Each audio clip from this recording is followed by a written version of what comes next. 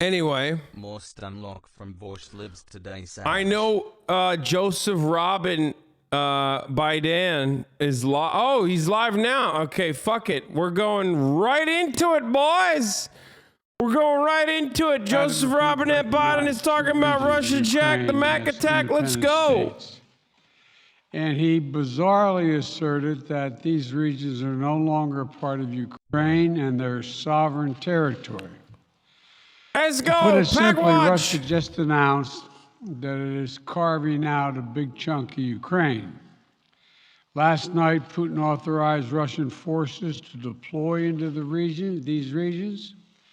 Today, he asserted that these regions are actually extend deeper than Damn, it's been 15 months. Areas he recognized, claiming large areas currently under the jurisdiction of the Ukraine government.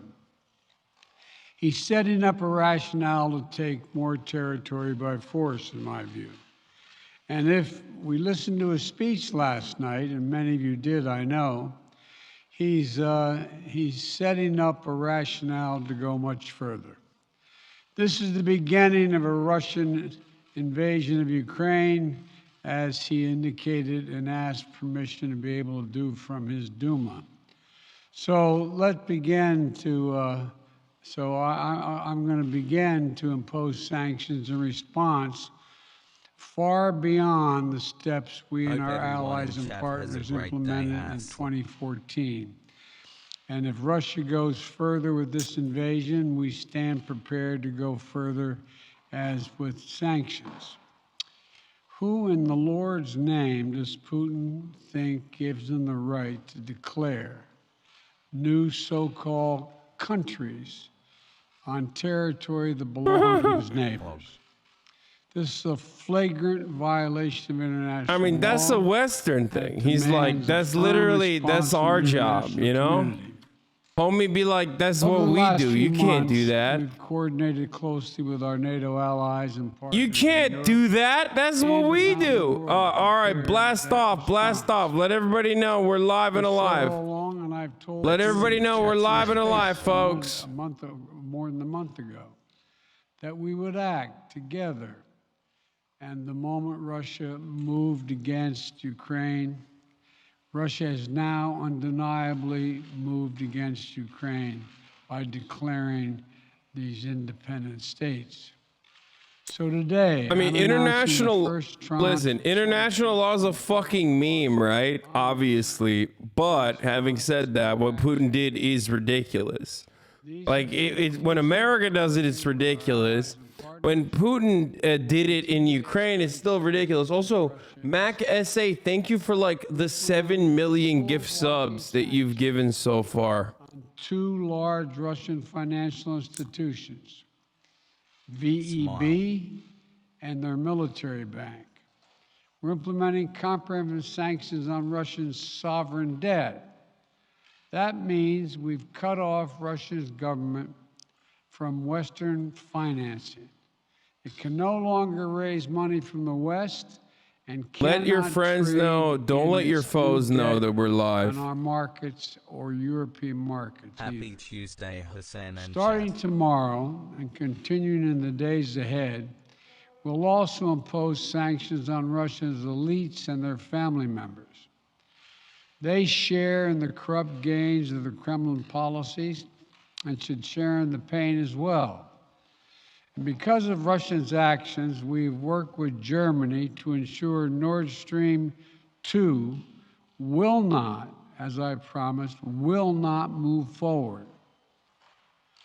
As Russia contemplates its next move, we have our next move prepared as well.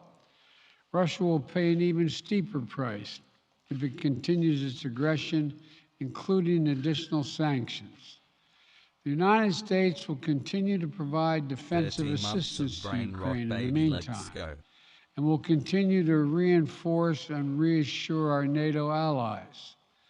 Today, in response to Russia's admission that it will not withdraw its forces from Belarus, I have authorized additional movements of U.S. forces and equipment already stationed in Europe to strengthen our Baltic allies, Estonia, Latvia, and Lithuania.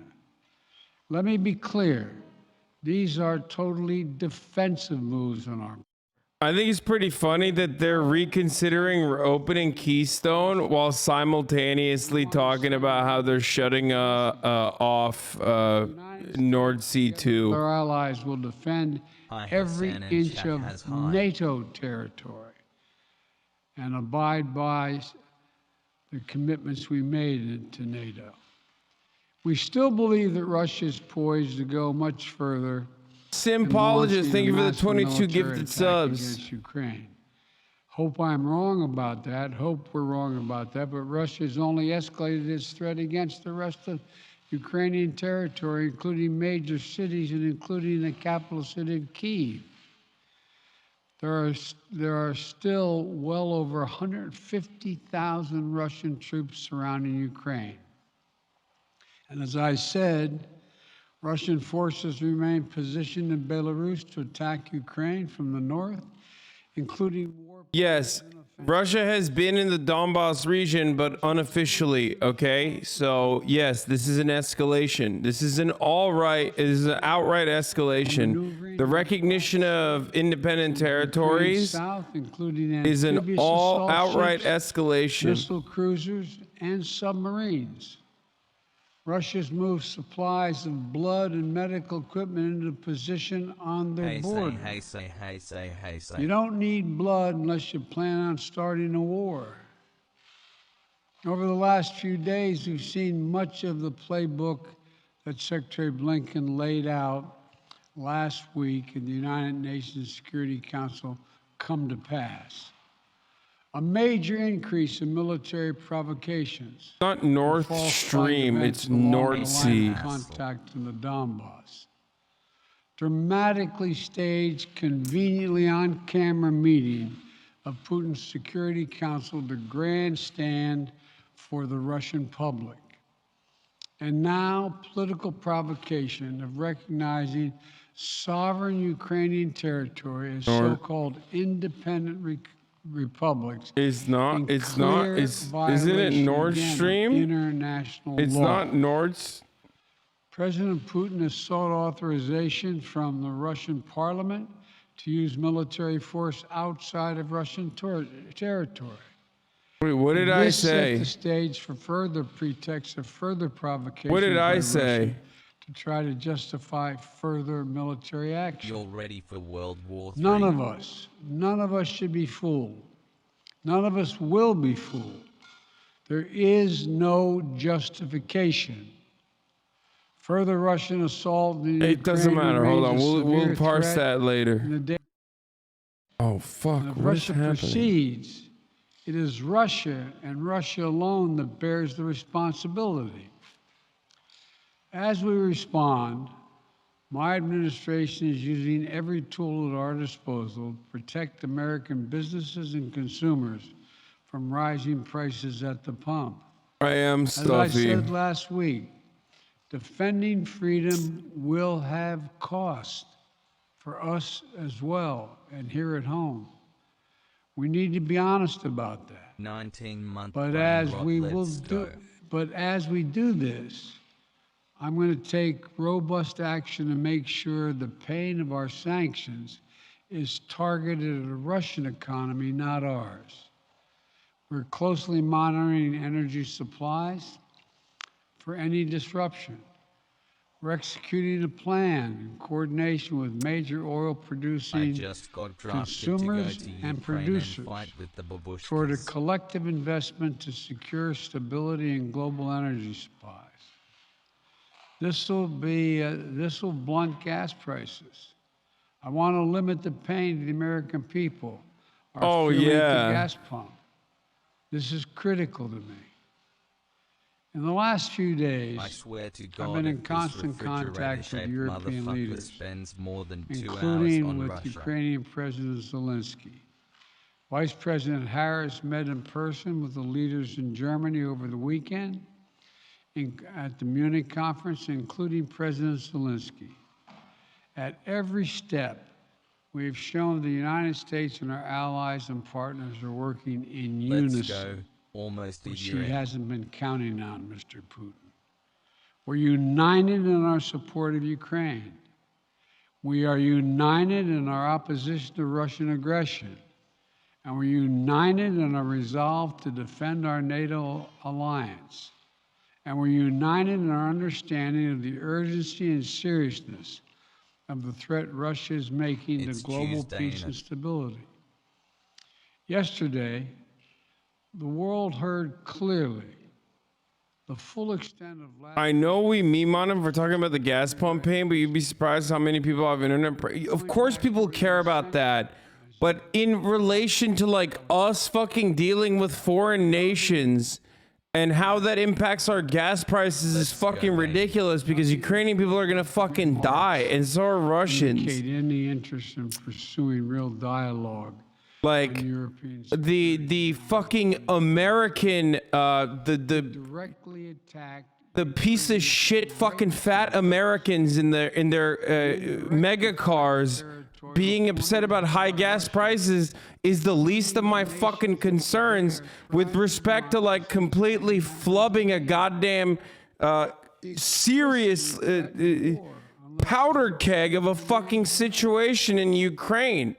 Like, yeah, oh no, my gas, brother, get the fuck out of here. Like, it's so selfish. Americans are so fucking selfish. Challenges we're facing. Nonetheless, there is still time to avert the worst case scenario. It's disgusting. I know he's like speaking to the American people, but like suggested.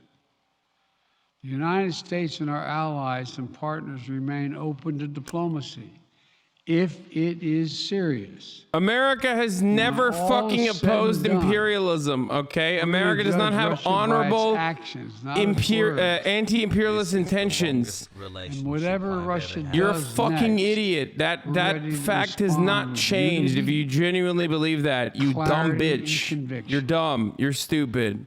We'll probably have more to say about this as it moves on. I'm hoping diplomacy is still available. Thank you all very much. Okay, here's the thing, all right? We jumped right into it, and I'm going to talk about it right immediately, okay? There is this very, very, very concerning fucking attitude that I see from a lot of people who believes that they're leftists or whatever. America is the anti-imperialist force here, okay? It's not. It's not the anti-imperialist force. And my genuine fear is that like a year down the line, we're going to be having a fucking conversation. 2 years down the line, we're going to be having a conversation about like, what happened in Ukraine? Like, how did it get to a point where like a country's entire, like a very vocal, but like small minority of people that were otherwise cast aside as fascists, how did they take control of Ukraine after, you know, fucking Zelensky's ousted?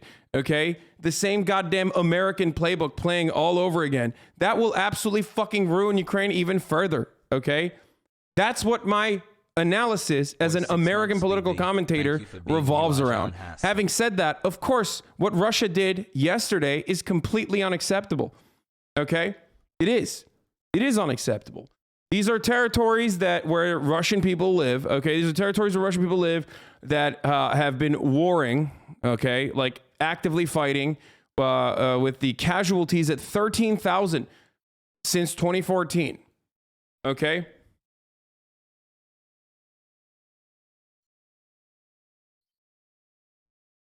Put the sign back up or I don't believe you. Here you go, dude. Here. Okay, there you go. Vladimir Putin is bad. Even if Russia completely annexed Donetsk and Luhansk, they're doing so with minimal bloodshed. I don't give a fuck about territorial integrity. People aren't dying as a direct result of his actions. The U.S. is the escalator of its actions too. No, but like, almost 1 year. Okay, here's the thing. Okay, here's what I don't believe. Like, here's what I think is fucking stupid. If we're gonna be fair, and I think I have been this entire fucking time. Like this idea that Ukraine would be fucking stupid enough to escalate conflict when 150,000 Russian troops are at its fucking border and not any other time in the Donbass region is fucking stupid. Like, no, I think they're pussies for the most part. Okay, I think the Ukrainian government knows that they are clearly not going to fucking increase conflict. That's part of the reason why I was already stating that, like, there's no shot fucking Russia invades any part of fucking Ukraine. Okay? Because this is a conflict that could have been handled diplomatically. Okay? Some form of the Minsk agreement, which neither side is holding holding their end of the bargain on, okay, that Ukrainians were demonstrably not a fan of, like the Ukrainian government, I mean. Okay? There are absolutely zero honest info about arguably reasonable concerns of Russia. The only attempt at explaining the current situation is Putin equals Hitler. Exactly. It's very fucking stupid. It's very stupid that people are constantly like doing like, oh, Putin is Hitler, Putin is Hitler, Putin is Hitler. I know Ukraine killed Minsk. I'm stating that like they were unhappy with it, but now it's going to fall on Vladimir Putin. Now the entirety of the world, which no matter what they fucking do, no matter what Putin would have done in the situation, is now going to point to Vladimir Putin as like directly invading these territories instead of handling it diplomatically. So, is this a Russian apologist stream? Yes, I love Russia. I love Vladimir Putin. I love the Russian Empire. Long live Russia. I really do hope they, they are obviously clearly communist. What's that above my head? I don't fucking know, dude. Anyway, do you want me to tap the sign above? Okay. Motherfuckers be like, dude, you love Russia? While I'm in the middle of criticizing Russia. Okay.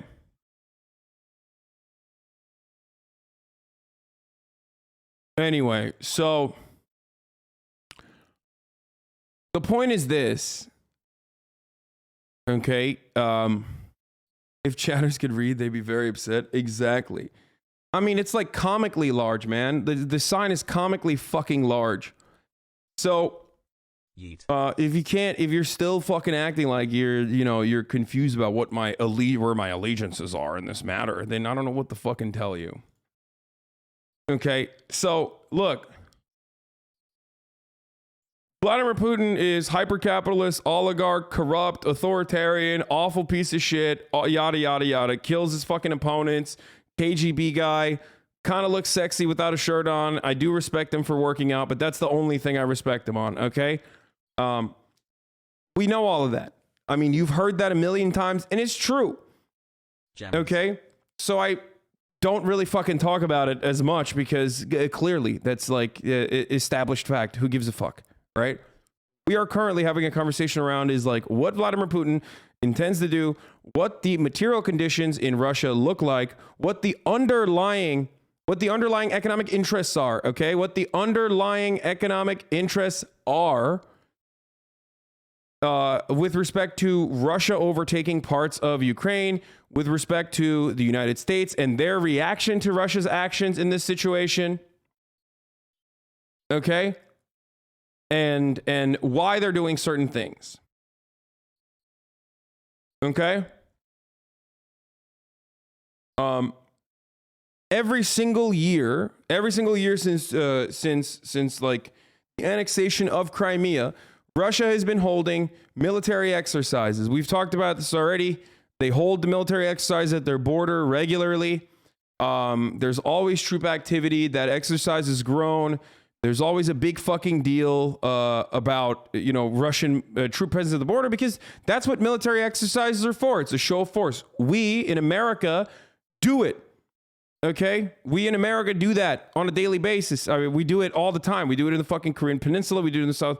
We do it in the South China Sea. We do it regularly so we can flex our might all around the world. Putin is doing it inside of his own borders, but it's still a show of force. Okay? So. Jammies. And that size has grown. That magnitude has grown to a degree this year that is more than the prior years, okay? So understand that.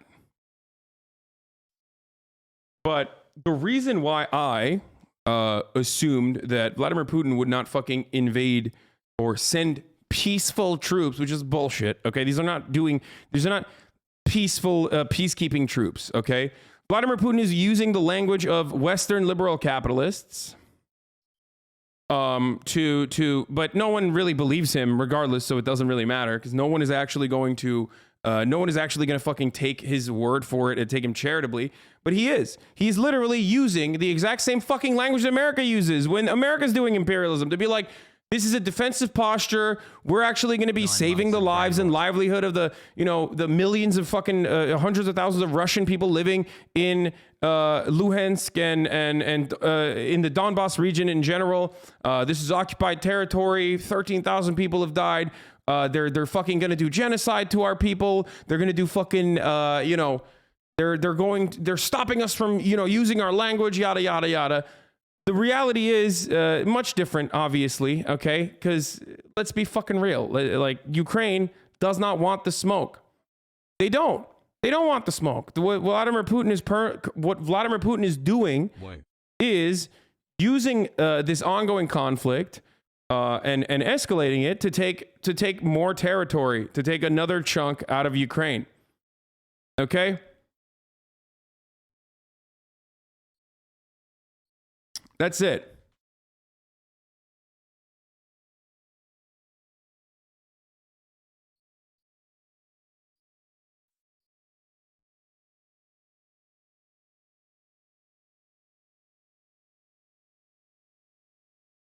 America is not recognizing it as an invasion at this moment. And the reason why America is not recognizing this as an invasion at this moment is because, oh God, why did you show this?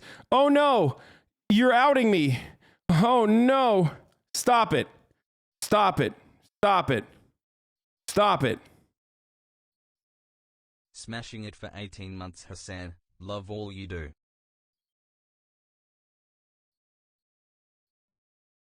That's not, I'm trying to delete this. I'm trying to delete this photo from the internet. I'm trying to delete that photo from the internet. That's not real. I was not horseback riding with shirtless Vladimir Putin. Also here, blast off, blast off. We're still doing this, blasting off. Anyway, doesn't U.S. fracking natural gas benefit Nord Stream closing high gas prices, making the fracking gas more viable? Yeah, the main reason why the American government has regularly been directly in opposition to Nord Stream 2 is because they have openly stated it. Europe would have an over-reliance on Russian gas. It would give too much power to Russia. That's it. There's no like an environmental reason for it. There's no reason for it other than they do not want Russia to have more economic power. That's it, motherfucker. That's it. That's at the heart of this conflict, and that's precisely what they didn't want. That's precisely why I said, let Germany and France deal with Russia. Let Germany and France, who already have a fucking complex trade relationship with Russia, not France, but especially Germany, deal with fucking Russia. Okay? But no, everybody was like, nope, that's a security concern. That's a security concern. That's a security concern for Europe. That's a security concern for Europe. Why is it a security concern for Europe? Because, what if Russia cuts off the gas? They have too much power over Europe all of a sudden. Dog, like a gigantic chunk of their economy revolves around giving fucking gas to Europe, okay? Shut the fuck up. Like, no one wants to normalize relationships with this foreign country and consistently consider it a fucking foreign adversary.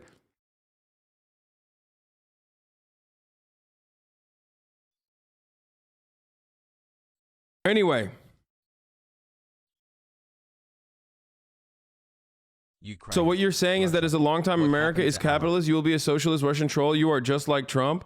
What? Do I have are there like bot accounts happening on Twitch now, like Twitter or something? People are just like not making any sense in my chat. You understand that the reason why we don't normalize it because they're literally invading countries? Like, dude, you are fucking insane.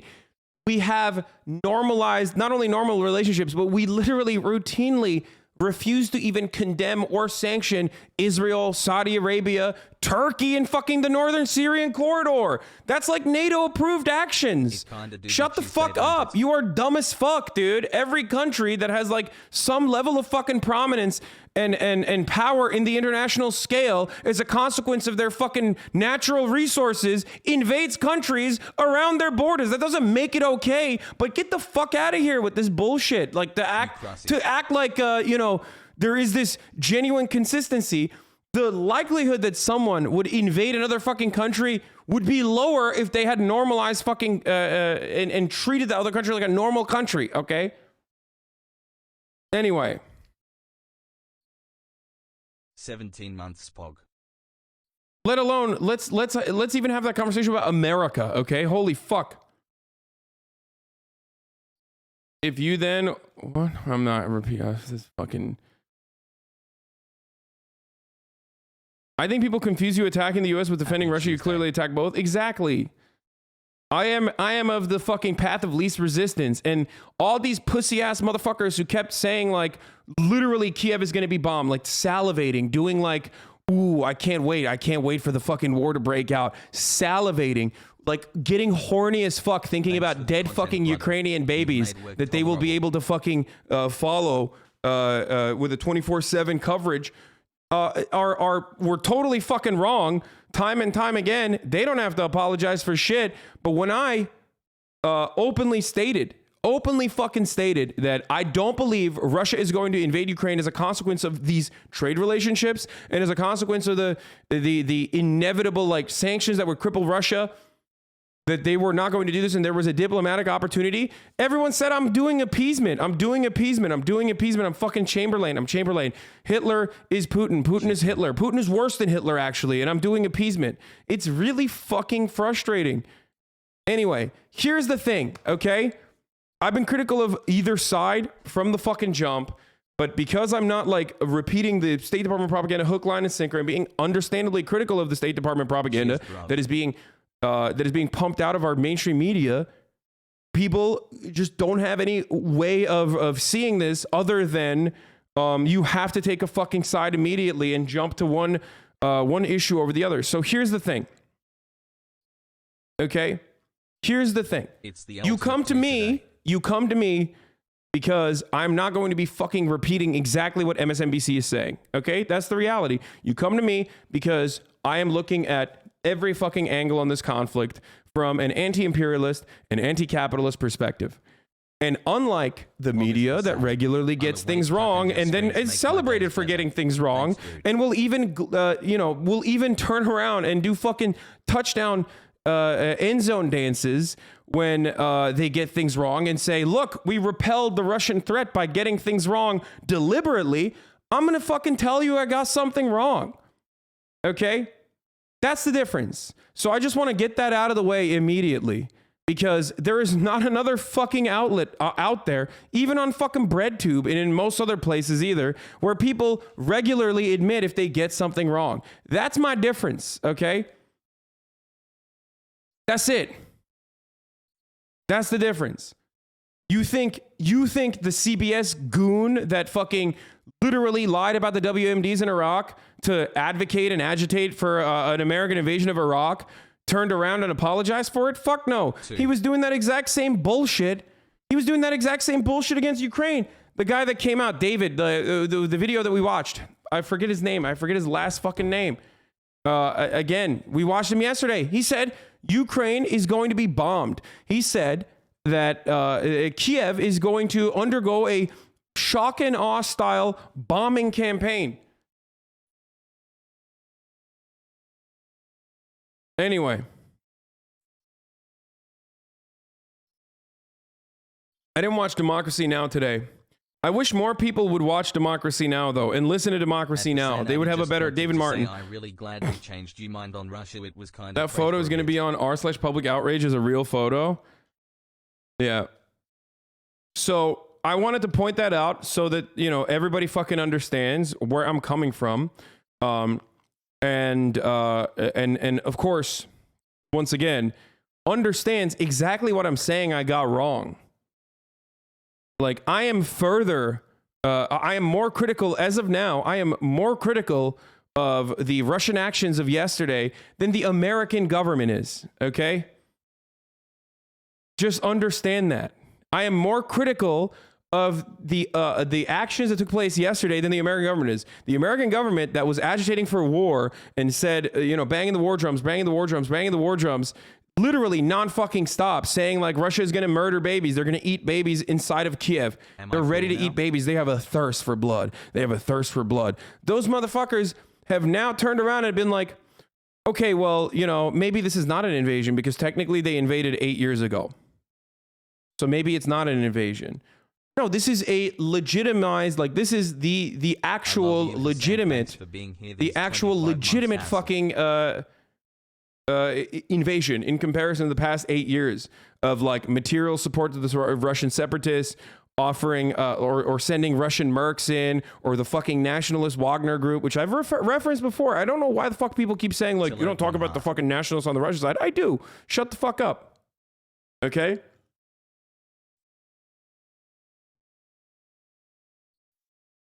He's doing salami tactics right now, slicing off one bit at a time. Long live the Queen.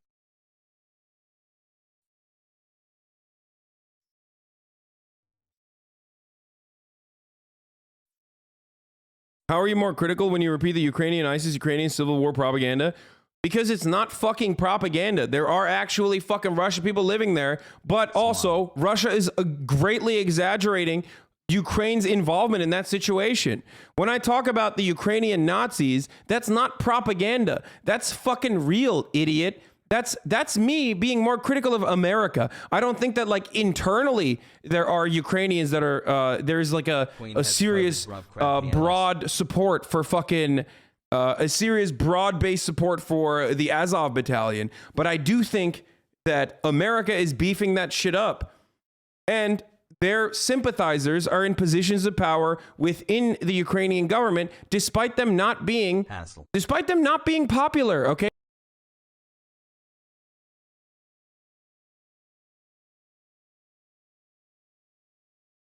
Despite them not being broadly popular. And I've seen this so many fucking times. I've seen this exact same strategy with beefing up and giving money, beefing up and giving money to the fucking to the reactionary forces, and offering them more legitimacy within the government is an American tactic, and it's happening. So obviously, seeing that, I'm so happy. Wait, what? How are you more critical? Dude, I've actually been attacked by and doxxed by the Ukrainian ISIS. I'm not an idiot about it. I'm so happy you've seen it when I've lived it, bro. Wait, I don't understand. So you're saying that like what? You've been doxxed by them? So what's up?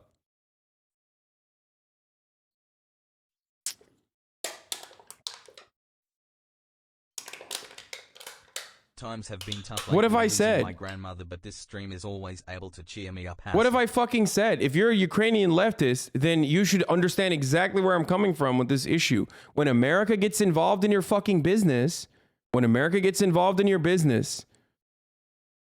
since 17 hours ago? No, this person has probably been following me for a long time. They probably unfollowed or some shit. Or maybe they didn't. Oh, never mind. Oh yeah, this is a new, wait, what? I've been a fan for a long time. Literally the only time that they fucking talked is like yesterday. What is happening right now? You were.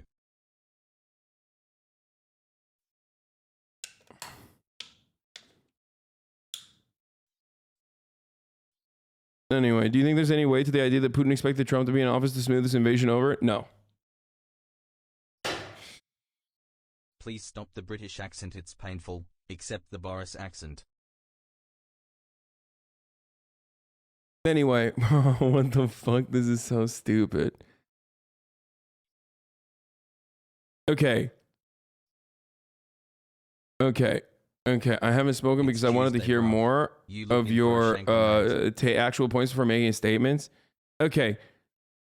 If you're a Ukrainian leftist who is like duked it out with the Azov battalion, then you probably also are upset about America legitimizing Azov battalion sympathizers, right? Right sector sympathizers, right? I would suspect if you are legitimately a Ukrainian leftist and not some fucking bot, and you say that they've doxed you, okay, so then you understand the genuine fear that I have of America regularly legitimizing these fucking groups, playing footage in the news cycle of like Azov battalion and Azov adjacent fucking nationalist troops, you know, giving grandma a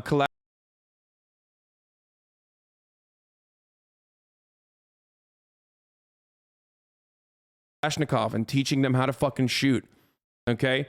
Or the same exact energy with like, wait, hold on. I gotta fucking shit. Hold on. I gotta pick this up real quick. Hold on 1 second. Right now seem a little quiet. I am checking my inbox and seeing what statements come out and what reaction members of Congress had from today's speech. But it appears that they're letting the White House take the lead on this. But of course, when they're back here in Washington next week, it'll likely be a large part of the discussion on the Hill. All right, thanks so much, Rhonda. James, we talked about what to watch from the White House. What are you going to be watching overseas? What are you going to be watching in terms of actions or messages from Russia, as well as some of our NATO partners? Yeah, Libby, we heard a few minutes ago that the French foreign minister has canceled a meeting with his Russian counterpart in retaliation. The French have been trying to play this sort of mediating role. We've seen the Germans be strong. We saw the clip earlier today of Boris Johnson also articulating a strong position. I was struck by President Biden saying, "I hope I'm wrong." You don't hear presidents say that very often, but saying, "I hope that this is not a full-scale attack." And one of the lines that stuck with me from the president's remarks was, "You don't need blood unless you plan on starting a war," which is that Russia is really building up for a full-scale invasion, to at least have the capability and the choice to do that, including large shipments of blood. And I think that the president is girding the American people and the West for some tough days ahead. It's going to be hard to watch the biggest land war in Europe since 1945, and he is laying the groundwork to rally the American people for potentially tough choices related to America's obligations under NATO and Article 5 to protect the Baltic states and Poland in the event that there is spillover. These kinds of situations have a historic tendency to spiral out of control, and the president is trying to bring the American people along for tough days ahead. James Hohmann, Rhonda Colvin, and all of our colleagues in the Washington Post newsroom, thank you so much. We heard today a message of unity among allies as President Biden imposed another round of sanctions on Russia, responding to news over the weekend that Russian troops are moving into parts of Ukraine. The president saying this afternoon from the East Room of the White House that more sanctions will come, and he is watching to see what President Vladimir Putin does next. We will continue to bring you broadcasts of the breaking news regarding Ukraine and Russia in the coming days. I got drafted into the fucking Ukrainian military, boys. I'm a part of the Azov battalion now. You know, I have to go and defend. Yeah. Sorry, I got a phone call. I'm drafted, dude. Yep, that's right. I have to defend America's interests. Parasocialists represent Giga has raid. The Azov battalion, more like the Hasan battalion. Exactly. Anyway, the thing I was saying to that fucking leftist Ukrainian is like, listen, I've seen time and time again what happens when America gets involved in your country. They're already fucking talking about how your current administration is weak and feckless. And in a lot of ways, they are. And who do you think is going to be more aggressive of a force against Russia than the weak and feckless one, okay? A more nationalist one, obviously. That is fucking terrifying. That's not going to make your life better as a Ukrainian leftist, especially if they've doxed you. Imagine your doxers are running the fucking government in its entirety. I don't even know where that fucking person went, but pretty sure they would agree with that perspective. What the fuck is this?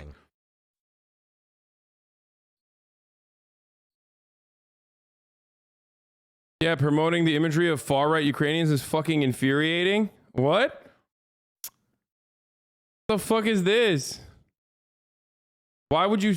Did you just copy-paste a local file? What the fuck?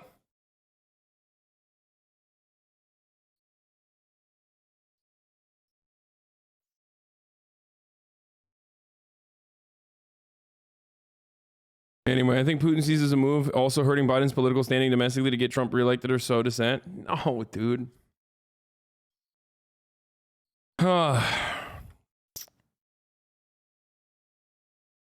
Anyway.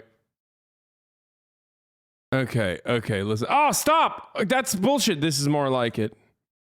This is real. 3 months, Bruce. That one's fake, dude. That one's... I'm trying to delete this from the internet. I just... If I can figure out how to delete that photo from the internet... Left is posting Trump, Putin, BFF Facebook memes. Yeah, I know. Well, they're fucking liberal boomers. Because, and I thought this was like overblown when Carl Biger, whatever, like all these fucking lefties were talking about how like Russiagate has created Russophobia.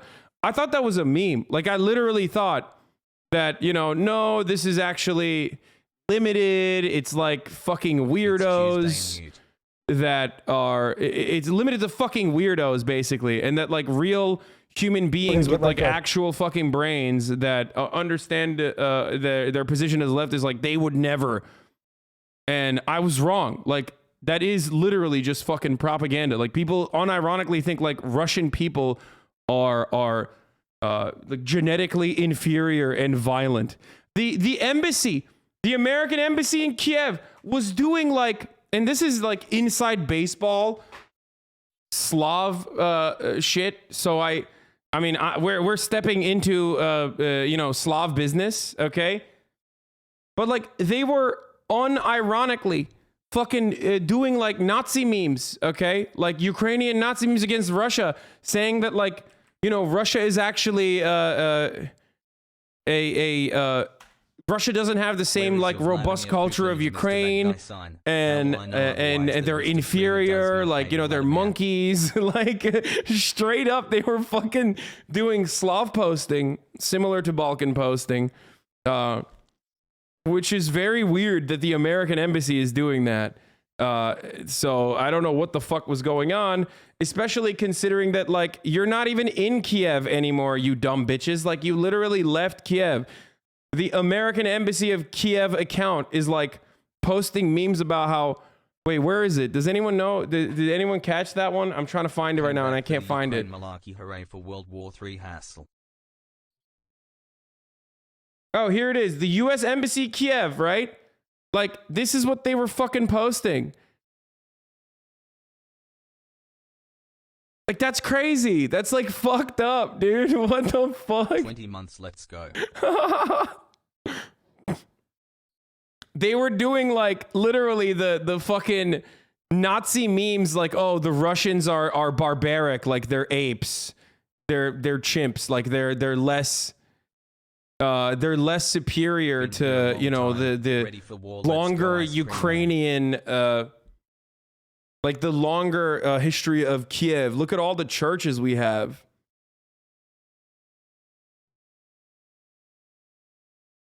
Swedes say the same thing about Norwegian and Danish people.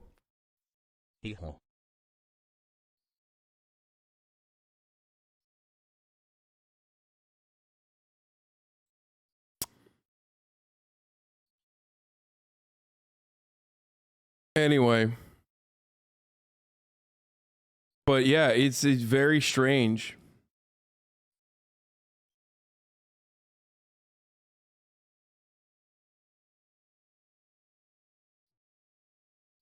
Ethno-nationalism, when you debunk lies about your own history, damn straight.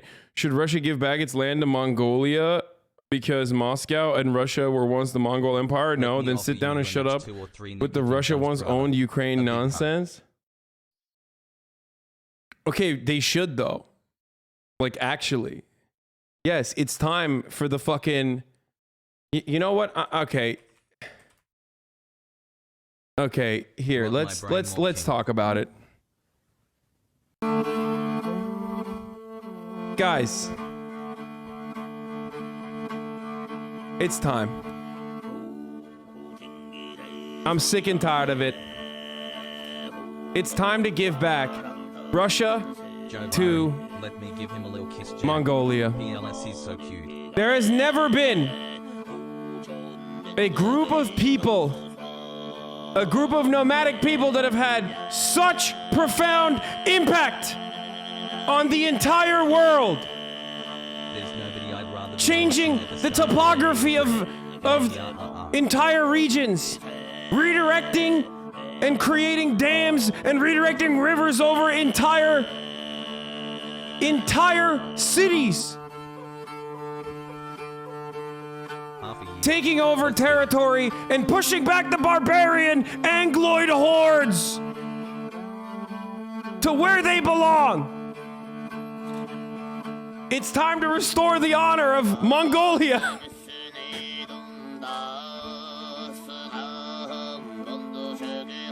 Give back Russia to Mongolia.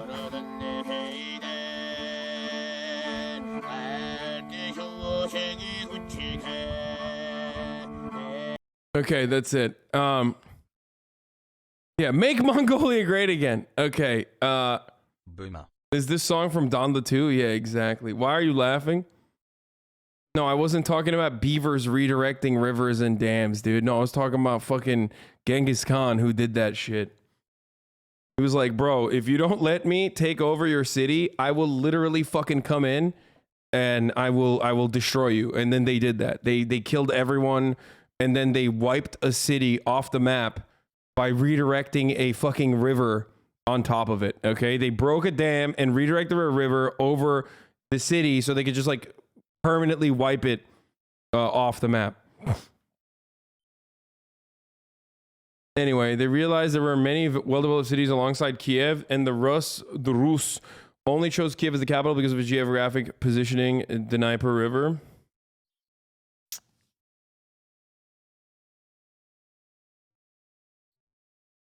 Almost 1 year, sheesh.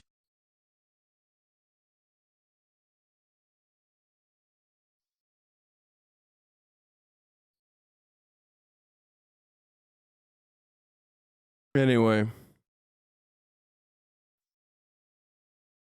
So,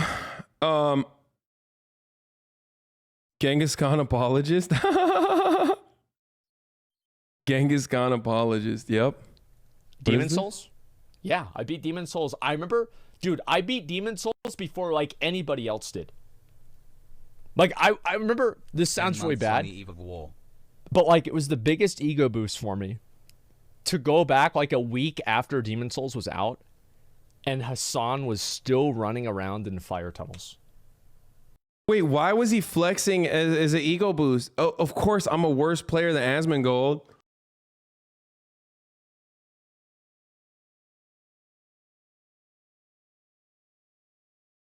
And also, I do more news.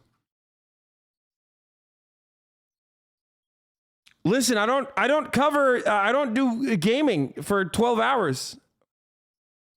I watched Hasan's Demon Souls streams every night. And I will do the exact same thing with Elden Ring. Yeah, I actually talked to Hasan a little bit about the games because like he loves them too, and like yeah, like I'm so fucking excited for this game. I feel like almost everybody is, man. Yeah, almost everybody is fucking excited about it. So let's go over. We're gonna. I am really excited about it. 17 months. Let's go. Give him a break. He's been busy pulling the slot machines on Lost Ark. Yeah, I mean it's an ego boost for me that Asmongold is comparing. You know, my gameplay with his gameplay. Guys, I'll step in and handle this. Y'all remember when we thought we were gonna chef out every night, but it was Pokemon for 47 hours straight? Wait, what? I am the average gamer, okay? I am the average gamer. I'm like a little bit better than above average on some games. And I'm really bad in other. Oh God, not this again. I'm really bad on others. It's just like I'm just like a regular gamer. I'm a regular gamer. I'm a regular gamer. I'm not like I think a lot of people one think that they're really fucking good when they're not, and two they compare themselves. They compare people that they see on stream, like someone like myself, to motherfucking Shroud. You know what I mean? Barrett Taby having to defend himself too. I have a long record of being critical of Putin. This troll fantasy that I'm pro-Putin comes from reporting correctly that Russiagate was fake and opposing U.S. intervention in Ukraine. That doesn't make me pro-Putin any more than opposing the Iraq war made me a Saddam lover. Yeah, this thing is like really fucking annoying where people are just like, where people just basically refuse to recognize that the Mongolian horde needs to take back the entirety of Russia and all the subsequent territories and push back the barbarians, this time not into wherever they may be, like not into like France or Germany. I'm talking like literally push them into the sea, okay? Finish what you started! Finish what you started! Do it for the horde! You are the reason why they built a wall! The greatest of walls! Remember! Remember your history!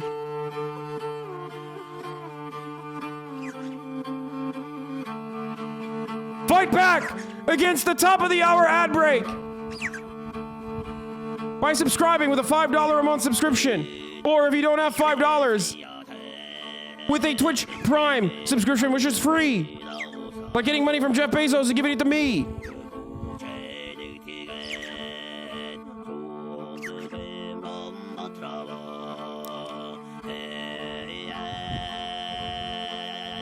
Do it! If you're lucky, maybe you'll get gifted a sub, and that's another way to avoid the ad breaks.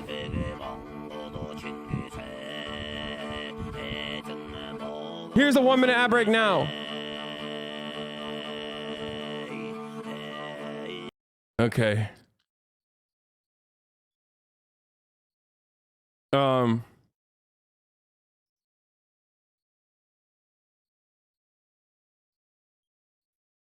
I can't wait for people to be like, Hasan is a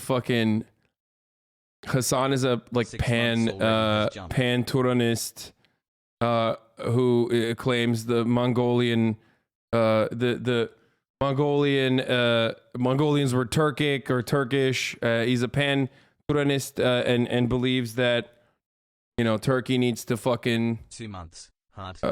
Turkey needs to fucking invade immediately. All this stuff. Okay. Are you pro sacking of Baghdad, Puggo? They had it coming. No. Okay. Hey, I was born dead. 114. Thank you for the 10 gifted subs. Vincent Spike X1. Thank you for the 5. TK Baby. Thank you for the 5. Stevie the 3rd. Thank you for the 10 gifted subs. My country was not named after a bird. Okay, so the United States is issuing sanctions against Vladimir Putin. I was born dead. 114. Thank you for the 10 gifted subs. Vladimir Putin, and these are targeted sanctions. We'll take a look at it. We'll get started with the sanctions real quick. It's Pack Watch. It's Sanction Watch. It's War Russian Watch. President Vladimir Putin addressed the Russian people. Let's get started. Recognizing the independence of the 2 breakaway regions in Ukraine, Putin also ordered Russian troops into those regions, and he called Ukraine's government a puppet regime. All this could be a prelude to a full-scale invasion. So overnight, the United Nations held an emergency meeting, and a White House official says the administration will impose significant sanctions on Russia today. And just moments ago, Germany announced it will halt a key natural gas pipeline that connects Russia to Europe. We are covering all the angles of this crisis from Moscow to the White House. And we start with Chief Global Affairs anchor Martha Raddatz. They're on the ground in Lviv, where Ukrainians are bracing for what could be a major invasion. Good morning, Martha. Good morning, Robin. U.S. officials believe an invasion could happen any day, any time, any minute, and that it will be a full-scale invasion.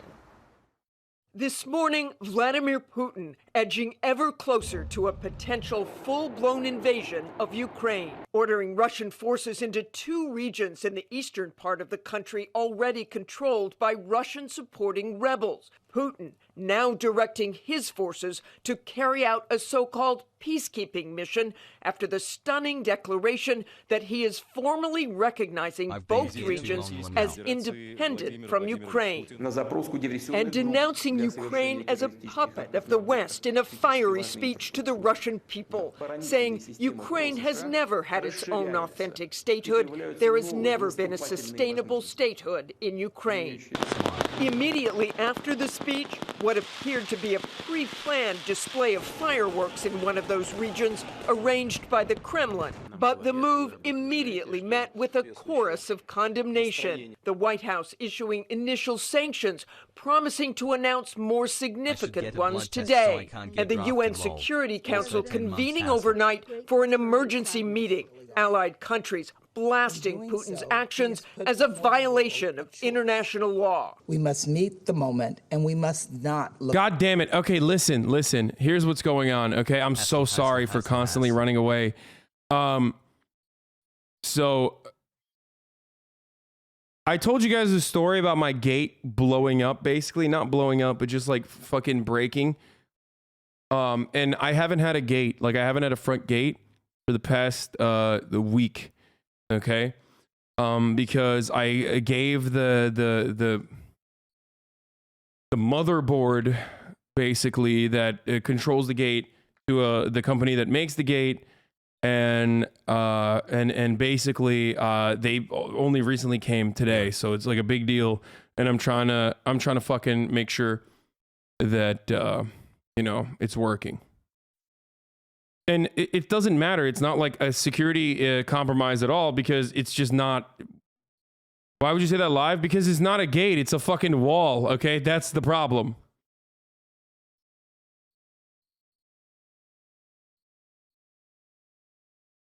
That, like, I obviously didn't leave it open. It's just it turns into a wall when it's not a gate. It's been over a year and the Mac has yet to attack. Yeah, it's like when an escalator doesn't work, it becomes stairs. When my gate doesn't work, it becomes wall. That's just how it is.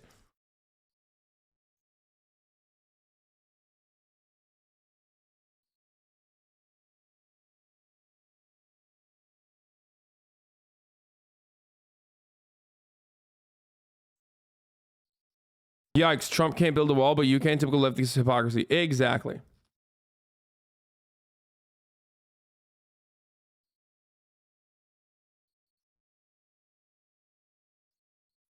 As long as I got so much money, he built his own wall. Exactly. Thanks for all the content, brother. So it's just like something nice and convenient, not an actual security thing. I mean, it could have been a security thing if the fucking gate doesn't work, but it's not, because, again, like I said, it's a wall. Cash App, thank you for the 69 gifted subs. So, as I was saying, yes, kind of like the gates of Vienna. As I was saying, they are pushing for sanctions now. Most significant one being that he is the stopping of pipeline development that is important strategically for Russia, and also more importantly from our Western centric attitudes, important for Germany and the rest of Europe. So, what is this? Just left the barbershop and everyone's talking about Dennis Pashilin. Yo, your boy, bro. That's that heat we need for NATO. When you were getting talked about in the barbershop, you know it's real. Incredible. Fucking Felix with another banger, dude.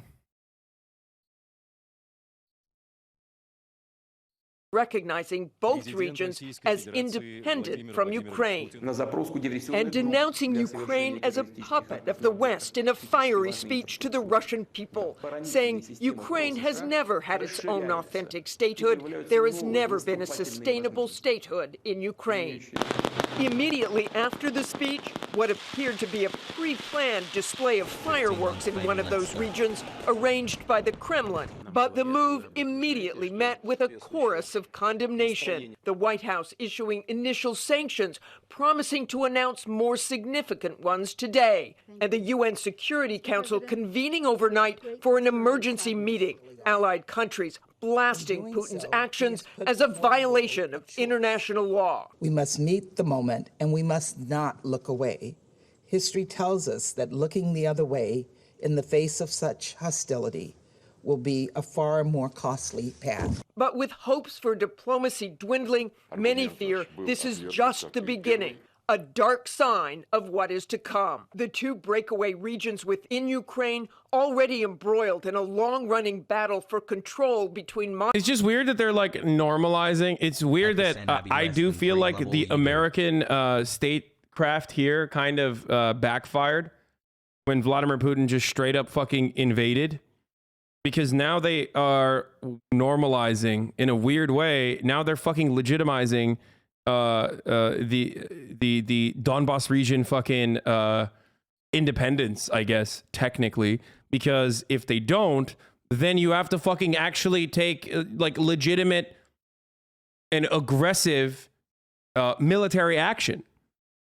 Okay? Colon 3.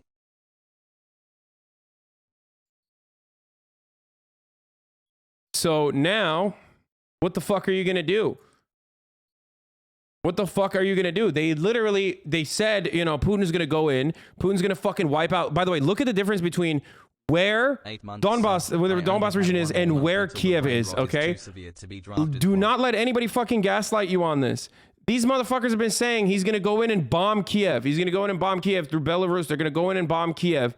Non-fucking stop. They said that they were gonna do that. You know, they said that they were gonna do that fucking last week. They were gonna do that for 4 months.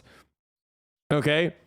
Now he's just like, no, fuck that. I'm going into the Russian-controlled rebel area, and most likely, what I fear is that they will take over the Ukrainian-controlled side as well, and take a chunk of the territory where approximately 7% of Ukrainians live. Okay.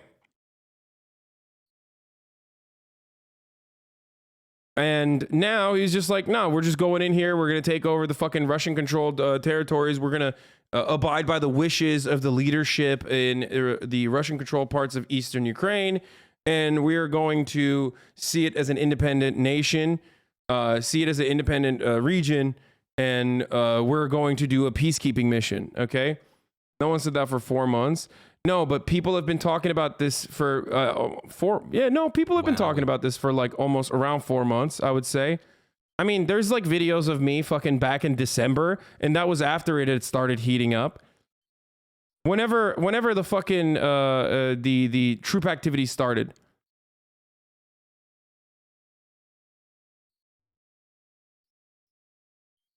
Bro, you already apologized. Please don't backtrack and take another L. Dude, the American government is taking an L. The people of Ukraine are taking an L. Me taking an L with respect to like me saying I got some parts of my analysis wrong, and I did not think that they would fucking actually move troops into these positions within the Ukrainian borders is something that I will admit. You will never admit that you were wrong on numerous things, and you will literally just fucking wait.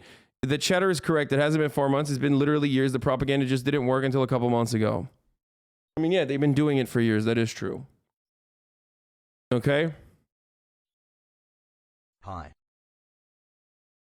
By the way, I wasn't the only one who thought this would be unlikely. Ukrainians thought that this was unlikely. So, you know, me taking an L or a W, if that's like at the heart of your political analysis, if that's the heart of your understanding of like complex fucking foreign policy, politics between Russia and Ukraine, then you're not a serious person. You don't give a shit about anything. And, you know, you're a fucking idiot. But yeah, I mean, here, 3 months ago, just 3 months ago, Zelensky accused Russian agents of plotting a coup in cahoots with Ukrainian oligarch Rinat Akhmetov, sponsor of the hawkish Atlantic Council, which has been guiding Team Biden's hawkish policy on Ukraine. So, you know, they have been pumping this for 3 to 4 months. I guess 3 months, not 4. Wait, now actually, I mean, yeah, we're in February.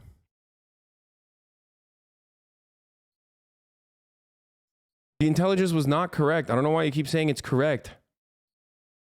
All right, let's continue. Moscow and Kyiv. Hold on, I got to do something real quick. A launching pad for the Russian military to invade deeper into the country. The amount of combat power that we expect Russia to bring in there, we're talking about significant destruction, significant loss of life, increased number of refugees on both sides. Now virtually surrounded by more than 150,000 Russian troops, Ukraine's president urged to flee Kyiv. The U.S. Embassy skeleton staff already moved from the capital Kyiv to here in Lviv.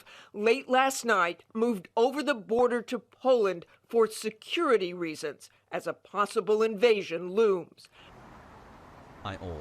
The embassy staff has now returned here to Lviv, but it may not be for long. given the threat. George? Okay, Martha, thanks. Hi, everyone. George Stephanopoulos here. Thanks for checking out the ABC News YouTube channel. If you'd like to get more videos, show highlights, and watch live event coverage, click on the right over here to subscribe to our channel. And don't forget to download the ABC News app for breaking news alerts. Thanks for watching. Foreign correspondent James Longman is in Moscow. And James, the Russian parliament is voting right now to ratify Putin's recognition of the breakaway regions in Ukraine. Yeah, that's right, George. Vladimir Putin's order has now become law. The parliament here has now ratified his decision, as you say, to recognize the independence of those two breakaway regions of eastern Ukraine. Lawmakers assessed the president's order. I think it's fair to say in Putin's Russia, that is something of a formality. They're called friendship treaties with the breakaway republics, and they were submitted to Russia's lower house of parliament after Putin's speech last night. Importantly, they include a mutual defense pact, which allows Russia to build military bases on their territory, and they're also now able to send troops openly into these areas. They're using the word, though, peacekeepers to describe them. Russia has already had forces there for years, of course, but they've never admitted to it before. Now they can overtly occupy large parts of Ukraine's eastern territory. And this is how things get incredibly serious. Russia could now push past the areas already in separatist control, unleashing the full-scale invasion that everybody's so worried about. George? James Longman, thanks. Well, hey there, GMA fans. Robin Roberts here. Thanks for checking out our YouTube. Ukraine's I President have to write a Zelensky check. has been urged to flee for safety by the U.S., but he's staying in the capital right now. Our senior foreign correspondent Ian Pannell is there in Kyiv. And Ian, Zelensky spoke just moments ago, encouraging his people to remain calm. Put on the Ritz. Yeah, that's right. Good morning, George. Keep calm and carry on is pretty much his message. Zelensky's saying, though, that he still doesn't believe that Russia's planning a large-scale invasion of Ukraine, as clearly the Biden administration is absolutely convinced he's planning. In an address to the nation overnight, he's accusing... By the way, this is literally, like, this is exactly what's been going on. This is exactly what the fuck's been going on.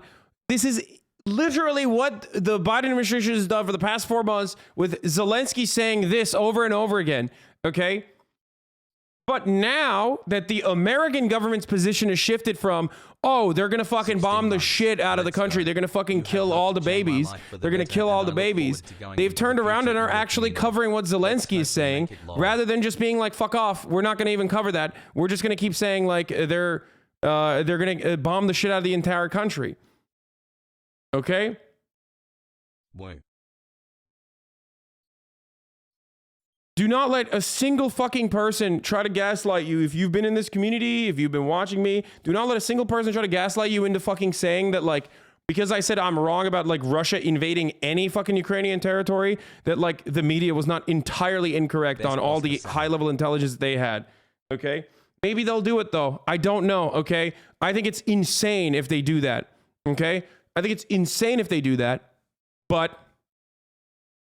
who knows? I'm operating off of, once again, all of the different avenues of information that's readily available. You can say, take the Elbro all you want. Shut the fuck up, okay? I admit when I'm wrong. The American media does not. Russia violating the sovereignty and territorial integrity of Ukraine. Now, he hasn't even touched on that request from the Biden administration that he leave the capital for his own safety, and I don't think there's anything to suggest that he's going to do so. His message is strong and defiant. We want peace, but we have a right to self-defense. Now, he's calling for tough sanctions from the US and others, and is likely to welcome, I think, this announcement by Germany this morning. But in a rousing end to his address to the nation, he said this: "We are on our land and we owe nothing to anyone. Glory to Ukraine." And I think this is a president and a country that's now hoping for the best, but is starting to brace for the worst. Well, hey there, GMA fans. Senator Marco Rubio discusses Vladimir Putin's recent moves. I always love to go. 14 months later, I'm still here. I always love to hear from Marco fucking Rubio on foreign policy. Let's hear what he has to say about this. Welcome back to CBS Mornings here at 8:30. We have an unusual segment for this time of the morning because unusual things are going on in Eastern Europe. Ukraine appears to be on the brink of a full-scale war after Russian President Vladimir Putin announced yesterday he has sent troops into breakaway areas of the country. Possible Russian military vehicles have been spotted in those territories, and President Biden is expected to announce more sanctions against Russia today. For more on all of it, I want to bring in Senator Marco Rubio. He is a member of the Senate Foreign Relations Committee and vice chairman of the Senate Select Committee on Intelligence. Senator Rubio, good morning to you. We're being a little bit careful in our language because we're not sure what is going on there on those on the border of Ukraine and Russia. But you have said the invasion has begun and the worst has yet to come. So walk us through your vision of what Putin wants here. And I gather it goes beyond just recognizing these two so-called breakaway regions. Yeah, these so-called breakaway regions and the people who run them, they don't just claim the areas that they currently possess. They claim areas that are currently under the power of Kiev. And so what's going to happen here is Russia is going to send in their troops to the areas that those two separatist regions control, but they're going to move in on those areas that Kiev currently controls because they claim those too. And when Kiev fights back, then they're going to say that that violates, that's going to trigger the mutual defense agreement that Putin signed yesterday with this fake new country. And he's going to move in on those areas as well. You want my personal view, and it's been this way for over a month and a half. I think he takes basically the entire east of the country, and that includes, I think he takes Kiev, the capital, or he'll try anyways. I think Ukrainians are going to fight back. Bullshit. Anyway, TF. Okay, by the way, we're good. We're good. I'm done. I'm done with the fucking Gate saga. Please explain exactly why Russia is recognizing the independence of LPR and DPR is wrong, considering Ukraine refused to implement Minsk II and organize elections on their autonomy. What was the better course of action in your view? The better course of action in my view was to deal with this without actually fucking invading. That's it.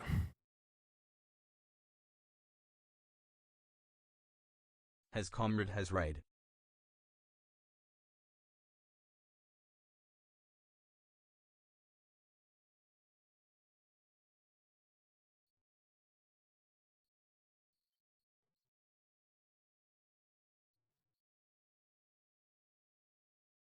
Thank you for your work.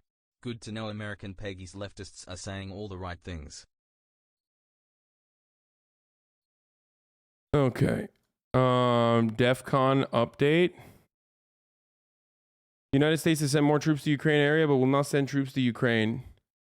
I mean, I thought yeah. I clicked this already.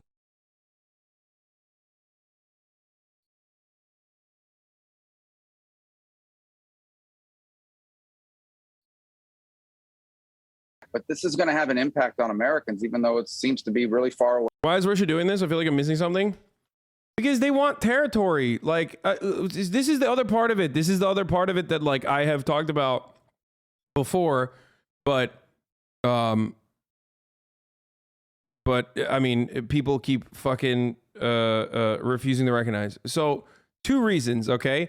There's two different reasons. One, we can make it to 3, it's easy. It's like easy money. Not easy money, but it's easy buckets. Like, look at me. I fucking took over. I'm restoring the fucking glory of the Russian Empire, okay?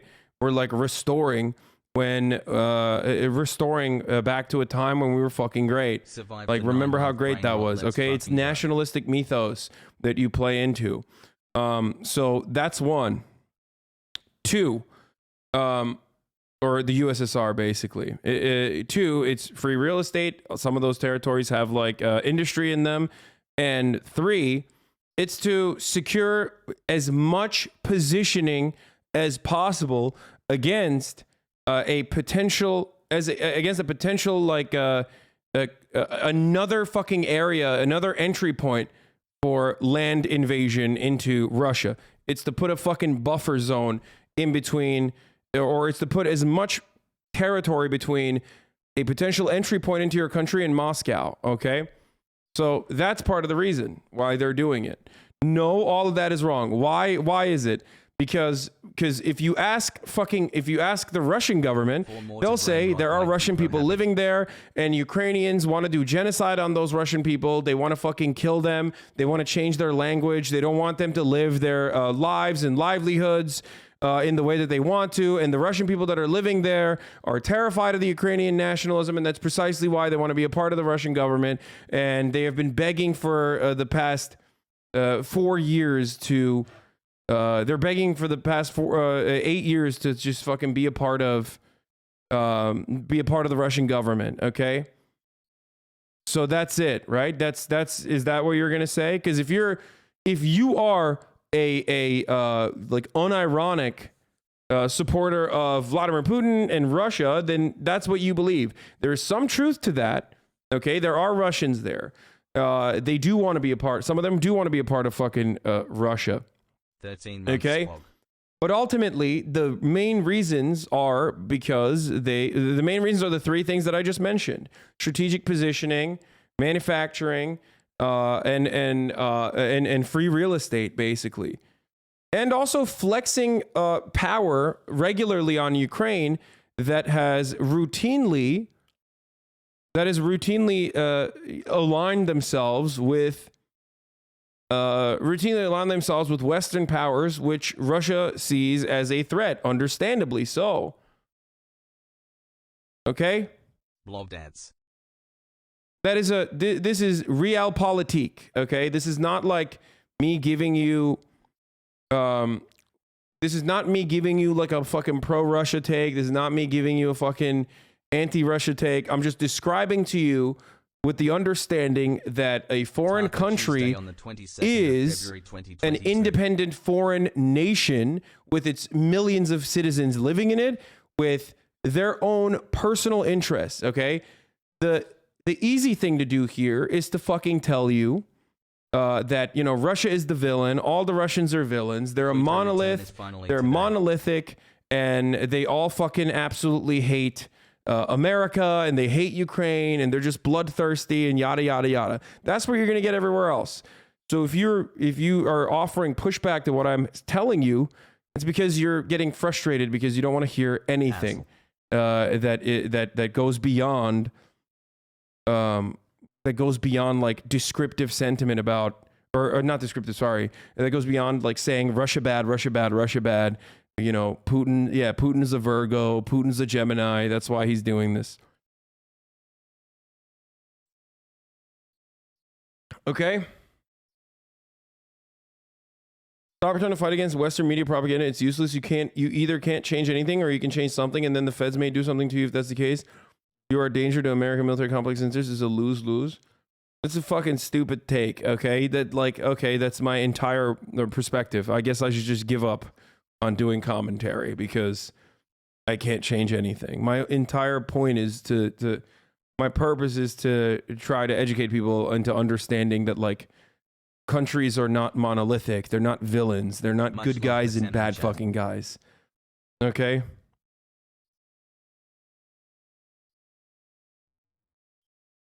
Isn't the point of most media coverage denouncing Putin as a dictator and thus having no popular support? First of all, that's not even true. Like, yes, Vladimir Putin is a dictator. He is authoritarian as fuck. Except, if you think that he doesn't have popular support, I don't know what to tell you. He is exactly like Erdogan, where like, well, Erdogan's power is waning now, but Erdogan, for the longest fucking time, was able to capture 51% of the vote through a coalition that he built, okay? Originally just on his own, in his own party, and then through a coalition that he built with the ultranationalist MHP. Like, people literally fucking refuse to comprehend that, like, Vladimir Putin is an incredibly popular figure, okay? Like, of course, he's very controversial, and there's still plenty of fucking people who despise him and hate him, obviously, but ultimately, he's exactly like Erdogan. And I say this as someone who fucking despises Erdogan, okay? Anyway. And both Vladimir Putin and Erdogan's power has shifted.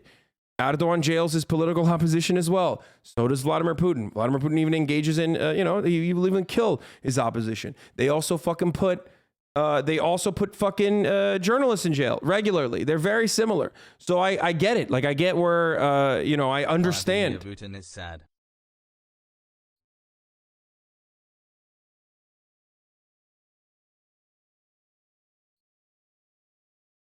How? I have no idea, considering he robbed the coffers of his people. Dog. Like, as far as the eligibility of the voter eligible population goes, we still vote Republican and we vote Democrat, and there's no other option. So maybe if you want to understand it from like a Western capitalist American perspective, we are constantly stuck between Democrats and Republicans. Do you think either side represents our interests? No. Okay. And it's the exact same shit for the fucking Russians on an entirely different fucking spectrum, because there's no opposition, because they're all jailed or in prison or fucking dead. Okay?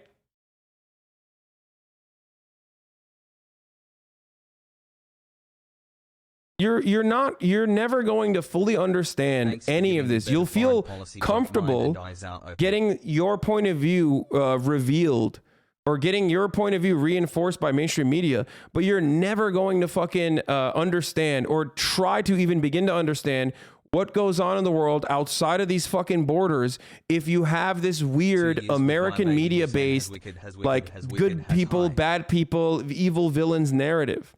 Okay?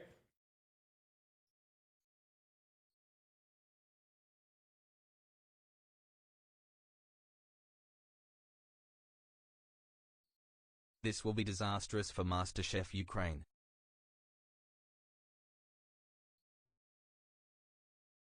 And if you were to even analyze this from like good people, bad people, or rather bad people and worse people, America is still worse. It's just the truth. Anyway. 18-month sub, double the brain of Metal Gear Rising when Pogo, free will is a myth, religion is a joke. We're all pawns controlled. What does your uncle think about the Ukraine situation, man? I don't the fucking DNA know. of the soul. I don't give a shit what anyone thinks about the Ukrainian situation. But let's get back to fucking Marcus Rubius, okay? Let's hear what he has to say about Russia. So what can America and the international community do? We expect sanctions. Russia also wants to seize Ukrainian Black Sea oil and natural gas rights, since they have been working with Exxon to develop there. Russia, RU, doesn't want Ukraine developing an energy sector to undercut Nord Stream prospects, nor does it want it furthering its trade relationships with NATO countries. Russia prefers Ukraine to be a poor country, and oil and gas development provides nation wealth.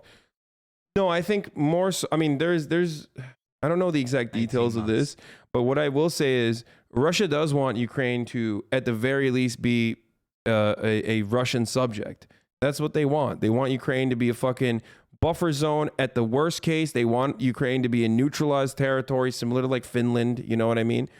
Even if they're going to trade with Europe, except the current Ukrainian economy is so fucking weak that they can't be like Finland. They can't be their own fucking nation state that the Europeans will be able to, the other European countries would be able to trade ethically with.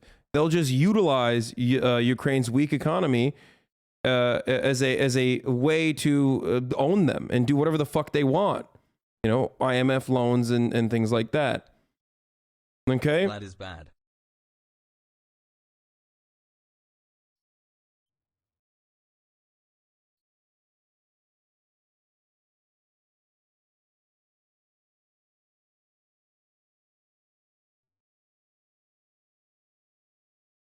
U.S. foreign policy sucks and has a larger footprint, but Putin is willing to literally flatten entire civilian towns. Refer to Chechnya. I mean, America is, wait, what? America has done that too. What the fuck are you talking about? America bombs hospitals. You like, yeah, no, you're talking about two superpowers on the planet, one that is just bigger and more powerful than the other. So of course, like, this is the North Korea argument all over again. Obviously, Russia is not North Korea. Way more successful, has nukes, has a longer history, way more complex geopolitical power and interest, and a way to fucking demonstrate those interests and desires. But it's always, whenever people say like North Korea is the worst country on the planet, it's like, dude, they don't do shit. They can't do shit. They have nothing. Okay. You really would define Russia as a superpower? I mean, not as a superpower, but like a sovereign. Russia is like Turkey, is like, what else? Like, I mean, kind of like Saudi Arabia. Like, they are a regional fucking power, okay? They're a regional power. They have regional sovereignty. They are a regional power, and they have their own fucking... Both were attacking lol. They have their own interests. They are a regional power. That's true. But America is the superpower. It's the hegemonic global superpower. And that's why they want to play fucking world police. They're like, oh, a regional power is demonstrating its own fucking strength and interest in its own region. Well, guess what? Not on my watch. Only we get to do that. Okay?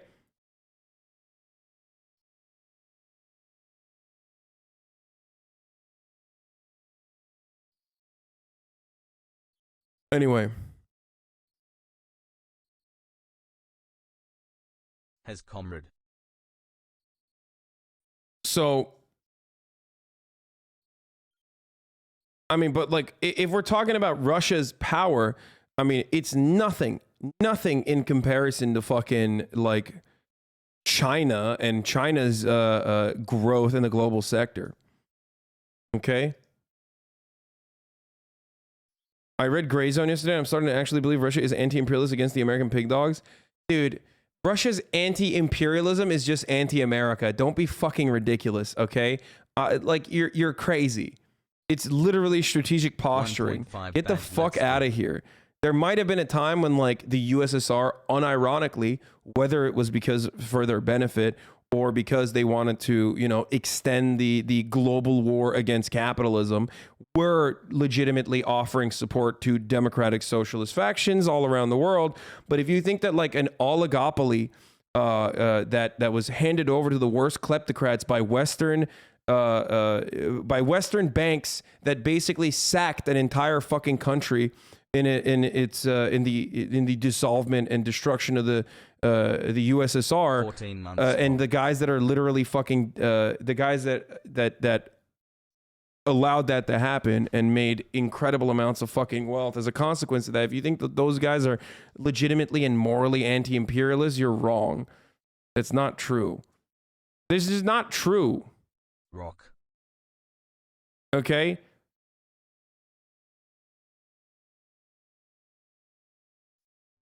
Russia is a sovereign power in that region, okay? And it's trying to fucking gain more territory. It's trying to posture strategically. It's trying to beef up its security and its borders. It's nearly identical to what Turkey did in the northern Syrian corridor. Straight up.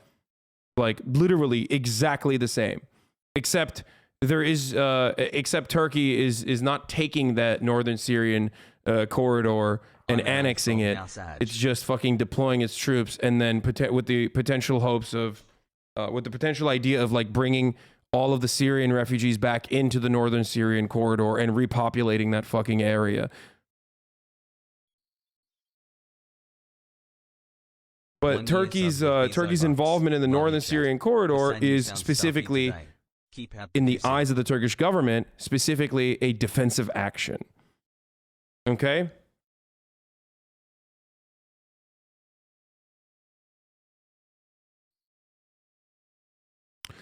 Reminder of the corrupt system of total meddling, aka democracy promotion, that U.S. has been employing against former Soviet Union, put Putin in power and gave him near dictatorial powers. I mean, that's the thing. Like, the motherfuckers that are literally running Russia are running it because of Western superpowers sacking the country and then offering it to the fucking select oligarchs. We created a virtual open shop for thievery at the national level. By the way, Yasha Levine is great. We created a virtual open shop for thievery at the national level and for capital flight and the raping of natural resources and industries on a scale which I doubt has ever taken place in human history. U.S. embassy official in Moscow during the 1990s. People don't remember that through the 90s, America meddled in Russia's politics in just about every way. It helped fix elections, flooded the country with untraceable money, secured international aid to help our guys stay in power, whitewashed horrible human rights abuses. The fact is that almost no one really knows this history, and it ain't pretty. It shows America as it is, not as it sees itself.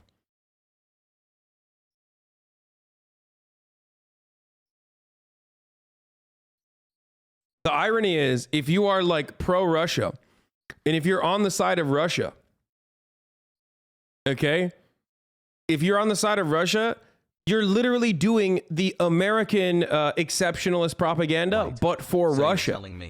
Because Russia, at least internally, has also that exact same kind of propaganda that they fucking spread nonstop. Okay? They're spreading that exact same kind of propaganda internally. Oh, our Russian people are fucking under threat. They can't even have their language. They can't have their sovereignty. These people are crying for our help. These people in fucking the Donbass region are crying for our help. They need it. And they're going to do, and they've been doing that nonstop, and they're going to fucking, they're going to promote that. And this annexation is exactly that same shit. If there was a part of America that dissolved and went to Mexico or something, and Americans still live there, and then the Mexican government decided to like fucking, harm them, but not really, you know what I mean? America, I mean, it's just like such a laughable comparison. I can't even ever make a comparison to the United States of America because like, it's so far beyond comprehension. Like, it's like a laughable notion that like, I can't even build a fucking comparable situation with the United States of America because like, we are the global superpower. We are the hegemonic power. That's why I laugh whenever motherfuckers are like, dude, you're fucking crazy. What if America annexed Mexico? First of all, we have done that. Part of the reason why we didn't just take over Mexico is because there were too many fucking Mexicans and America was too racist to take over the entirety of Mexico. And also, what about our Southwest?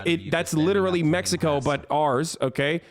And lastly, that's not the same because there aren't Americans living there, okay? There aren't Americans living in Mexico that we're going to overtake. It's the vice versa. What do you mean fucking Mexicans? You know what I mean, dumbass. I'm not personally saying that. I'm saying that was the exact take. They were like, we should take over Mexico, but there are too many Mexicans there. That's literally the reason why they fucking, they were too racist to take over the entirety of Mexico.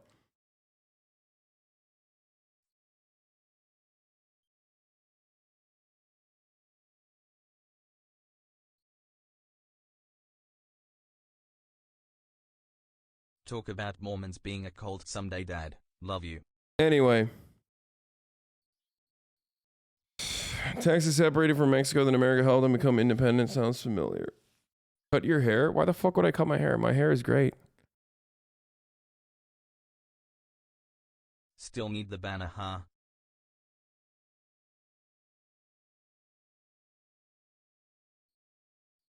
So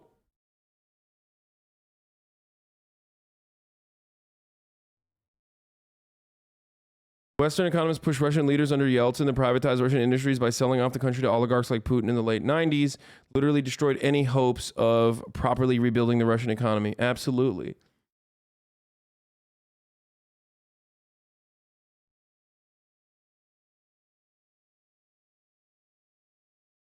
You banned people for asking you to take the L. Nothing to do with being bloodthirsty. Weak take. Enjoy the $3 toe. Where is this? Like, I can't even see that dono. It's like so far back, or I guess maybe it's not refreshing. Let's talk anti-NGO inspired Nazi ferry mass shooting. There are no bad countries with bad people. Hasan obviously hasn't met any Dutch people. Wait, how dare you, dude?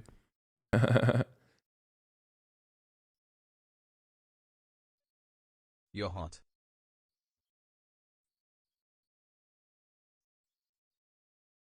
So, I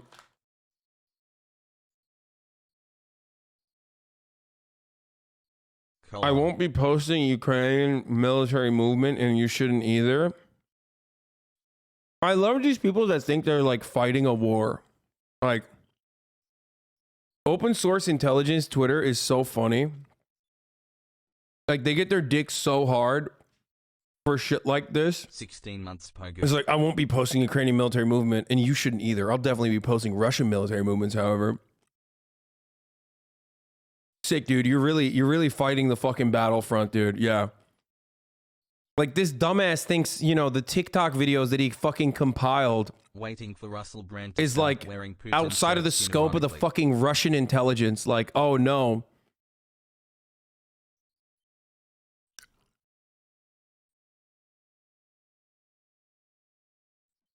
How will Russia maneuver their military now that random on Twitter isn't giving them the intel? Yeah. Russian sympathizer. Dude, I love open source. I love open source intelligence Twitter, okay? They're fucking awesome. First of all, a lot of journalists actually fucking look towards these guys, for sure. Okay? You talk about Sophie Scholl today? What is this? Twitter search Hasan Hitler. Are you okay, man? Are you okay? Is your brain all right? Like, are you bored of the content?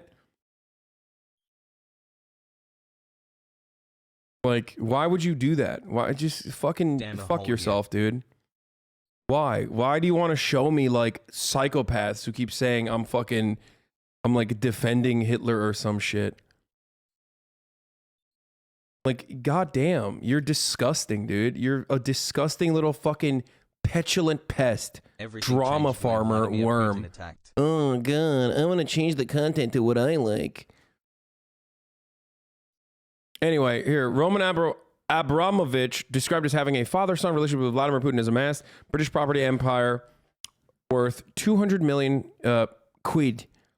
Not a penny of that is being touched by Boris Johnson's announced sanctions. I wonder why. Football is more important than anything you could ever think of. Football, bruv. Football. The problem with the propaganda you're spreading about the Ukrainian revolution is that it doesn't take into account the 60 seconds ad break at the top of the hour.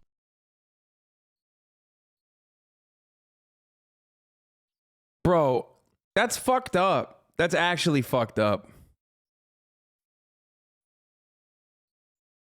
That's actually fucked up, dude. You can't take my joy away from me like this. I have one fucking joy. And it's announcing the top of the hour ad break. Okay. And now you've taken it from me. Do you feel happy? I bet you do. I bet you love that. I bet you fucking loved doing that, dude. Okay, well, it's top of the goddamn hour. We're continuing our fucking never-ending war coverage. Oh, god damn it! We're continuing that. If you no longer want to see the ads, if you want an ad-free broadcasting experience, all you need to do is subscribe. You can do that for $5. You can do that for free with a Twitch Prime. You know, Twitch Prime is free. You can do that by getting gifted a sub if you're lucky. If not, you make your own luck. Here's the 1 minute ad break now. Time to become a tanky at HasanAbi. Are the walls around your house like the top of the hour ad break? And the gate you're trying to fix is the $5 subscription?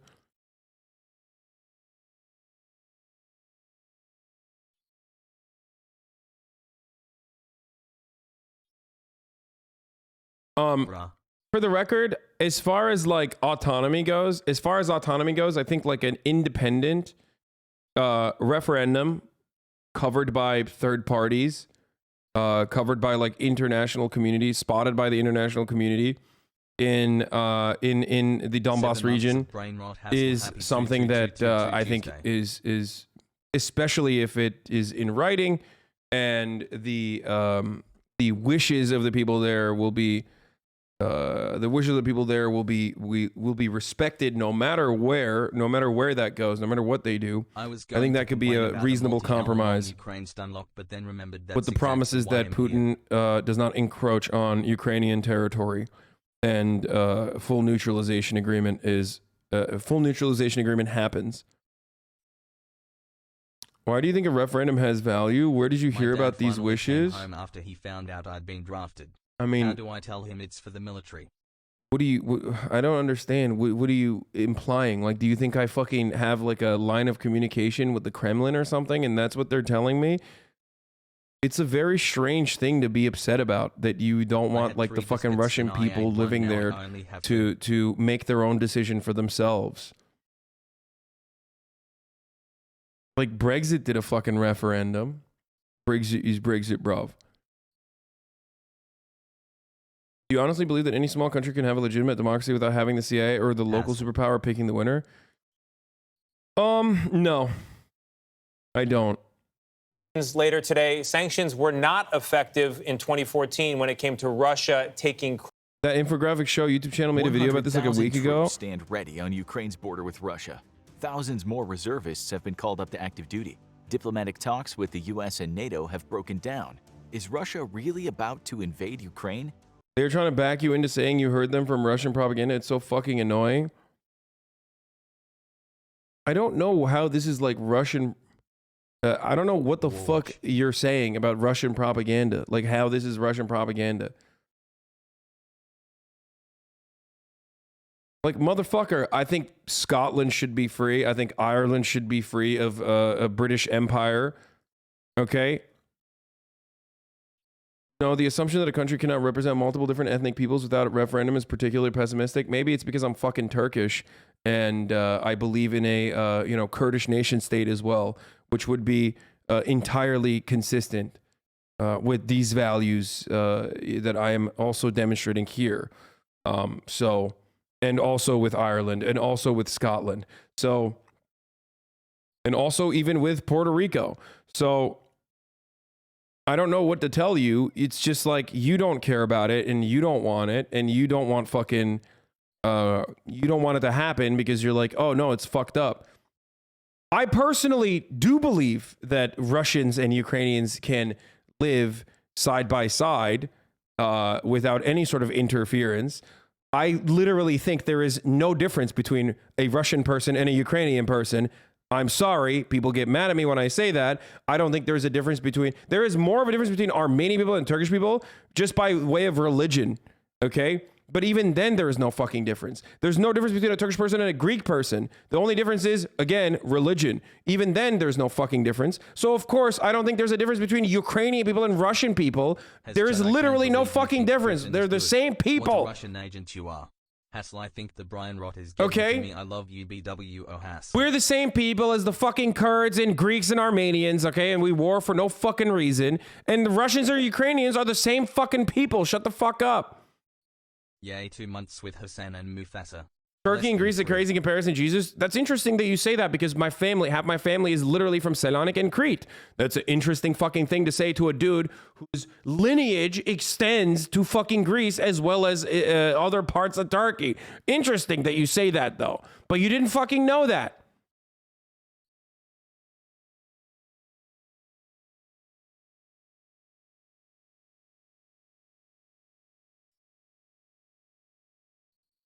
You think language means nothing? Now, here's the, language is the big difference. Yes, that's true. Now, here's the interesting part. Because when you say language means something, then what you're basically stating is exactly what the Russian Kremlin propaganda is, which is that the Russians living under Ukrainian sovereignty want to maintain their autonomy, want to maintain their language, and Ukraine is not allowing them to do so. 7 months strong.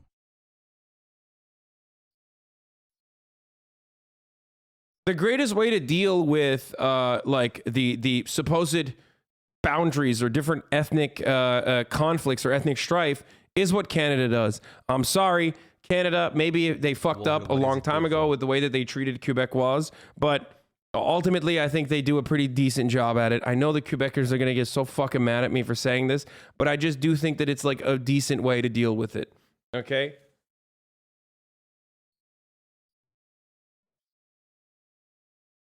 Yeah. Yes, Tabarnak, I know I am fucked up. I know I'm fucked up. I'm sorry.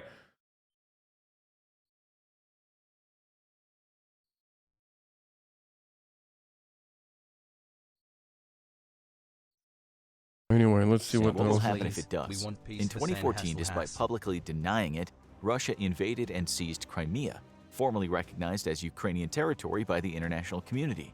Per Russia's narrative, the Crimean conflict was a domestically inspired revolutionary movement by ethnic Russians seeking to rejoin Russia. However, it very quickly became clear that this was a lie, as Russian special forces, who earned the moniker Little Green Men for their featureless uniforms, were confirmed to be working with Crimean rebels. Then deep dives into Russian social media produced... Wait, they're saying that it was a fucking lie? This was a lie? Wait, Russia's what? narrative, the Crimean conflict was a domestically inspired revolutionary movement by ethnic Russians seeking to rejoin Russia. However, it very quickly became clear that this was a lie, as Russian special forces, who earned the moniker Little Green Men for their featureless uniforms, were confirmed to be working with Crimean rebels. Then deep down... It's just crazy how much the people living in Crimea have routinely kept up this lie that they want to be a part of Russia, though, like consistently. year over year, despite being under this horrific occupation of Russia. Also equally as crazy when like 75% of their fucking navy was like, yeah, we're Russian navy now. Like that's just like weird stuff that happens. That's a weird things that happen when you have a referendum, and even if you don't agree with the referendum, which is understandable, it was under annexation. It was under, like, you know, it was at gunpoint technically. The consistent polling shows time and time again that they were actually they're actually fond of that. Okay. It does not matter. It does not matter if the fucking the referendum in and of itself was done under circumstances that you could not fucking consider to be valid. Okay. Many NGOs have tested the results of the referendum since then and have found, before, leading up to the referendum and after the referendum, that the people of Crimea are happy with the decision.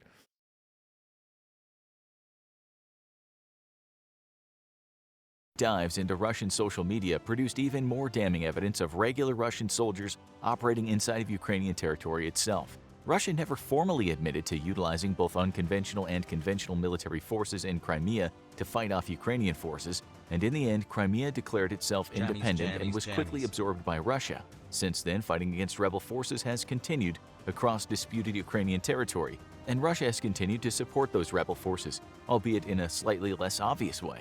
Now the fear of a full-scale Russian invasion of Ukraine seems more real than ever, as 100,000 Russian soldiers mass on the border with the breakaway former Soviet republic. But why would Russia risk angering the world with an invasion of a bordering nation? Could it really do it, and what would the world's response be if it did? Since the end of the Cold War, Russia has largely been in retreat from its former Soviet glory.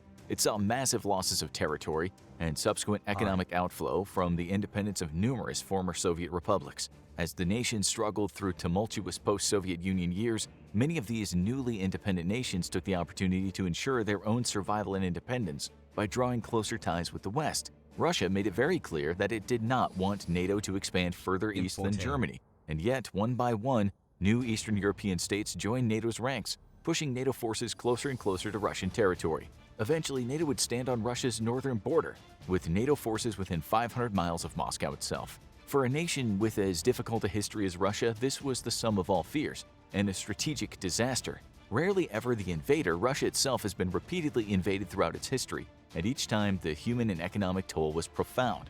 Many of these invasions threatened the very independence of the nation itself, such as Germany's near defeat of the Red Army in World War II, and Napoleon's invasion during the Napoleonic Wars.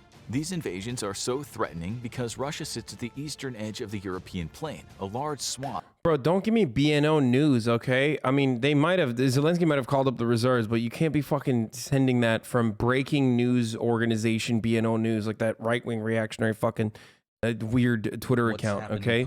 Find a different source. Of relatively flat land that's very difficult to defend. With modern, fast-moving military formations, this strategic deficiency only increased. And after World War II, the Soviet Union became obsessed with pushing any potential future aggressor as far west as possible. This led the Soviet Union to extend its sphere of influence as far west as Germany, creating the infamous Soviet bloc as a buffer zone to any future invasion. With the collapse of the Soviet Union and the Eastern Bloc, Russia's influence receded practically back to its own borders, and all the strategic gains of the last 50 years evaporated overnight. Today, more Eastern European nations have chosen to draw closer to the US and its European allies than to Russia, mostly due to Russia's authoritarian system of government and fears of becoming puppet states once more. As the new millennium dawned, Ukraine began to seek a path. Wait, isn't BNO? Who am I talking? Maybe I'm thinking of another Twitter account. Isn't BNO like that weird fucking? Vladimir Putin is good.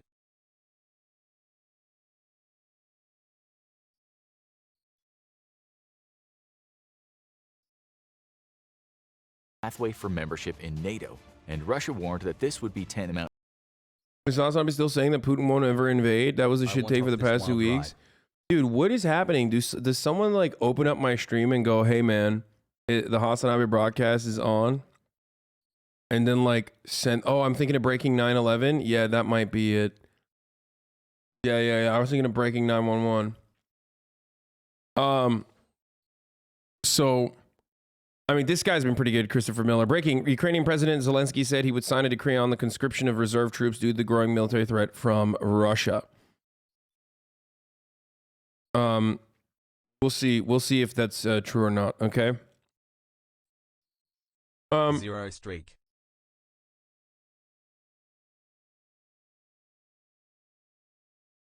So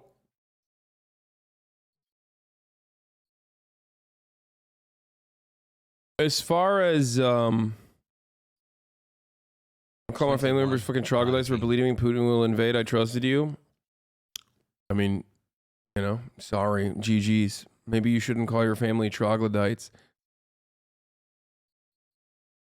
But also, Putin's invasion is entirely separate than Putin's current invasion of Ukraine, which he has invaded, is not the same as like bombing fucking Kiev in the same way that everyone in the American State Department has been fucking claiming was happening.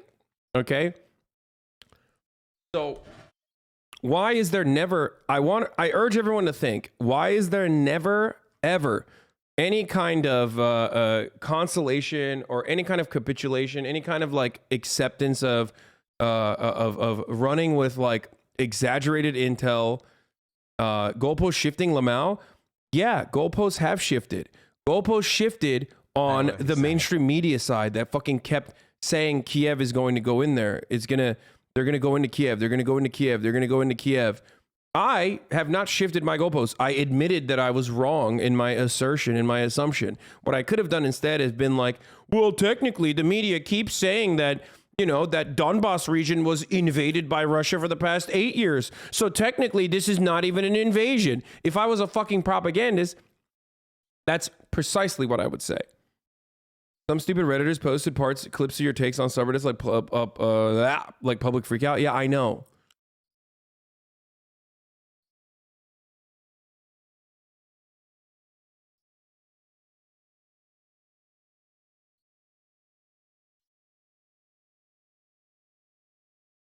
Why do they always sleep on the Swedish invasions of Russia when studying invasions of Russia? I don't know. To say Putin is only bad cannot be right.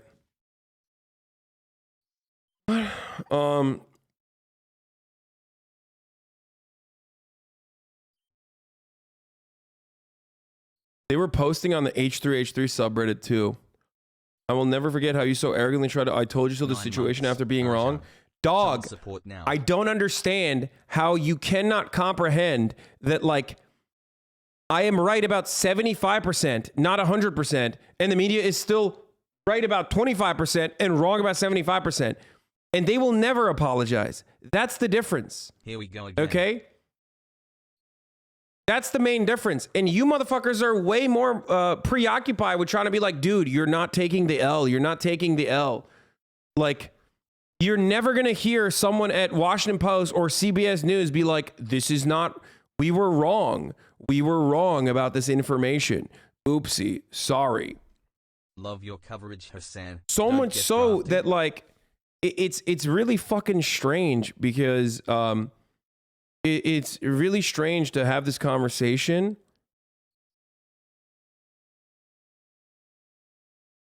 Half of an L is still bad. Dog, my doggy. Dude, go keep fucking your dog, you fucking weirdo, dude. It doesn't matter. This is like, me taking a fucking L is not politics, okay? Oh my God, dude. You guys are so fucking stupid. Holy shit. Okay, we're done. Okay, here you go. And everybody that's like doing the L shit, okay?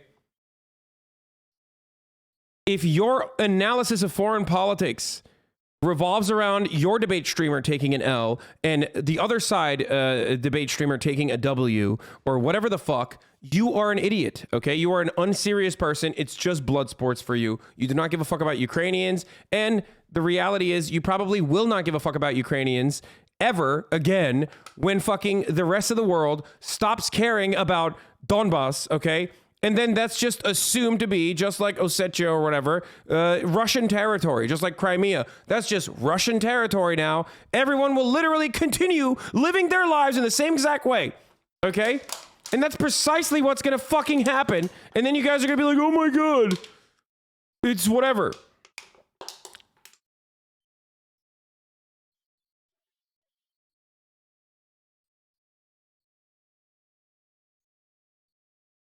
This is why Russia belongs to the Mongols.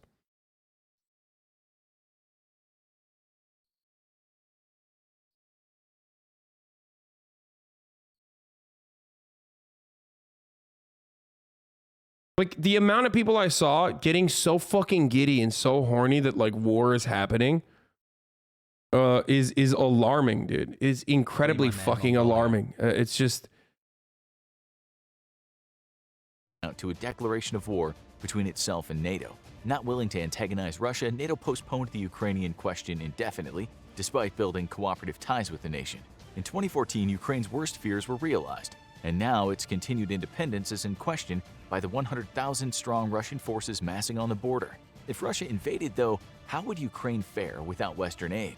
Ukraine has a population roughly a third of the size of Russia, and its military is ranked at the number 22 spot according to globalfirepower.com, which ranks world military powers according to the strength of their militaries, their economies, and demographics. Russia, despite slowly slipping out of it, still retains the number 2 spot as the world's second strongest military power, and it's over. For the record, like, the people that are coming in here and being like, take the L dog, will never ever go back to their favorite streamer and be like, why have you been so fucking horny and regularly claiming that like Russia is going to fucking invade and like bomb Kiev or whatever the fuck any day now, and doing like pack watch, war watch for the past fucking week with the salivating expectation that Russia is going to invade Ukraine and engage in a fucking bombing campaign?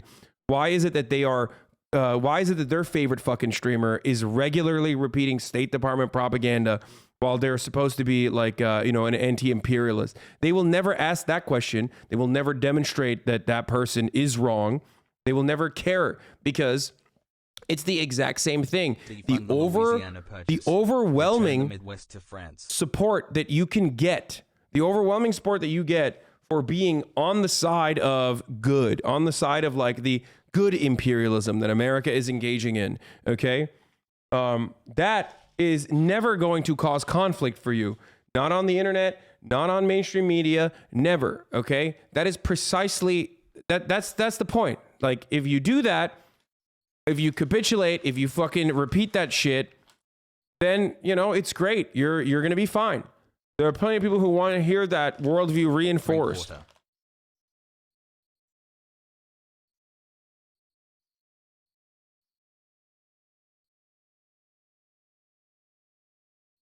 You will just keep saying, you know, America is actually spreading democracy. Overmatch with Ukraine is significant. Russia's military numbers at 850,000 active personnel versus Ukraine's 200,000 strong military, a mismatch of 650,000 in Russia's favor. Due to the ever-growing threat of all-out war with Russia, both Ukraine and Russia have the same number of available reservists, 250,000, as Ukraine has dramatically increased readiness and training of reservist units. Since 2014, it's created dozens of additional reserve units, which can be quickly activated to combat Russian troops. In the air, Russia absolutely dwarfs Ukraine, with the second-best air force in the world, numbering 4,173 strong. Ukraine, on the other hand, only has 318 aircraft available, with only 69 of those being fighter aircraft, versus a fleet of 772 Russian fighters. Russia also enjoys a massive advantage in attack aircraft, with 739 dedicated attack platforms versus Ukraine's 29. With the world's second-largest air mobility fleet, Russia can call upon 445 aircraft to rapidly move troops into combat areas or launch airborne invasions deep into Ukrainian territory. By comparison, Ukraine's tiny air mobility fleet of 32 would struggle to move significant personnel or supplies in theater. Russia's attack helicopter fleet also vastly outnumbers Ukraine's own. I fucking hate videos like this, dude. It's just like all getting bricked up. It's a war porn. Okay, move on from the fucking troops. Yes, we know Russia's military is more powerful than Ukrainian military. Obviously, what the fuck? Unexpected northern incursion. So even Ukraine parity much more in line, as Ukraine would be free to use most of its forces to combat the Russian invasion. With Belarus still being a strong Russian ally, though, a significant number of Ukrainian forces must be left in reserve in case of an unexpected northern incursion. So even Ukraine can't. The latest brain rot take I've seen is that being anti-NATO is actually the real Western-centric take. Dude, I know. They've been saying that non-fucking stop. It's insane. They've been saying that to me like non-stop. Its entire force to the fight. Russian reinforcements would also need to make a lengthy trip from training camps or other military districts to Ukraine, while Ukraine would be drawing up reservists just miles from the fighting. In a Russian invasion of Ukraine, Russia would not enjoy a vast number superiority that the raw data shows, even if, as Russia believes, portions of Ukrainian populations would join them in a bid to rejoin Russia. A dubious proposition indeed. In the air, even only utilizing 30 to 40% of its air forces, Russia would still dominate the skies. Ukraine operates largely Cold War-era aircraft, which are being kept operational by a domestic arms industry, while Russia's inventory is largely modern, though not entirely so. Russia's overmatch in the skies would allow it to establish complete air superiority, and its extensive ground-based air defense batteries would allow it to threaten over half of Ukraine from the ground without even moving air defense units inside Ukraine's borders. Thus, Ukraine would likely opt to simply move its aircraft west and not even bother dedicating them to fight, opting instead for ground-based air defense. On the ground, Russia's tank forces vastly outnumber Ukraine's, but at least some of Ukraine's tanks are actually more capable than Russia's. In the second half of the 2010s, as war with Russia seemed ever more likely, Ukraine began a program. Okay, this sucks. The video sucks so bad, dude. Okay.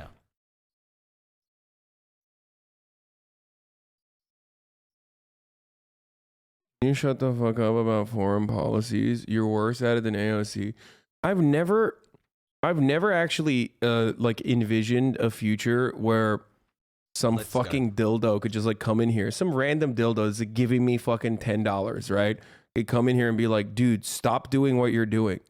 Like, dude, there are 39,826 people in here, and like this guy thinks his point of view is more important than the 39,825 other people that are here. It's crazy. It's just like, it's crazy. And of course, that's part of the reason why you love coming here. Part of the reason why you love being in here, right? Because I do actually have conversations with every single person.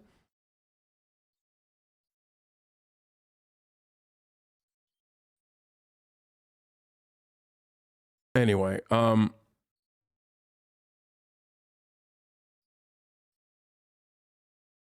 but 40,000, sorry. To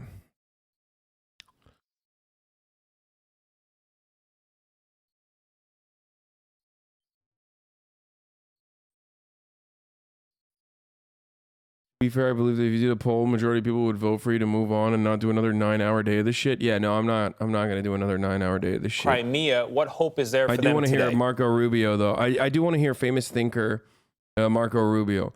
Like a lot, by the way, for the record, a lot of the reason why people come here is because of my foreign policy takes, because it's different than like 99.9% of media. What's up, bud? Well, I don't believe the sanctions are going to stop them from doing what their plan is, but I do think there has to be. If you don't pay a price for doing this, he's going to do more of it. If you listen to that speech yesterday, the argument he used for why invading Ukraine, the old Soviet rules, you could make that argument about any of the Baltic states who are now all members of NATO. And many of those Baltic states were actually part of the old Russian Empire, even longer than Ukraine. You could use the same argument to take those. So he's not going to stop with Ukraine if he's allowed. He must pay a big price for it. Yeah, he's going to take Finland, dude. Watch out. I also think we've got to return, for example, to our own domestic energy production as a matter of national security emergency now, because Russia and this disruption that this is going to create is going to increase oil prices, and we're going to feel it at the pump here in America. And that, by the way, will increase the prices on everything, because everything that we buy and sell is transported by something that's burning gas and diesel. Yeah, I wanted to pick up on that, Senator, because you just said it will have an effect on America, even though it's very far away. Can you elaborate exactly what you mean? Because I think when we're sitting here in this country, our main concern is COVID. Our main concern are empty shelves and escalation. Boys, Finland is Russian territory. Let's keep it a buck. Let's keep it a stack. Let's keep it 100. Okay? I'm sick and tired of saying that it's not. Okay? It's coming. Escalating prices. Can you really break it down why this is important and why we should be paying attention and care about this? Sure. I'll focus on four things. The first, as I said, is the price of oil. Hungry Henry. Don't say that. We'll die defending. I'm obviously kidding, by the way. Okay? For the glory of the Mongol Empire. I'm joking. Please don't take that serious. I mean, I don't think the Finnish people will take that seriously. Oil, but the price of oil, the barrel goes up to $110, $115.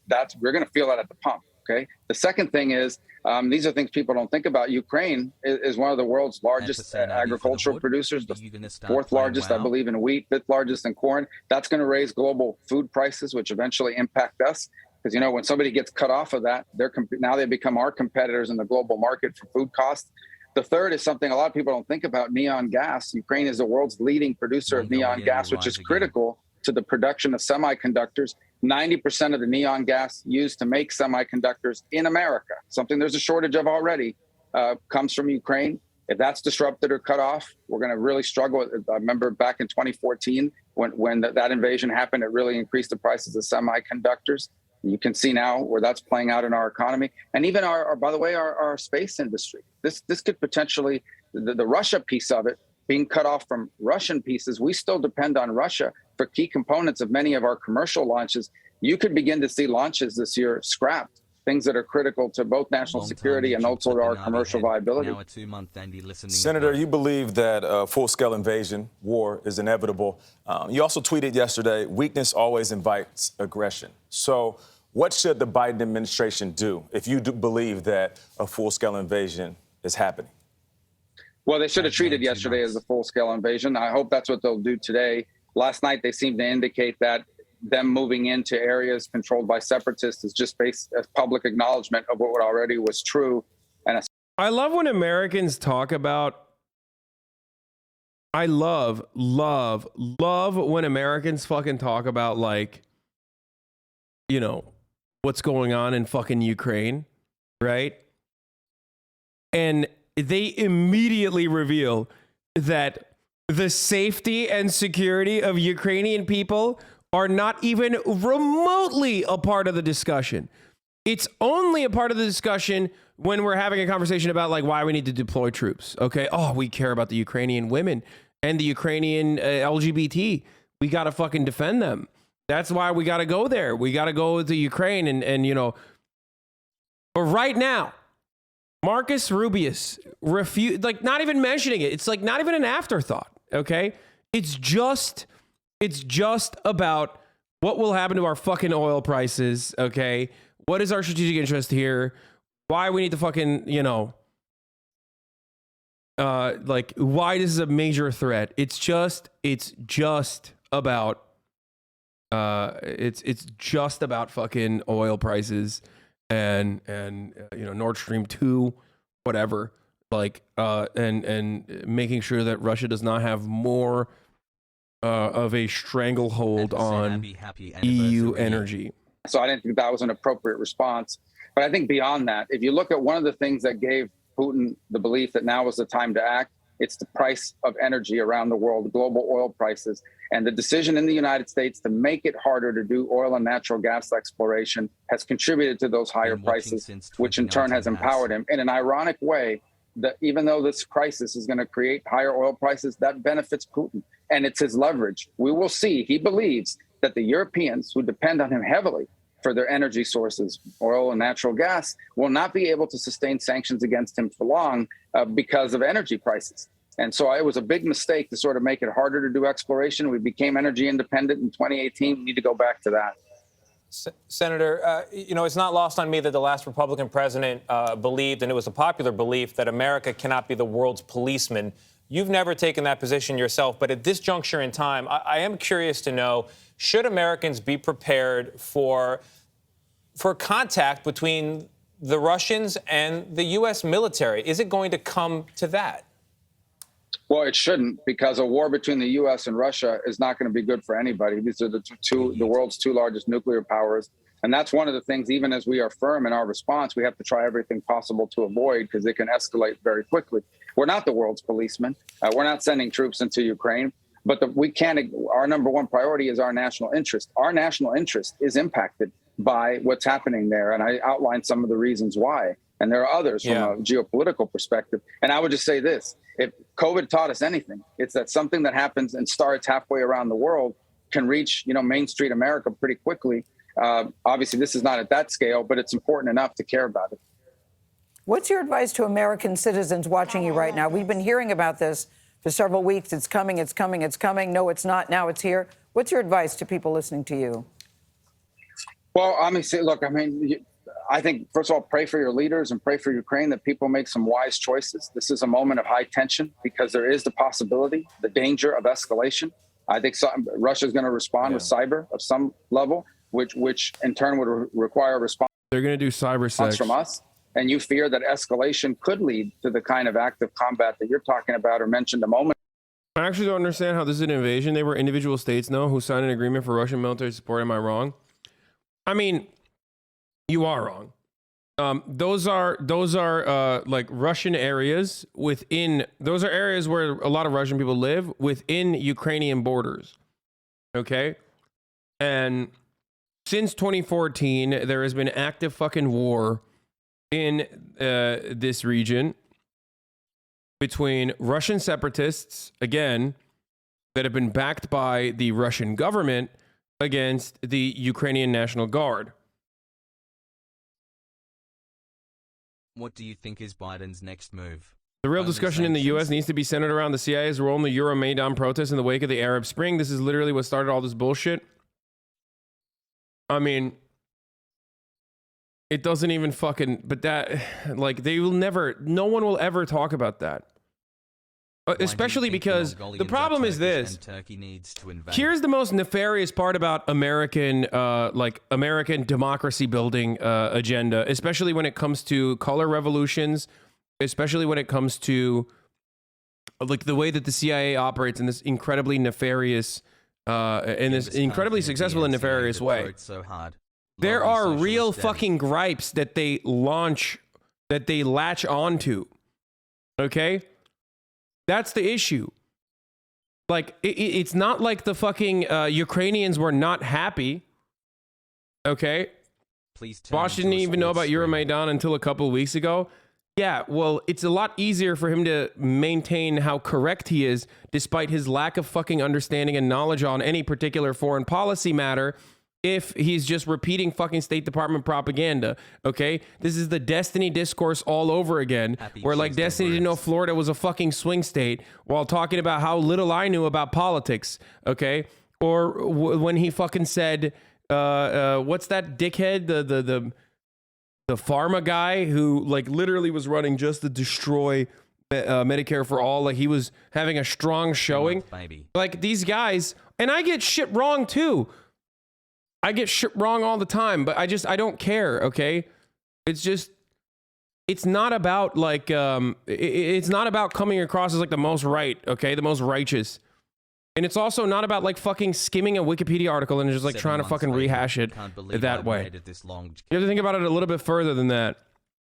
Like when I talk about the potential problems of legitimizing Azov battalion style and their sympathizers within Ukrainian politics, I'm thinking about it in the next 5 fucking years, and Russia's involvement in Ukraine and Russia's invasion of Ukraine will also create and is continuing to create a tense situation where Ukrainians will resort to nationalistic reactionary counterweight measures. America defending that reactionary counterweight is just what America has done historically, and it will continue to do. 2 months ago, okay, we would be standing here. But I'm not talking about like Azov Battalion fucking swallowing the entirety of the Ukrainian government tomorrow. I'm talking about it from the next 5 years onward. Okay, the next 5 years, the next 10 years, and what's potentially going to happen in Ukraine.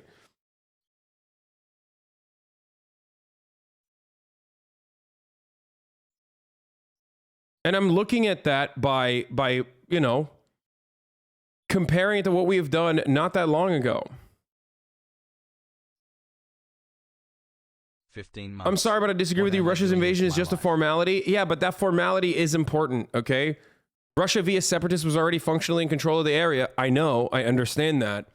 But the recognition of these areas as independent nations and then sending troops in is an escalation. Okay, it goes beyond saying like this is Ukrainian territory. You're now saying that is no longer Ukrainian territory. You're saying that's separate territory. That's actually just you know, an independent buffer zone now. Hassle. And that is how Russia has historically conducted its imperialist, expansionist It's expansionist fucking way of operation. It's modus operandi. Okay? At HasanAbi, the invasion already happened and then ended while you were away. Today, in close coordination with our allies and partners, I'm announcing the first tranche of the sanctions imposed costs on Russia in response to yesterday's actions. Right, Jack, your whoop is upside down, my man. You're skewing your data. I don't think it would skew the data. Upside down. Why would it? We will continue to escalate sanctions as Russia escalates, Jack. Your data is going to be upside down.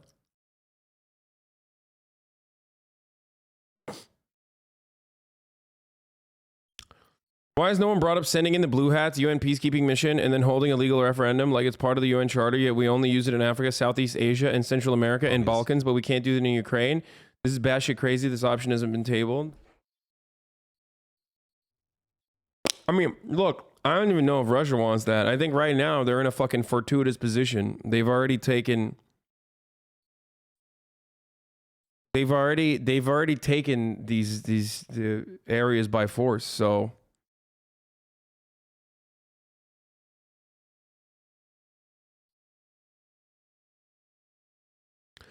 Hasan, you probably addressed this earlier on the broadcast, but do you have a cold? Dude, you asked this question like a million times, brother. I have a runny, like, I don't know. Wait, oh no, it's not this guy. Never mind. This wasn't the person who asked. There was someone who kept asking over and over again. I don't know why. I have a stuffy nose, okay? I have a stuffy nose. Bad takes mostly, to be honest. Ukraine's independent provinces deserve protection from their shitty, literal Nazi government. Dude, you're fucking crazy, okay? You're crazy. Like, the Ukrainian government, as it stands currently, is not this, like, fucking incredibly powerful, and incredibly violent government. That is Russian propaganda. If we're being honest, that's literally fucking Russian propaganda, okay? Like, they're pussies, dude. They have no power. What the fuck are you talking about? Now, what America wants is an actual fucking Nazi-style, reactionary far-right fucking government. W. But, like, to say that fucking... To say that, like, the current Ukrainian government is, like, absolutely fucking... They're like, all Nazis or whatever... rather than say that there are actual far-right and Nazi elements and that nationalism is an incredibly nefarious and incredibly scary ideology that America has no problem historically defending and using to their advantage to continue doing imperialism. That's the appropriate way to deal with it. The Minsk Agreement mentions the halt of hostility towards ethnic Russians. You're wrong, Hasan. West through China. That's about to take. America doesn't implicitly want a nationalist Ukraine. I think they do want a nationalist Ukraine. I do. At HasanAbi, but the real question is, when is Donda 2 dropping?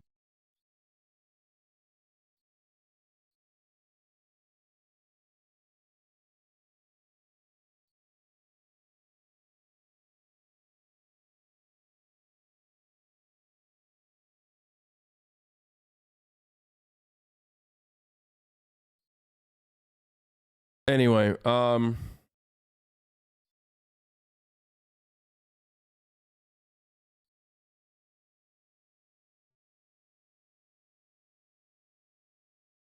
Zelensky's essentially is running on a platform of anti-corruption and reform and generally runs a Big Ten party. He's not a Nazi. There aren't Nazis at high levels of government under Zelensky. That's not true. Under Poroshenko, this was true, but under Zelensky, it's not. No, I am. Wait, hold.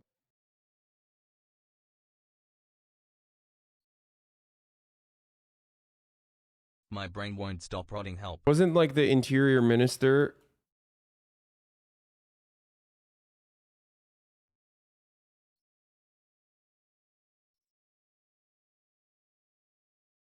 like the fucking my streamer.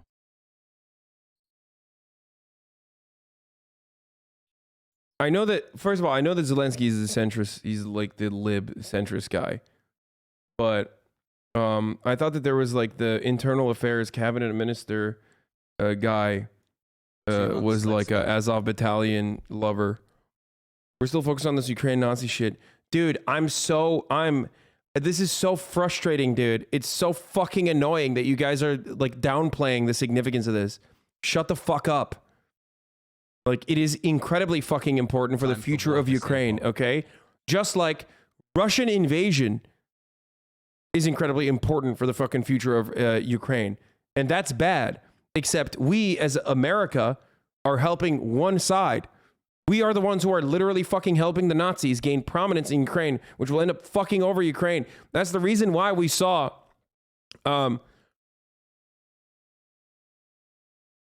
That's the reason why we are seeing, what do you call it?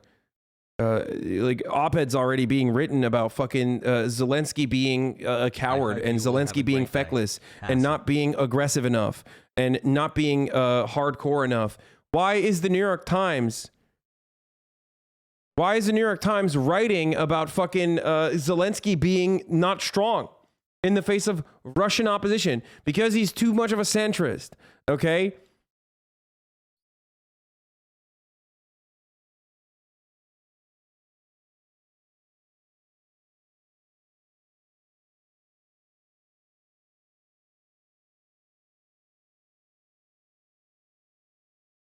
Whoop whoop.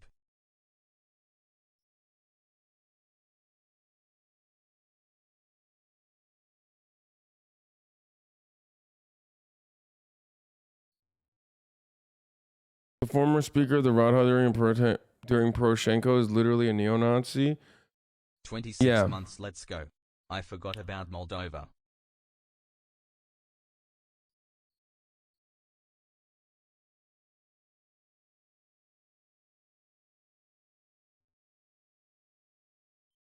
I think I understand your take. Is it that this don't want this to happen? Plus Zelensky not continue to empower the Nazis in the battalion. Plus America obviously not getting involved.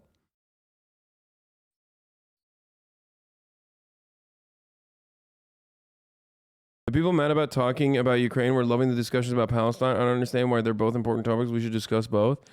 Because they think Ukraine is Palestine in this situation.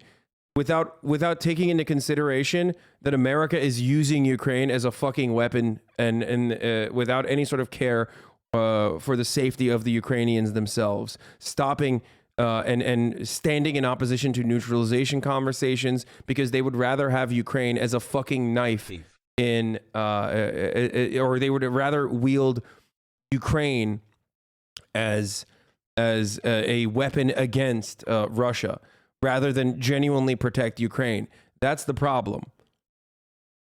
It was the interior minister under Poroshenko who had direct ties to Svoboda and the nationalist groups that helped implement Azov into the National Guard. Yeah, I was wrong. It was the interior minister under Poroshenko.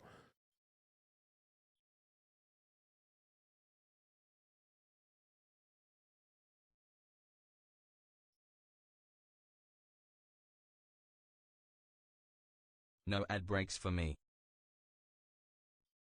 Anyway, let's continue. A moment ago, which would be, just incredibly dangerous. This is a very tense and dangerous moment. For the record, I will not be debating your favorite YouTube essayist. I'm not going to do that. I don't care. You can think that makes me a coward or something. You know what my position is on this subject matter. Don't even fucking Pepe Levi this, because there's plenty of motherfuckers who are thirsty, okay? They are thirsty as fuck for this. There is nothing that will come out of this that is even remotely productive, okay? Look at what is going on when we have these proxy conversations with all of the most annoying little shitters in the chat who regularly come in here, and instead of having an actual fucking productive conversation, won't let me get 3 words across before people jump and latch on to whatever the fuck they can. You got a taste of this? Okay?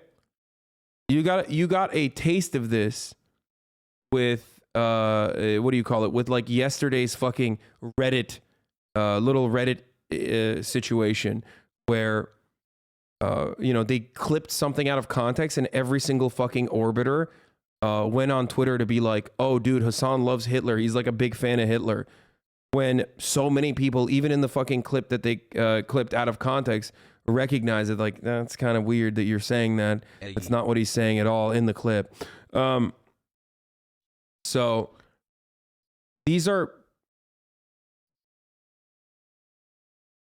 these are not people, like, even if the people who are personally operating in good faith, and many debate bros are usually not, their fan bases are awful. Reddit still thinks you love Hitler. Yeah, that's incredible that they think that. We know perfectly well that while today is time for Georgia, tomorrow it may be Ukraine, then the Baltic states, and later, perhaps, Poland, said Lech Kaczynski in 2008. He died in plane crash on Russian soil. Russia refused to let Poland investigate. Imsikan Poggers. We're done with. You have NATO fully mobilized. You have the largest, land army and since World War II, masked by the Russians. They're operating within very close distance proximity of one another. So this is a moment of high tension. It's a moment for some sobriety. We have to respond strong, but we also have to be smart at the same time and avoid unnecessary and needless escalation, because that would become catastrophic. It is a careful balance. The fears that Russia's on the brink of a full-scale invasion of Ukraine. Our Holly Williams and her team are near the front lines in eastern Ukraine, where they witnessed heavy artillery fire this morning. There has been a conflict with the separatists there since 2014. Suspected Russian military vehicles have been spotted in the two breakaway regions of Ukraine that Russia's Vladimir Putin has now recognized as independent, drawing international condemnation. This morning, Russia said its recognition of independence includes areas held by Ukrainian forces. Holly Williams joins us now to bring us up to date. Holly, please be careful out there, and good morning to you. Vladimir Putin has a very interesting way of looking at territory, it seems. Yeah, good morning, Gail. Ukraine has accused Russia's President Vladimir Putin of trying to revive the Soviet Union. And the country's president is asking for international support now. But remember, Russian-backed separatists in those breakaway regions of Ukraine that President Putin has now recognized as independent are already fighting a war against Ukrainian forces. And we've been to the trenches of that bloody conflict. We traveled to the front line by truck with Ukrainian soldiers until we. This is like, by the way, this is exactly what the fuck they. This is the reason why the media, partially, other than like access journalism to the State Department, like this is the reason why they fucking love this shit and have been hyping this shit non-fucking stop. I mean, look, dude, even me, like I have 40,000 people watching. Okay, I have 40,000 people watching right now.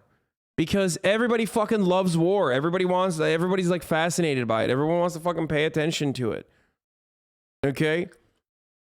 And that's kind of what's going on here. It's just like people see it as people see it as content. Were ordered into this bunker. Well, we were told to stop and come underground because apparently a local commander says it's too dangerous right now at the front line. When we made it to the trenches, we found a quagmire. The Ukrainians say the snows melted early this year. The mud might slow an invasion down, the soldiers told us, but it won't stop it. It's normal. 50K if you count other streamers? Oh, you mean like other streamers that are watching me? So like a total 50K probably? Heavy shelling. 24 hours by 7. Private Valery Kashkarov told us he was a businessman before he signed up and a former exchange student in Dallas. Why then would Vladimir Putin invade? We don't know. We are on our own land, soldiers of this country protecting our country. I don't know what's in the head of Vladimir Putin. I apologize. Dumb take, people in Eastern Europe are terrified of Russian aggression, my dude. Shut the fuck up, dumbass. That's not what I'm talking about. Most of the people that are watching me are not watching from Eastern Europe. Shut the fuck up. It's, oh, like you're not making any money off this? Lol. Dude, I just admitted that like I have more people watching when war is happening. What the fuck? One of my favorite things in the chat is when chat literally fucking repeats what I say back to me as a criticism. The only difference is, like, I am anti-war and have been talking about ways and methods of de-escalation for the past for the past 2 months now, which is precisely why instead of having 100,000 people watching me currently, I have 40,000 people watching me currently, and another 20,000 watching from afar, shitting on me because they do not agree with that de-escalation take and consider it to be appeasement. Okay, that's the point. If I wanted to make money off war, I would have been fucking sucking that State Department cock, okay, and shitting out exactly whatever the fuck they're saying, so that all these fucking dummies that want to hear the exact same thing, but from a sexier, younger, less fucking restricted format, would come in here and be like, oh my God, he's so fucking based. Oh my God, I love doing anti-imperialism by fucking expanding NATO. Okay? Ukraine's been fighting a war against Russian-backed separatists since 2014. And now there's been a new eruption of violence. The separatists are in the breakaway regions of Ukraine that President Putin recognized yesterday as independent republics, drawing condemnation from the US and its allies. US officials say Moscow is arming the separatists, and Ukraine says they're targeting civilian areas, including the village of Novonyativka, where they seem shell-shocked. We're on the brink of nervous breakdown, said Ekaterina Evseva, and there's nowhere to run. Back in the trenches, Sergeant Fedenyk Lubomir told us Ukraine needs protection from the air and said America should help. The US has previously ruled out sending combat troops to Ukraine, but has sent this country nearly $3 billion in military assistance in recent years. The question now is whether what we're seeing here is the beginning of another Russian invasion of Ukraine. So did the Russian invasion of Ukraine never stop, or is it happening now? Geopolitical perspective out of 10. Because what's really interesting about this entire fucking conversation is that she's saying another, but the reason why the American government and even the Ukrainian government kind of backed down from fucking claiming that this was an invasion is because I'm pretty sure they just don't want, like, they don't want, like, to recognize this as a full-blown escalation.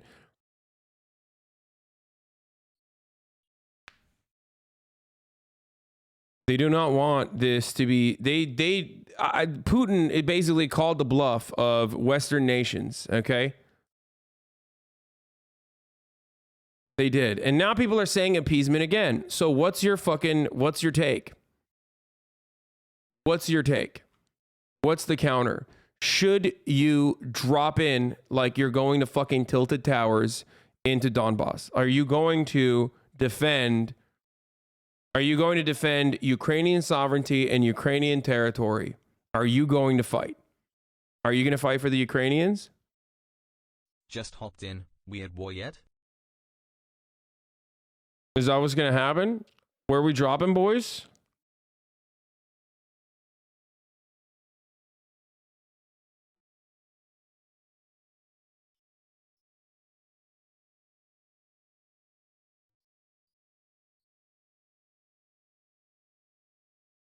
If Putin keeps this up, I'm going to have to step in and have a chat with him. You should do that. I think the past week has been your greatest streak of bad takes in a row. Dude, you haven't been here long enough, dude, okay? Like, you don't get to fucking say idiotic things like this.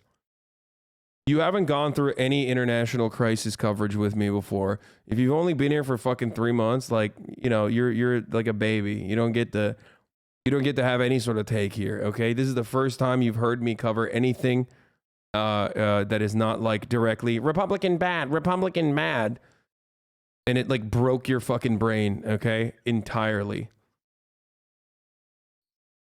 Retired Major General James Spider Marks. Joining us now, here, retired there Major you go. General James Spider Marks, CNN military analyst and head of geopolitical strategy at Academy Security. Spider, this is the map we've been looking at for days, with 190,000 Russian troops ringing Ukraine.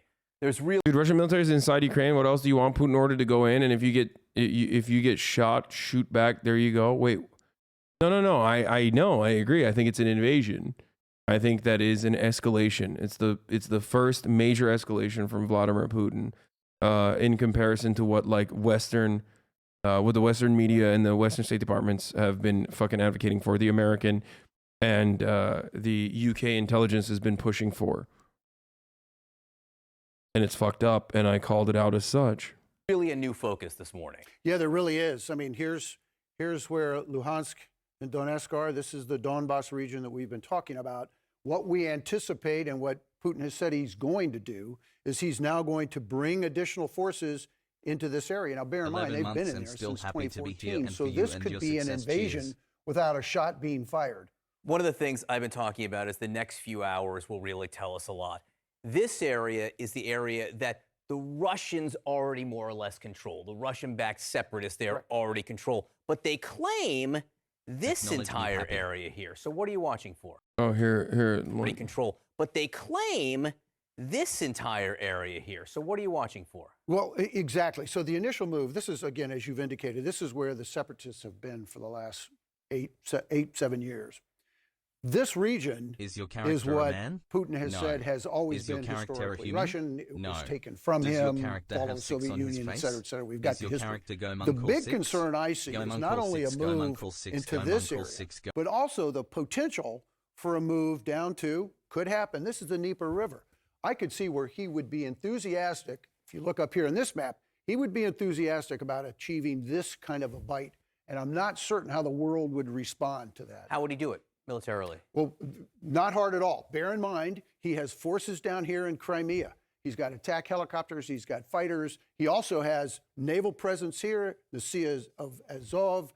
So he has a joint and combined capability to provide support were this to be a decision in terms of an invasion. He's got the capability. And again, this is another area where you can push in here. What can the... I work for the DI...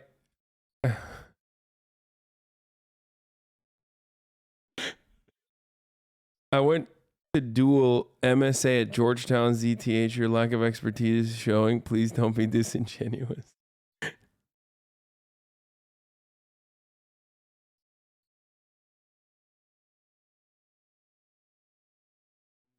Hasan is a elite level capitalist. He realized he could use his good looks to become an actor, to get the upper middle class children of the bourgeoisie to overcome the shame they feel for not meeting their parents' expectations by simulating their fantasy of being a revolutionary socialist by watching him. Adam Smith would be proud. He terminally prefaced by saying, in terms of white cultural experience, can you show your viewer location stats? Shroud. I always have the weirdest guys come in here. Face chatter. That was bait. That was bait. That was bait. That's good. That's good. Bring him out. Bring out the motherfuckers who think that that was like a base take.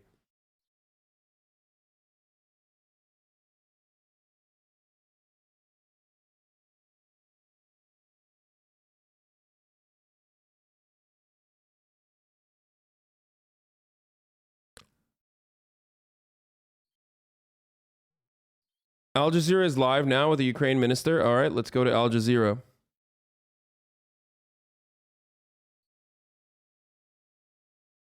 Sometimes I like to read shitty takes to see who agrees with those shitty takes, to ban the people with the shitty takes.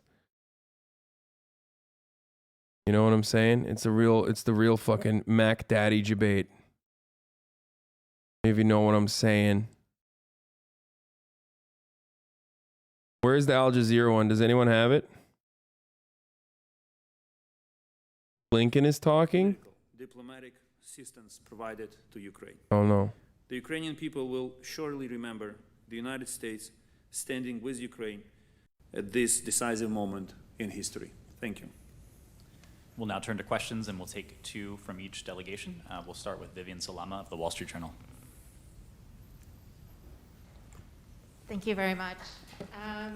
Mr. Secretary, President Biden said 3 days ago that if Russia invades They will have chosen war, and the door to diplomacy will be closed. Today, Well, I'm willing to bet not a single one is going to ask about the top of the hour ad break and how to defend from the top of the hour ad break. so even though you've now canceled your meeting with, Like, it's really fucked up that they won't mention that, like, the real lethal aid that you can use to stop the top of the hour ad break from destroying your broadcasting experience is by subscribing for $5 or for free with a Twitch Prime, or by getting gifted a sub if you're lucky.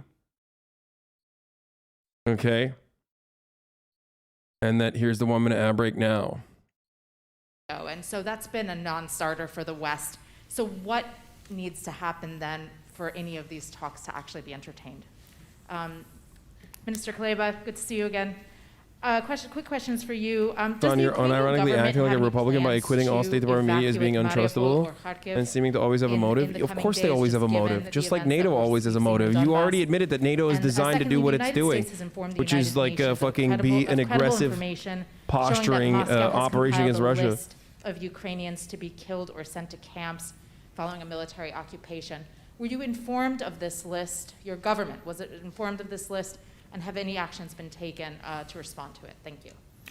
Thank you. I'm happy to start. First, the further renewed Russian invasion of Ukraine that has now begun means clearly that the idea of having a meeting this week with Foreign Minister Lavrov to pursue diplomacy now rejects. I will permanently ban 17 month subscribers if you come in here with that fuck shit. But having said that, to the extent there is anything that we can do to don't give a fuck. You're nothing to me. Worst case scenario, an all-out assault on all of a purge that should have happened a long time ago. That would inflict horrific costs on the Ukrainian people. We will always pursue that. So we, our partners, remain open to diplomacy, but Moscow needs to demonstrate that it's serious. The last 24 hours has demonstrated just the opposite. It hasn't been serious to date, including with regard to the meeting that was planned for Thursday. We made clear that in the context of a Russian invasion, we would not go forward with that meeting. If Moscow's approach changes... Motherfuckers be like Stalinist. Bitch, I'll make Stalin look like an anarchist, okay? With regard to President Putin's statement about NATO and the open door, it's very clear what we've seen. It's crazy that Russia is actively invading Kiev right now, as they said that it was going to happen, yet they're still open to diplomatic talks. That's wild. What President Putin has made clear is that this is about the total subjugation of Ukraine. Great, when two capitalist imperialist superpowers are fucking fighting by using Ukraine as a talking, as a mere cudgel. Or short of that, the total neutrality of countries surrounding Russia.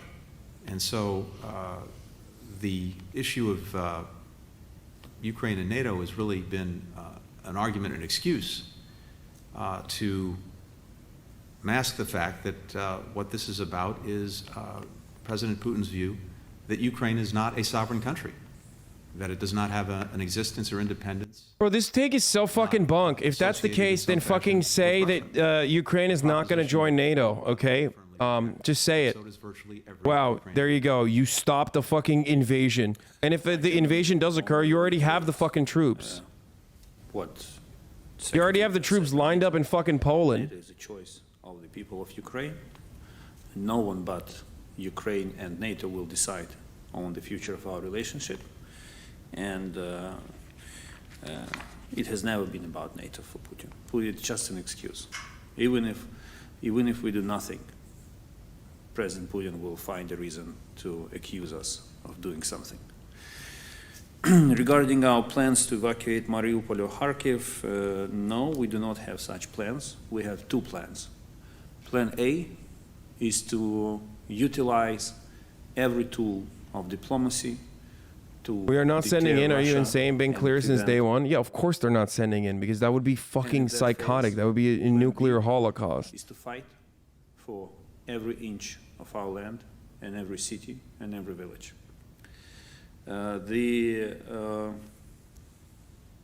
to fight until we win, of course.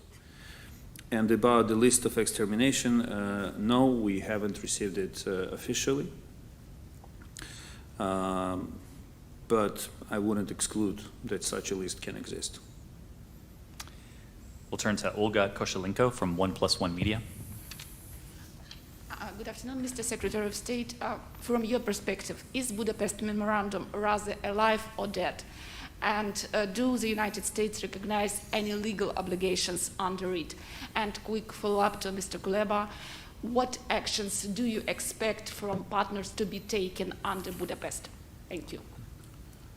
Well, in effect, Russia began to tear up the Budapest Memorandum in 2014 when it seized Crimea and went into the Donbass, leading, backing, financing, supporting the separatists and waging war in the Donbass. I think what we've seen in the last 24 hours is the further repudiation of Budapest by Russia.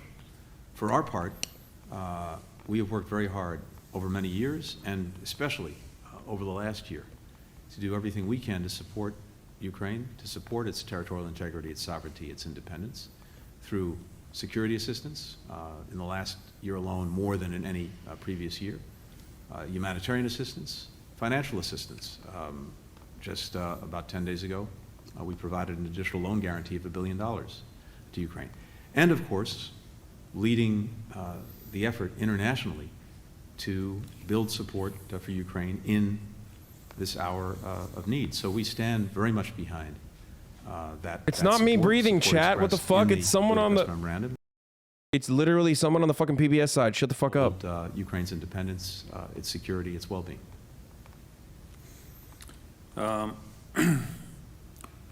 Budapest Memorandum is not a collective treaty. So the truth is that no one promised us that they would fight for us if we are attacked. This is not the subject matter of the Budapest Memorandum. But this document was concluded on the premise that, first, countries who provided security assurances to Ukraine will themselves not use force against us. And second, if that happens, they will do their utmost to stop it. So this is exactly should be the subject of the consultations that Ukraine has initiated recently. Countries who belong to this legal and political field space created by the Budapest Memorandum have to come together and reach an agreement on which specific action can they take to protect Ukraine. We understand that one of the signatories of the Budapest Memorandum is Russia, who, as Secretary Blinken rightly said, violated all possible international documents and agreements. But this does not waive other countries of their responsibilities to do their best in order to help Ukraine. Ukraine is a country that exists in a security vacuum. This is truth. Our security guarantees are Ukrainian army and Ukrainian diplomacy. But we realize that. But we do believe that the decisions taken in 1994, when the Budapest Memorandum was concluded, they should be respected because we sacrificed a lot to make a long story short, we did a lot to strengthen global security by abandoning our nuclear arsenal. That was a huge contribution. And we expect, on the principle of reciprocity, an equally huge contribution to ensuring Ukraine's security. Ben Hall, Fox News. Thank you. Thank you very much, both. Fox News is about to be like, how much do you fear Donald Trump becoming president again? And that's why Vladimir Putin didn't invade under the Trump regime. Lesser US sanctions. I wonder if that is your read as well. And also, you and President Zelensky called for tough sanctions to be placed on Russia before the invasion. You said this would happen. If not, it has happened. Are you happy with that in mind, with the way the US has handled this? What more would you like to see from the US and from the international community to try and deter more aggression? And Secretary Blinken, thank you. Given that Russia has invaded Ukraine, regardless of all the threats of harsh sanctions, the attempts at diplomacy, what makes you think that continuing down the same path is going to deter them any further? Stop breathing. Do you think it's time to change tact? Do you think diplomacy has failed? And secondly, have you underestimated Putin? Not you, chat. First, there is no such thing as minor, middle, or major invasion. Invasion is an invasion. Second, as I said, okay, if invasion is invasion, why are they still trying to do a diplomatic solution to it? Sanctions which were announced today, they target Russia. They're very specific. They are painful. I can say frankly that yesterday, when we learned about the first executive order to impose sanctions, also that's not what Zelensky said. Zelensky said something the opposite of this take.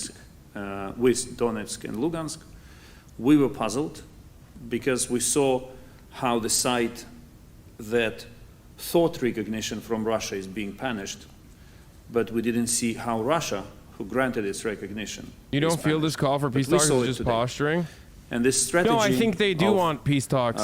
Imposing sanctions by waves, if I may put it this way, is something that can work if it continues in a sustainable way.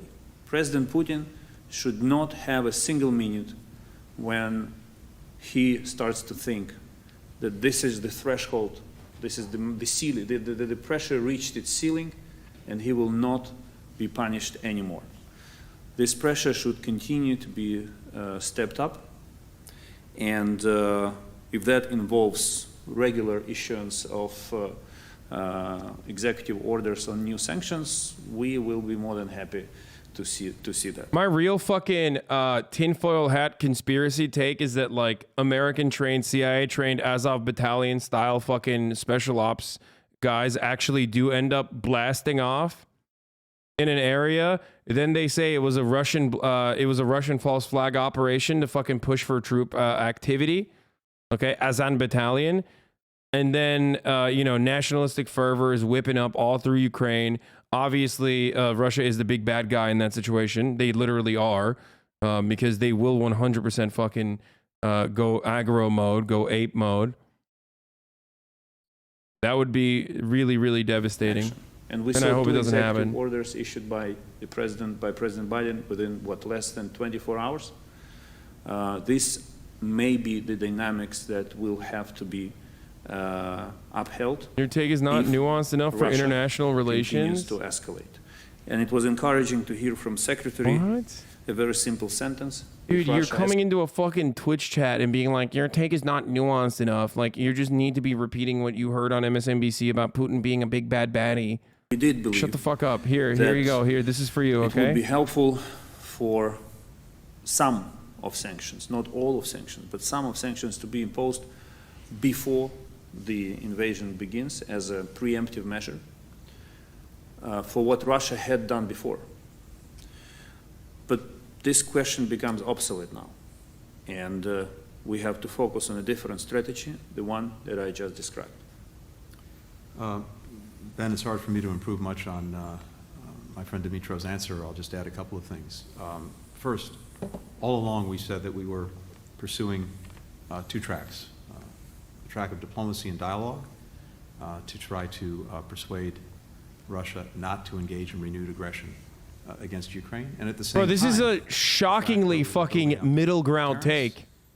Why are they so much more reserved now? A response. They literally were fucking screeching from the top of their lungs about Ukrainian invasion being imminent and Kiev being overtaken. And now they're like, come on, let's do diplomacy. What the fuck's going on? What the fuck is going on? Now that like there are Russian troop activity in fucking Donbass, why are they now like, oh, dude, we want to do sanctions and also please let's do some diplomacy. Well, do diplomacy. I want to see diplomacy. We started high and we'll stay high. The sanctions that already announced. If you don't feel like this is a drastically different attitude from Blinken in comparison to where they were, I don't know what to tell you. Like, What is happening? I don't understand why they're not fucking still going buck wild. To financing the Kremlin and Russian military. We have comprehensive sanctions against Russian sovereign debt. What that means is that we're cutting off the Russian government from Western financing. Sanctions on elites and family members, and as promised, as we've said all along, Germany taking action on Nord Stream 2. And to repeat what Dmytro just emphasized, we've also made clear, we're making clear today, that if Russia continues to escalate, so will we. And of course, it's not only the sanctions and other measures of that nature that are being taken. It is, as we've made clear, the reinforcement of NATO on its eastern flank and continuing to provide. They will not go buck wild until actual invasion occurs. Russia must be seen as the aggressive one. Dog, what's less aggressive? What's more aggressive than fucking putting boots inside of Ukrainian, sovereign Ukrainian territory? Might be under occupation by separatist forces, might be an area where Russian people live, but it doesn't matter. That's still fucking boots inside of Ukraine. We can do everything in our power to try to shape those decisions. But, as I've said all along, whatever his decisions, we're prepared either way. And we've demonstrated that again today in full coordination with allies. It's so weird. Yesterday, motherfuckers were coming in here to be like, hold this L, hold this L, hold this L, hold this L. Russia invaded, Russia invaded. Today, those very same people that said, hold this L, Russia invaded, fuck you, are now turning around and being like, actually, Russia didn't invade. Like, this is not an invasion, not a real invasion. Okay? This is not a real invasion, actually. Like, hold up. Oh, so which one is it? Should I be holding an L or should I be holding up a W then? If that's your fucking take, if that's your perspective. From Dmytro Anapchenko from Inter TV.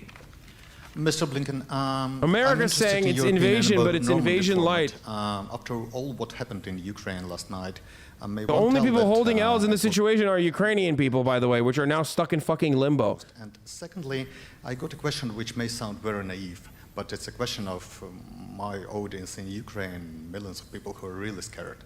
And if any one of them will be on my place, they will ask you, if Russian troops will move forward, or if they will start intense artillery fire hitting Ukrainian territory, on your understanding, what will happen next and what will America do? Thank you. With regard to the Normandy format, I think the question is best directed at President Putin. As far as we can see by the actions that he's taken, he's rejected it, and he's torn up, in effect, the Minsk agreements, which the Normandy format was designed to advance. So if Russia is at all serious about resolving the conflict that it created in the Donbass, pursuant to the agreements it signed, the Minsk agreements, it's of course showing. Why do David Pacman, Vosh, and Majority Report have such drastically different takes than you on this issue? I don't know. I don't think Majority Report has drastically different takes than me on this issue, though. I'm pretty sure they have the same takes as I do. I haven't really been listening to them, but I'd be surprised if they were like very, very different. But yes, David Pacman and Vosh and myself, are, of course, have different points of view on this issue. They've always. We don't see the world in similar ways. That's the reason. The final repudiation of Minsk by Russia. But again, you would have to ask President Putin. With regard to what comes next, as I said a moment ago, and as we've said all along, if Russia pursues its aggression against Ukraine, it will face the massive consequences that not only the United States, but virtually all of our allies and partners have made clear would follow. You've heard this from the G7, the leading democratic economies in the world. You've heard it from the European Union. You've heard it from NATO. And that includes what we've started with today, and that is very severe economic and financial sanctions that will exact significant costs from Russia. It includes a reinforcement of NATO and the defense of all allies in NATO. And it includes additional assistance to Ukraine in every area, security, diplomatic, political, economic, humanitarian. All of that will follow. And again, I repeat what I've said before, if and as Russia escalates, so will we. Thank you, Mr. Secretary. Thank you, Mr. Minister. Thank you, everyone. Bosch and Deepak are extremely anti-authoritarian, so Thank they you. go really hard against autocrats like Putin. Yeah, okay, well, Deepak also went extremely hard against fucking Bolivia, too. So, I mean, come on. Yeah, we have a difference in opinion on a lot of that stuff.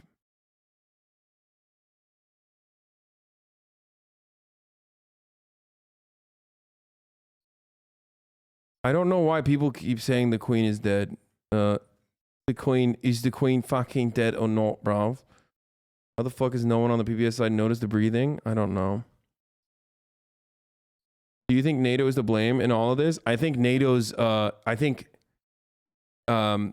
I think the United States beefing up NATO as a fucking potential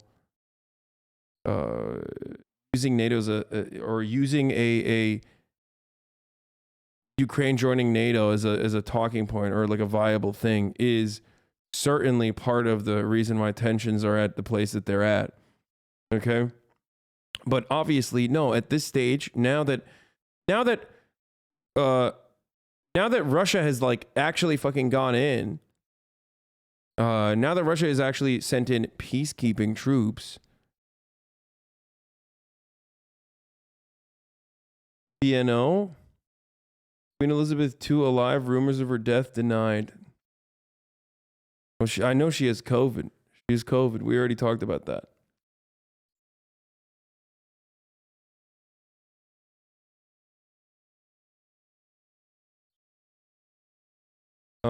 The only thing that can save Ukraine is HasanAbi watching Master of Season 8.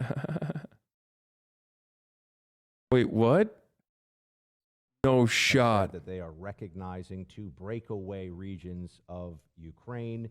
And now this White House is stating that this is an invasion. Trump praised Putin's genius plan to invade Ukraine. Shut the fuck up. That's a strong word. Stop. What went wrong here? What has the current occupant of the Oval Office done that he could have done differently?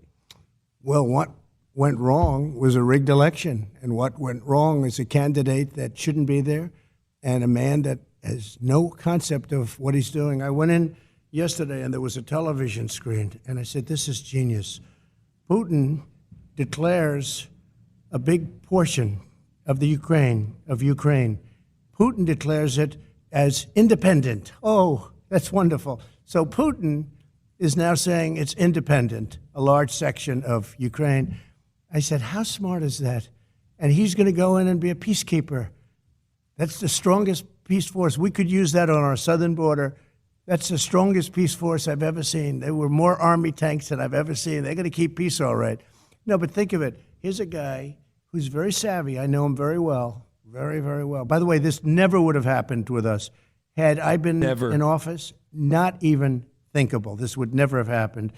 But here's a guy that says, you know, I'm going to declare a big portion of Ukraine independent. He used the word independent. And we're going to go out and we're going to go in and we're going to help keep peace. You got to say that's pretty savvy. And you know what the response was from Biden? There was no response. They didn't have one for that. Now it's very sad.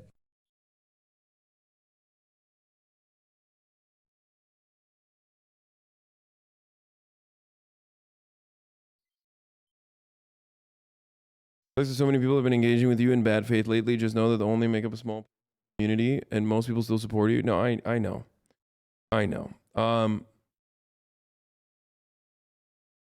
It's a very vocal minority, and it's still incredibly annoying dealing with it over and over again. The irony of which is that like it makes it way more harder, way public enemy. It just makes it impossible for me to ever fucking deal with someone that wants to debate, because the audience makes it a billion times worse, because I see the way that they operate and it's like incredibly unproductive. Me number one. Okay, quick break from the fucking a quick break from the Vladimir Putin, where we'll of course get back to that.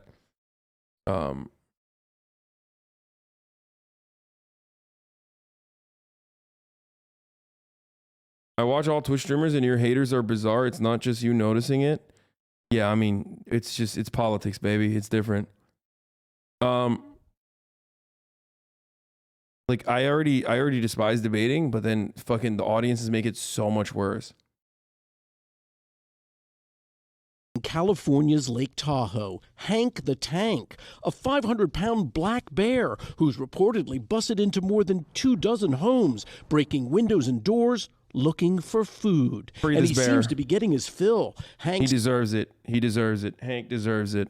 It's now double the size of an average black bear. Check out his prints next to a man's boot. They're supposed to be hibernating, but they've been so used to people and being fed year-round. Experts say with the black bear population tripling over the last 3 decades Let him eat. and recent wildfires decimating their natural habitat, many are scavenging for meals in residents' garbage That's a big boy. cans, That's a big even boy who breaking deserves into it. That's a cars chunky and boy. homes. They've figured out how to operate car doors to get into after food that's in cars.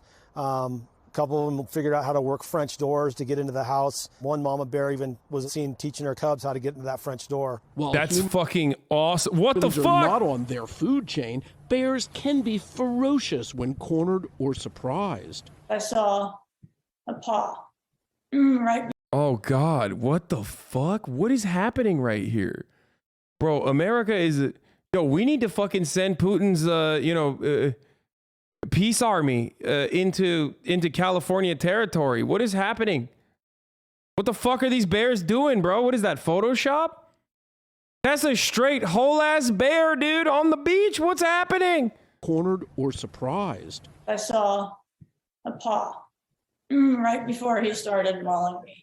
In November, Laurel Rose von Hoffman-Kersey was left badly cut and battered after a black bear broke into her North Lake Tahoe home and attacked without warning. And who could forget this terrifying incident in Southern California between a mama bear and a teen girl who pushed the beast out of her backyard to protect her dogs.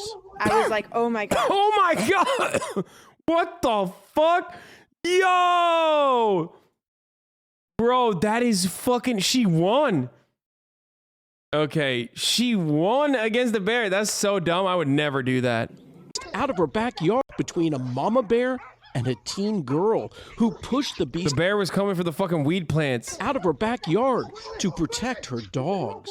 I was like, oh my God, there's a bear and it is taking my dog. In Hank's case, some say euthanasia is the only recourse, but the Bear League says that's barbaric. They want to relocate Hank to a sanctuary. We believe he's one of our neighbors, and he's only doing what he's been taught to do. Social media now weighing in with the hashtag Hank the Tank. Yeah, they need to protect Hank the Tank. He's too big of a chonker to be fucking killed, dude. To be brutally assassinated. I mean, come on. This needs to be a success story. Put him in a fucking sanctuary. Homie is too fat to survive in nature without being able to constantly raid the kitchen pantries, okay? As residents brace for more break-ins from this unwelcome guest. California. Even American bears are overweight. Shut the fuck up. Yo, listen, dude. Listen, we got... I got nothing on that, okay? As Fish and Wildlife officials say, euthanasia will be the last option when it comes to Hank the Tank, and right now they're brainstorming other options. Meantime, the biologists in California and really well beyond, including this area, suggest that living and coexisting with bears is important and that you need to recognize, only put your garbage out on garbage day, put a heavy top on it so they can't get in, because that's what they're after, food. And in this case, Hank the Tank has been eating a lot of it. He's huge. He's a big guy. Kerry, what's that behind you? We see something strange there behind you. Oh, you got me. You got me good, you son of a bitch. Very good. Okay, dude. God, I fucking just news is so stupid. Okay, listen. I love that bear. Okay, he's so fucking comically fat. That's hilarious, dude. Look at this chonker, Hank the dude. Tank, a 500-pound. I mean, he's so fucking fat. That's awesome. I want to pet that thing. Black bear who's reportedly busted into more than 24 homes, breaking windows and doors, looking for food. And he seems to be getting his... Like, look at how gigantic that fucking thing is, dude. It's rotund. Oh my God, dude. It's so awesome. Oh, what a cutie, dude. What an absolute cutie. Someone say he's got a slim face. Please stop making fun of my Uncle Frank. He's dealing with COVID weight. Yeah, everybody put on some pounds, you know? Mandatory onion when talking about bears in the news. And now in a desperate attempt to fill 24 hours of programming, here's some bullshit that happened somewhere today. We've got some footage here of the bullshit, which began just after 3 o'clock this afternoon, when residents in this neighborhood were shocked to see this fairly common thing happening. An attractive witness described the event in breathless terms. I went to my window and I was like, whoa, there's some bullshit happening. That happened right over there. I'm an older man, so you can trust what I say. Authorities in special uniforms rushed to the scene to stand around while our cameras filmed them. Our reporter Keith Collins joins us now live from the scene of the bullshit through the use of expensive technology. Good to be with you again, Keith. We have a colorful graphic here that shows instances of bullshit like this are on the rise. Is that right? Yes, although why is unclear. Some say it's because of one fucking reason. Others say it's because of some other fucking reason. I talked to this random expert on the subject who told me this thing you're about to hear him say right after he points at a piece of paper. I spent my entire life attending the nation's most prestigious schools to talk about bullshit like this. I'm really just happy to be on TV. Now let's see if we can drag this out a little longer by showing emails written by some of our viewers. I once saw some stuff kind of like the shit you're talking about happen. I have nothing more to add. Another person says, I am angry that things like this happen. I get mad about every bullshit thing I see. So obviously a lot of opinions there to make this story seem somewhat meaningful. Oh, absolutely, Glenn. This bullshit has some broader implications. Here's a list of tips on how to avoid bullshit happening to you. And here's some footage of Congress. Yes, I see that. Well, thank you, Keith. Let us know if there are any updates on this bullshit story from there. There's no way there will be. Very good. We'll check back with you in an hour anyway. I'm just some fucking guy. When we return, we'll look at live footage of a car chase taken from a helicopter and free associate about what's going on. Nation's geologists demand more money for marijuana research. It's so good.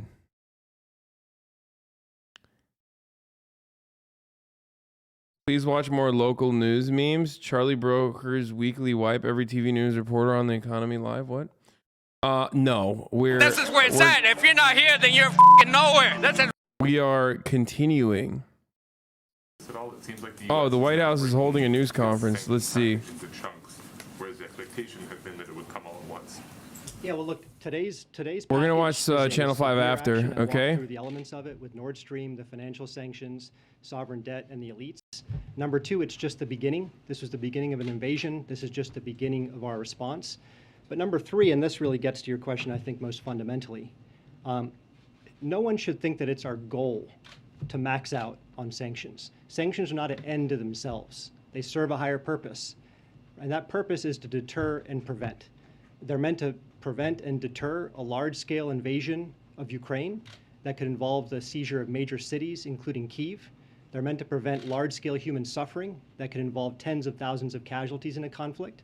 And they're meant to prevent the installation of a puppet government controlled by Moscow that subjugates the will of Ukraine and prevents the people of Ukraine from choosing their own destiny and setting their own course. That's what this is all about. What's it going to take to target Putin directly? I'm not going to telegraph exactly what it would take and under what circumstances that would have. That's what Donald Trump would have said. The president said. But the EU president said today this is the most dangerous moment in European security in a generation. So if not today, when? What?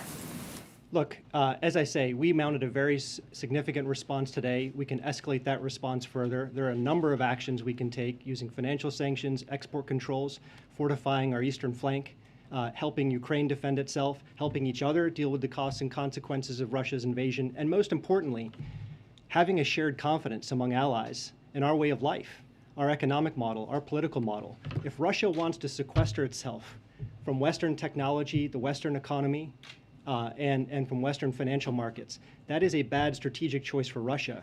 But we're going to step up in solidarity to advance our values and principles. Thanks. You mentioned that sanctions are meant to deter and prevent, but the fact of the matter is the sanctions you're announcing today and announced last night did not deter or prevent Russia's actions yesterday and over the weekend. What gives you any confidence that the remaining sanctions that haven't been imposed yet can deter or prevent a further Russian invasion and aggression in Ukraine? Well, look, it's day one, and President Putin has choices to make. We have choices to make. Our job is to manage risks and to impose conflict. Will anyone ask why Kiev hasn't been bombed like State Department has said it would be for the past 4 weeks? We can do that through fortifying. Or for the past 2 weeks at least? We can do that through providing defensive assistance. Or maybe say what's different now that there's like actual boots inside of Ukrainian territory, Russian boots inside of Ukrainian territory. Don't you consider that to be an actual invasion? And why are they changing that rhetoric now? Sanctions. You know, we have principles that matter in terms of how we design a sanctions package.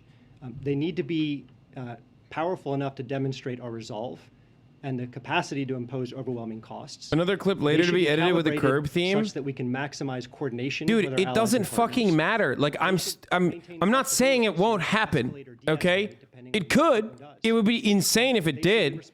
But you know what hasn't happened? What they said was going to happen. Okay. They work over time. So like right now, I might be wrong in the future. Okay, my hope. I hope you understand. My hope is that I am right.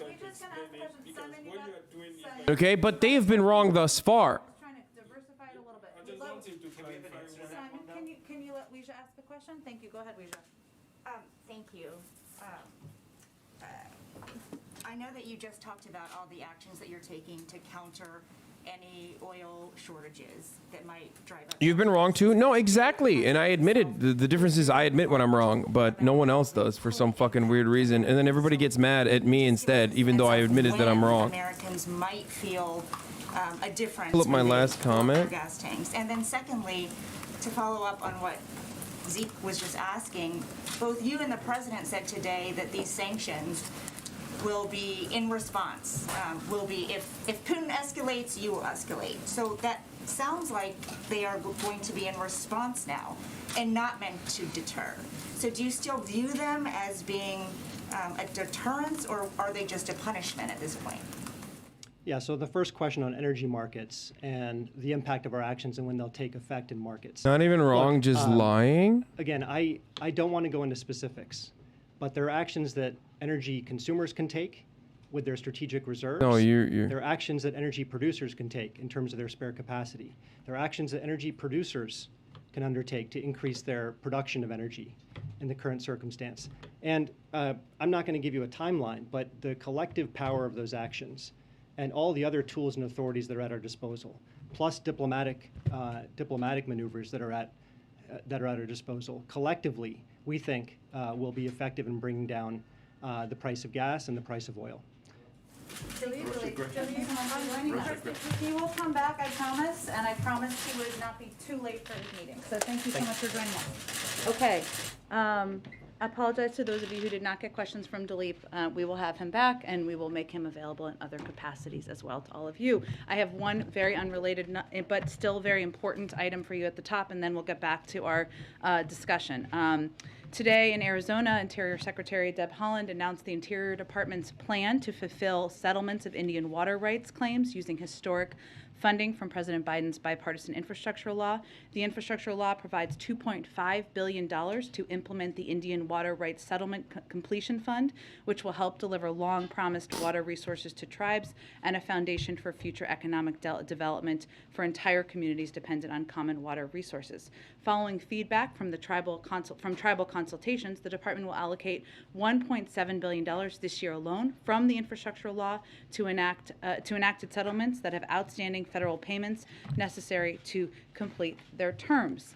With that, Zeke, why don't you kick us off, and we will get around to as many people as possible, and I realize it's already late. Go ahead. Thanks, Jen. How do you walk us through the events of the last 24 hours? Last night, a senior administration official on a background call with reporters briefed them on the administration's response and said Russia's occupied these regions since 2014, and that Russian troops moving into the Donbass would not itself be a new step, and didn't use the word invasion. This morning, Deputy National Security they are Advisor asking. said invasion. The president is using invasion. What changed in the last 24 hours? Oh my God! What did you see on the ground that changed the U.S. government's assessment of what is Oh my God, they're literally, oh shit. Sure. Well, I'm not going That's to. a great This question. isn't exactly what you're asking, but just to set the precedent here, I'm not going to be confirming military movements from the podium now or at any point, probably. But what I can tell you is what we looked at is the events of the last less than 24 hours, Zeke, right? And what we have seen is President Putin setting up a rationale to take more territory by force. What we're basing that on, including the comments of the Deputy National Security Advisor this morning, and then the President's comments later in the afternoon, is a couple of things. One, Vladimir Putin announced yesterday that he was basically planning to carve out a chunk of Ukraine by recognizing 2 regions of Ukraine as independent. He brazenly asserted these regions are no longer part of Ukrainian sovereign territory. Last night, he authorized Russian forces to deploy into these regions. Today, he sought authorization from the Duma for the Russian military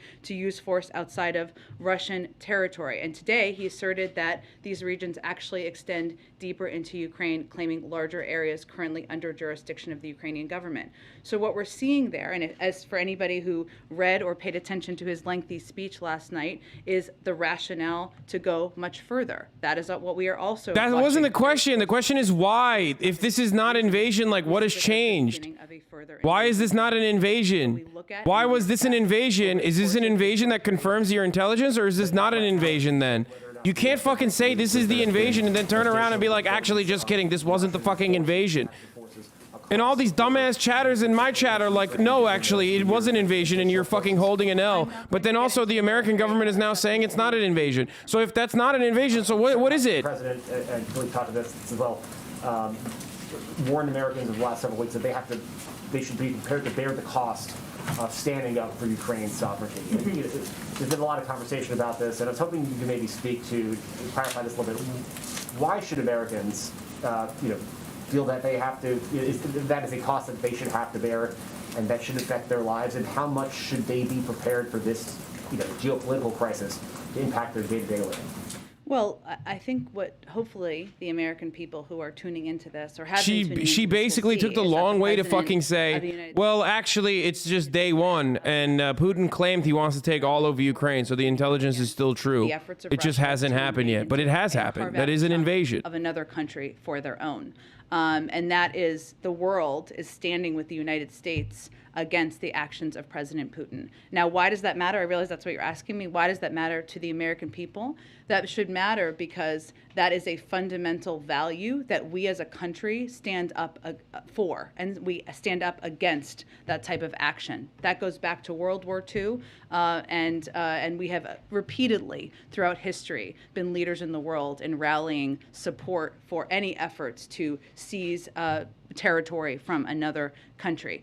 When the president spoke to the American people last week, it was very important to him to be very direct and clear and straightforward with them about what this could mean as we looked to what the impact of an invasion could mean and also what the impact of sanctions could mean. And the fact that standing up for values is not without cost, including in this case, including potentially in this scenario. Now, as Dilip just conveyed, what the president has said to his national security team is he wants to leave no stone unturned. He wants them to take every step possible to tap into the resources of global suppliers, to present to him any option that will reduce the impact on the American people. And even as The thing I don't understand is like, why? Why did it have to get to this point? Why couldn't they just like literally fucking get together in a goddamn room in that comically large fucking table, okay?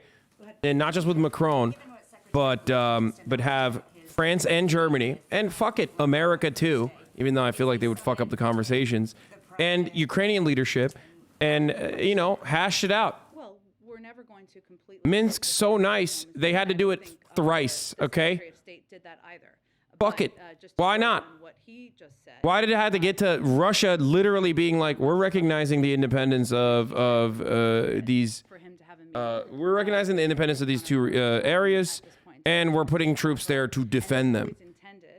That any engagement with President Putin would follow that. So at this point, that is certainly not in the plans. And what would it take to get that conversation back to the table, to reconsider a meeting between the two leaders? Well, de-escalation. That's what it would take. Macron tried. De-escalation Bro, means Macron moving has no troops. fucking power on his own. What do you mean? And they spoke and then Putin invaded anyway. That is a very interesting take. There's a very interesting turn of victim blaming.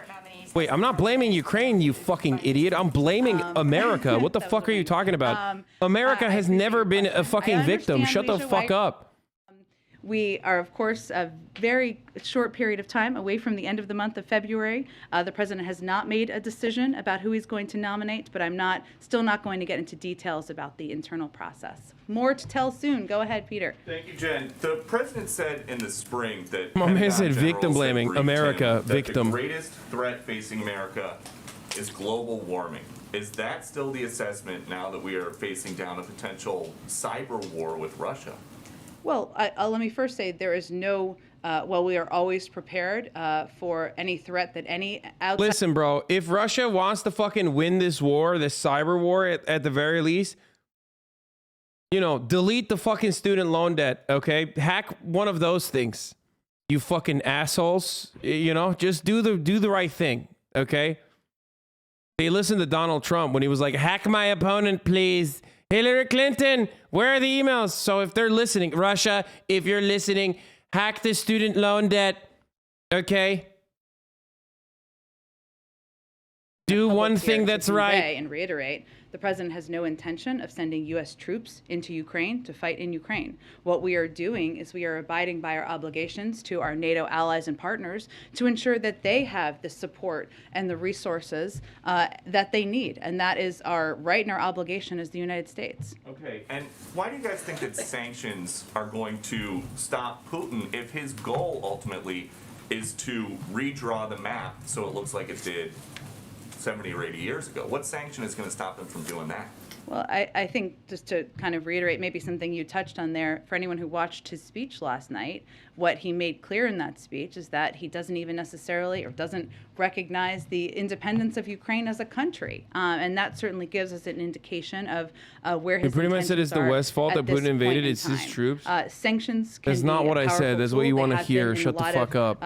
Moments throughout history, and what we view them as or how we're viewing them as, we're starting high, as Dilip just conveyed here, in terms of the significance and the severity of the sanctions that were announced today. Yes, our intention is to have a deterrent effect, and there are, what they have done to date is completely unacceptable. There's certainly far worse that could happen. What we want to do is prevent a large-scale invasion, death and destruction across Ukraine, devastation to the Ukrainian people. And that what happens with sanctions is they work over time. They're not an end. They're not intended to max out at the beginning. They're long-lasting and sustainable, and they're intended to squeeze. But if you look at what is happening now, what President Putin has stated as his intention is he wants to divide NATO. The opposite of that has happened, Peter. He also wanted a geopolitical project, Nord Stream 2, to go forward. That has not happened. He wants to make sure there is a vibrant economy for the Russian people. They're not on that track. So his intentions and his objectives are not playing out. But so I guess to follow up on that, the president said before he got here that Putin knows if I am president of the United States, his days of tyranny and trying to intimidate the United States and those in Eastern Europe they're doing over. it! It's 2.5 years later.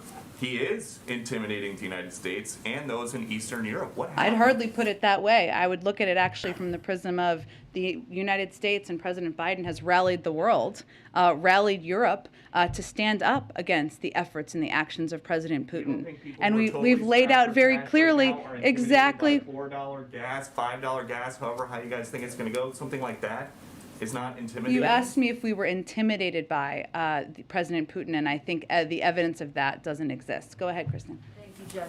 If I don't. I think they are, though. Yeah. The president of Ukraine on Saturday called on the United States and its allies to impose the toughest sanctions. And as all of these questions suggest, President Putin doesn't seem to be deterred at this point. Why not choke Russia out financially right now as a way to try to stop him? I unironically feel like Trump would have been like, who cares about Donbass? Americans can't even point to it on a map. Give it to Russia. I think that's what Donald Trump would have done. one, For sure. not that they are going to be an end on their own. Just the announcement of sanctions is not going to have the immediate impact. They're not intended to work that way. They're not intended to max out at the beginning. This is why we've always intended to have a range of sanction steps that we could plus up to or escalate to if his behavior and his actions continue to be escalatory. And also, if we do all the sanctions now, what is the deterrent effect or impact of preventing him to take further action? That is what the conversation we've been in with the global community, and that is how we've been approaching it to date. Senator Lindsey Graham says President Biden is missing the moment. Does he run the risk of being too cautious here with this tranche approach? In what capacity is he missing the moment? Did Senator Graham say? I'll read you the entire Okay, go ahead. quote. This is a critical moment in history. President Biden is not seizing the moment. The sanctions outlined are woefully Did he say that inadequate. before or after we announced the sanctions? He's been saying this consistently. Well, look, I think it's an important question because what the president announced was the sanctioning of two enormous financial institutions that is essentially going to make it more difficult for people close to President Putin and in the Russian elite to do business. And this is just the beginning. When do you think they'll start to feel the impact? When will they feel the bite? Well, they're going to be implemented immediately. So obviously it takes some time, but our effort and our focus is on implementing them immediately. And going back to President Biden's statement that he wants to mitigate the impact on Americans, can you tell Americans how much pain will they feel with this first tranche? Well, I think what we're looking at here, Kristen, is of course the impact on natural gas producers primarily is in Europe, and we're working to help them too, but also on the oil markets. And obviously there are many additional steps that President Putin could take, and what we're seeing is that he has every intention of taking, so I can't give you a projection of that. Some of it depends on what the actions are. I think Americans will feel the impact in the coming weeks of these rounds. Again, it really depends on what the steps are. What was announced today was significant sanctions on Russian elite and on financial institutions there. The people who will be largely impacted are in Russia on those. If I could just try one more. SWIFT, not in this initial rollout. Not in the initial tranche, but remains on the table. Will it be in the next rollout if there needs to be another rollout? I can't give you a prediction of that, but again, we have a range of options that remain on the table. Significant that would have a significant and devastating impact on the Russian economy. We've already seen in the Russian economy the impact on inflation there and on the markets there of the expectation of these sanctions. But all of those options remain on the table, and I can't make a prediction of what's next. Go ahead. The president today used words like bizarre and twisted to describe Putin's remarks. Does the administration believe on what they saw in this speech yesterday, or in the last 24 hours, if you will, that Putin has shown some kind of change in his state of mind and his demeanor?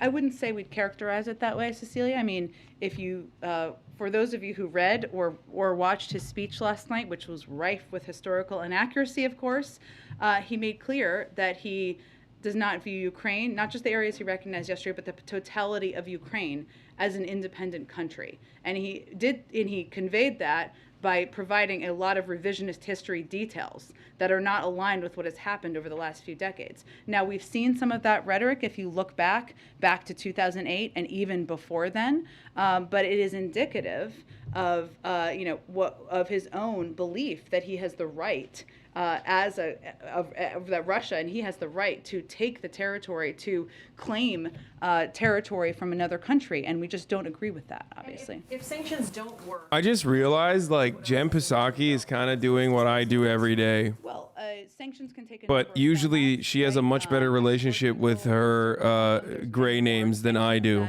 We have at our disposal SWIFT. The SWIFT system is obviously significant, not in the first tranche, but there's a range of options that remain on the table for sanctions. And again, as Dilip conveyed, but I think this is an important component to know, is that they're not intended to have an impact on the first, the harshest impact on the first day. They're planned, or I am congested. Yes. they're designed to have a squeezing impact over the course of time, and we have many more escalatory steps that we could take. Go ahead. Do you have specific agreements with countries, exporters, to ensure Europe has a steady supply of gas, or is that still a work in progress? I certainly understand your question. As Dilip said, it's a very sensitive time in the process right now, but what we're doing right now is talking both to major natural gas producers to understand their capacity and willingness to surge natural gas output, which of course is a regional issue that would have an impact in Europe, and also talking, as he said, to a fuck range Europe, of, though. producers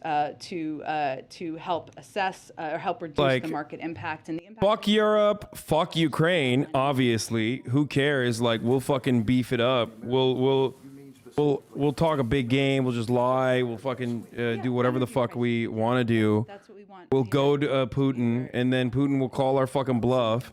And then after that, fuck Europe. Fuck the international community getting absolutely cumstered by this. Is ultimately, hey, America gets the fucking weaken a foreign adversary, baby. And maybe even replace Russia as someone who could potentially, offer some natural gas to Europe. Who knows? Not in the plans anymore. Can you help paint a picture of what exactly diplomacy looks like in terms of dealing with Russia?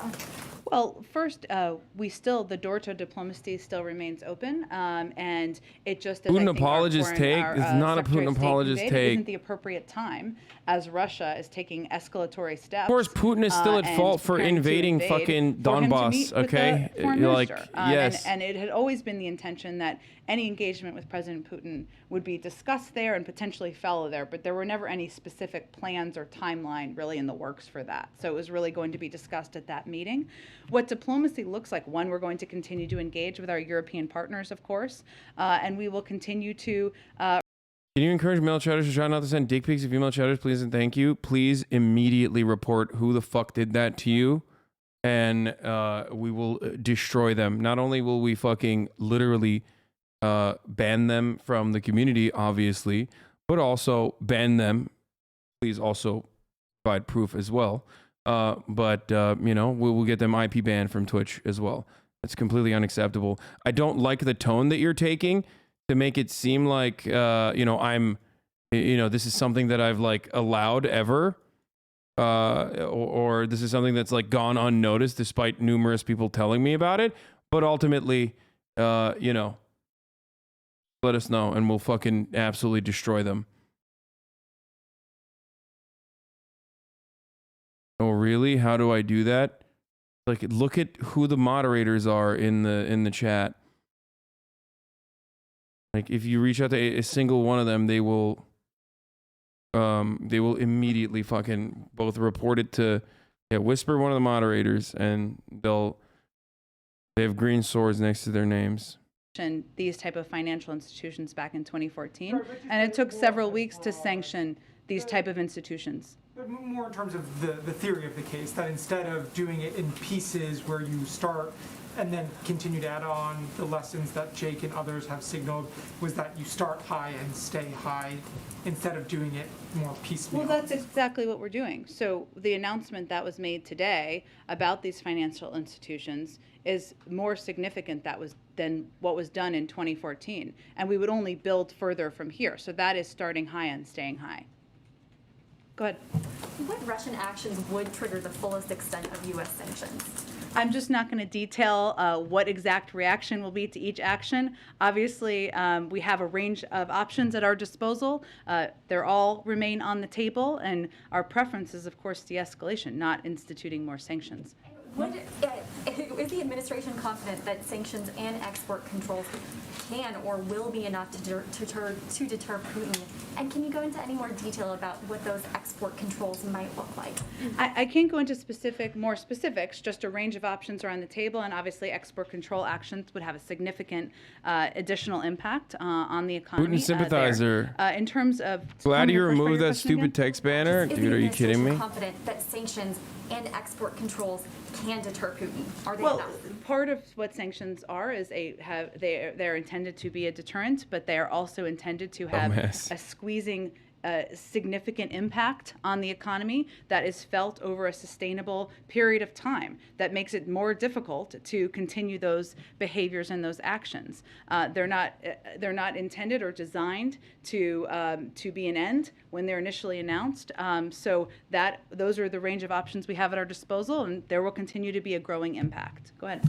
Thanks. The president said last week that he was hoping to maybe work with Congress on some sort of proposal to address energy prices. Is that still on the table, or is this focus now on sort of diplomacy with producers and consumers? All is on the table. And what might that look like? Discussions with Congress? Yeah, would it be in the form of legislation to lower prices? I mean, what kind of policies is That is an option, but I don't have anything to detail for you at this point in time. Another subject, the U.S. and several countries are close to reaching a nuclear deal with Iran. What's the likelihood of an agreement, this week in your view? And would the U.S. agree to a deal that does not include the release of U.S. and British prisoners held by Iran? Well, let me start with your second question, because this is a really important one. But the discussions on unjustly detained and innocent Americans remain separate from the JCPOA talks. As Special Envoy Malley has reiterated, it's very hard for us to imagine getting back into the nuclear deal or agreeing to kind of a new iteration of the deal, to the point of your question, while 4 innocent Americans and others are being held hostage by Iran. It's really a matter of urgency to bring the detainees home. We want it to be resolved immediately, but it is happening through a separate channel, those conversations. Wait, hold on. In terms of the status of the JCPOA talks, we have made substantial progress, or substantial progress has been made over the last week or so, and is continuing to be made. Nothing is agreed until everything is agreed, and so until then, I'm not going to give you a rosy assessment, but it is, of course, good that substantial progress has been made. If Iran shows seriousness, we believe we can and should reach an understanding on mutual return to full implementation of the JCPOA. And just real quick, is the president concerned at all about the convoy of truckers that's making its way to Washington, and has he taken any sort of steps to protect that? Yes, we've actually been monitoring this closely. The Department of Homeland Security and the administration are tracking reports of a potential convoy that may be planning to travel to several U.S. cities, including Washington, D.C. We have been working, including from Dr. Liz Sherwood-Randall here, as well as our Homeland Security Department, closely with our federal, state, and local the real partners hero to of the stream. continuously assess the threat environment and keep our communities safe. And our efforts, Dude, look at this. This is like next level parasocial. Did you see the way HasanAbi waddled away? That's a number 2 incoming. Like, people try to figure out if I'm pooping or not, dude. That's crazy. Be normal, okay? Be normal. What the fuck is wrong with you? Go ahead. Great. First, just want to thank everybody. Like, ew, dude. Yes, sure. What the fuck is And wrong if with anybody you, needs to go dude? for a hit or anything, nobody will take it personally. I know some people have. Go ahead. So, one question, of course. No, of course he wasn't right. I stepped away for like 30 seconds. You think I can poop that fast? Just the beginning of it. Does that mean if nothing changes, you expect more sanctions, or what does that mean, just the beginning of it? It means we have a range of additional options that we have the ability to take. And if President Putin continues to escalate, so will we. And then I'm looking to the State of the Union. When was the last time President Biden spoke to a member of Congress about any item in the Build Back Better agenda? He has a range of conversations all the time, but I'm not going to detail the timeline of those for you. Go ahead. Thanks, Jen. When can we expect a more detailed explanation from the White House about how it would plan to bring down energy prices?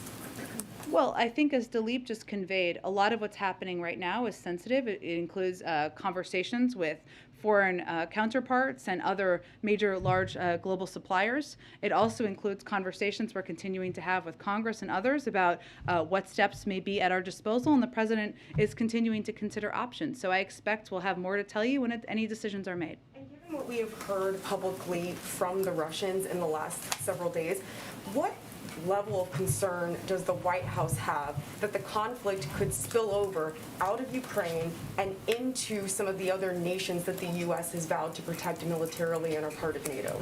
Well, without making any prediction of that, what I can tell you is that one of the steps we've taken, including an announcement that the Department of Defense made today about plussing up of an additional 800 personnel to the Baltic region from Italy, is that we take our commitments to our NATO allies and partners seriously, and we are going to continue to take steps to plus up their support and ensure that they know that they have the backing of the United States. But I'm not going to make any other predictions of that. Go ahead. Thanks a lot.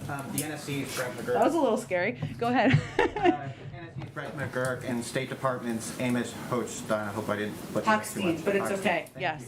I just wanted to ask, what concrete assurances were they able to secure on managing potential market pressures from Saudi Arabia?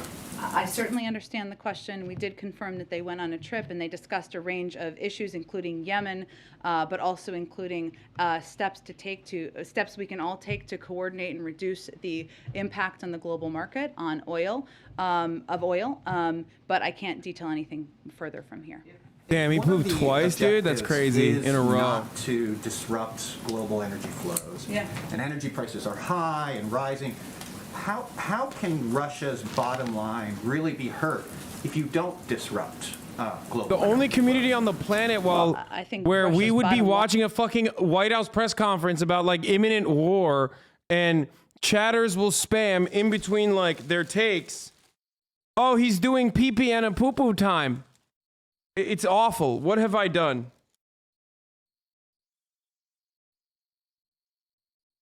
Poop lole.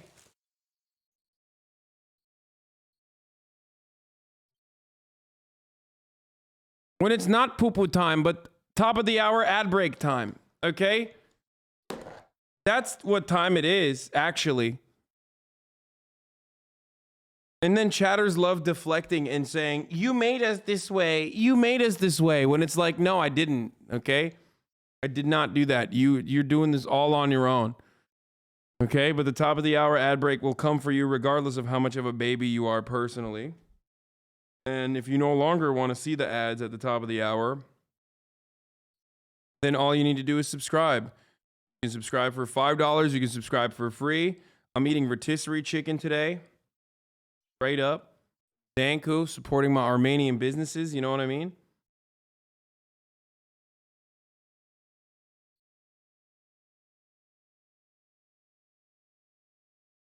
I post Kussy on main. Shut up. Do as I say, not as I do.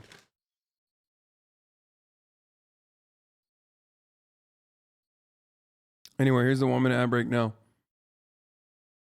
To the Russian people. Our expectation, and we hope we are wrong, is that he will continue to take escalatory actions and further invade the country, and we will take additional steps in response.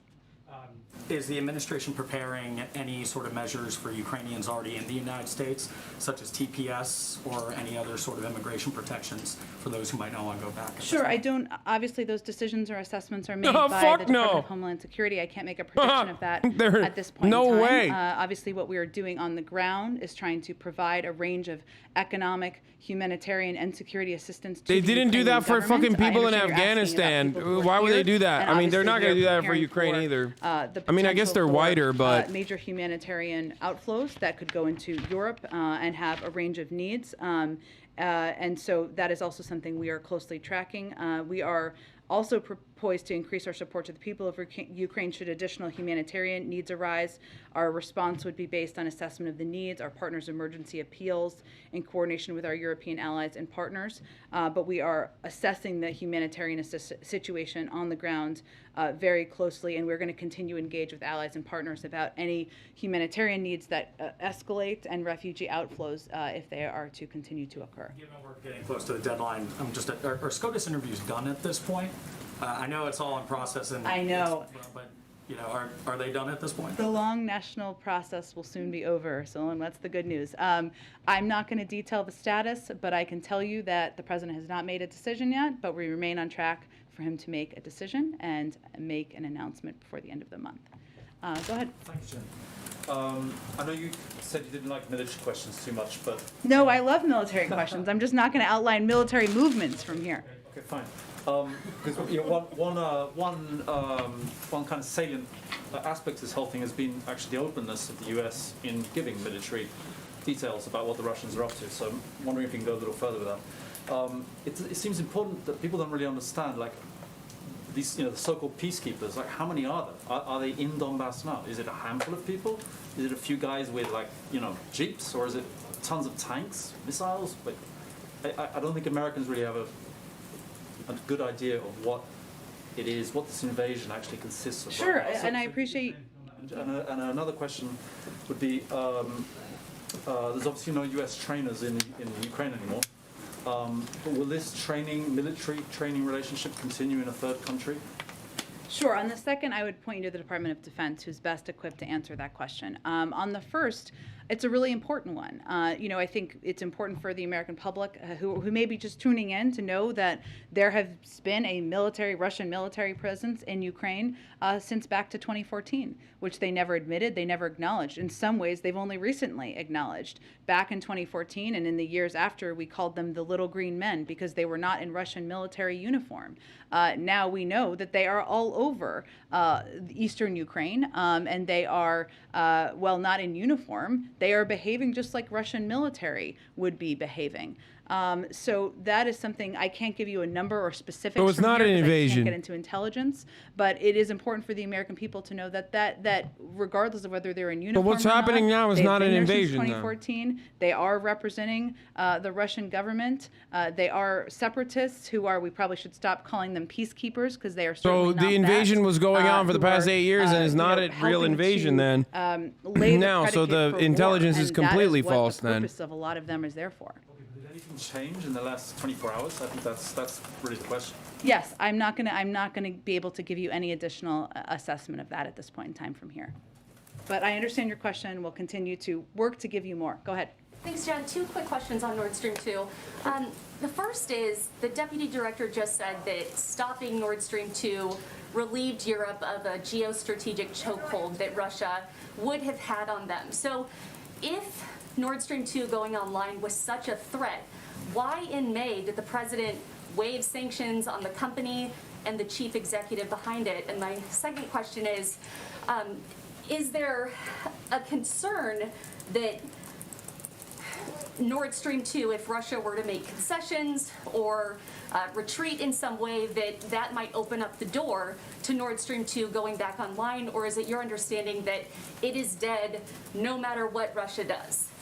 Well, I would first say that, the president has never been a supporter of Nord Stream 2. We've always criticized it as a project that we didn't support. We took a range of steps and sanctions, including sanctions, to make that very clear. What the announcement made by the German chancellor today was not by accident. It was at the conclusion of a range of diplomatic engagement and efforts by the president. Why is that America's business? Security team and unity from the Europeans about the fact that this could not move forward. Why does America get to have a say on that?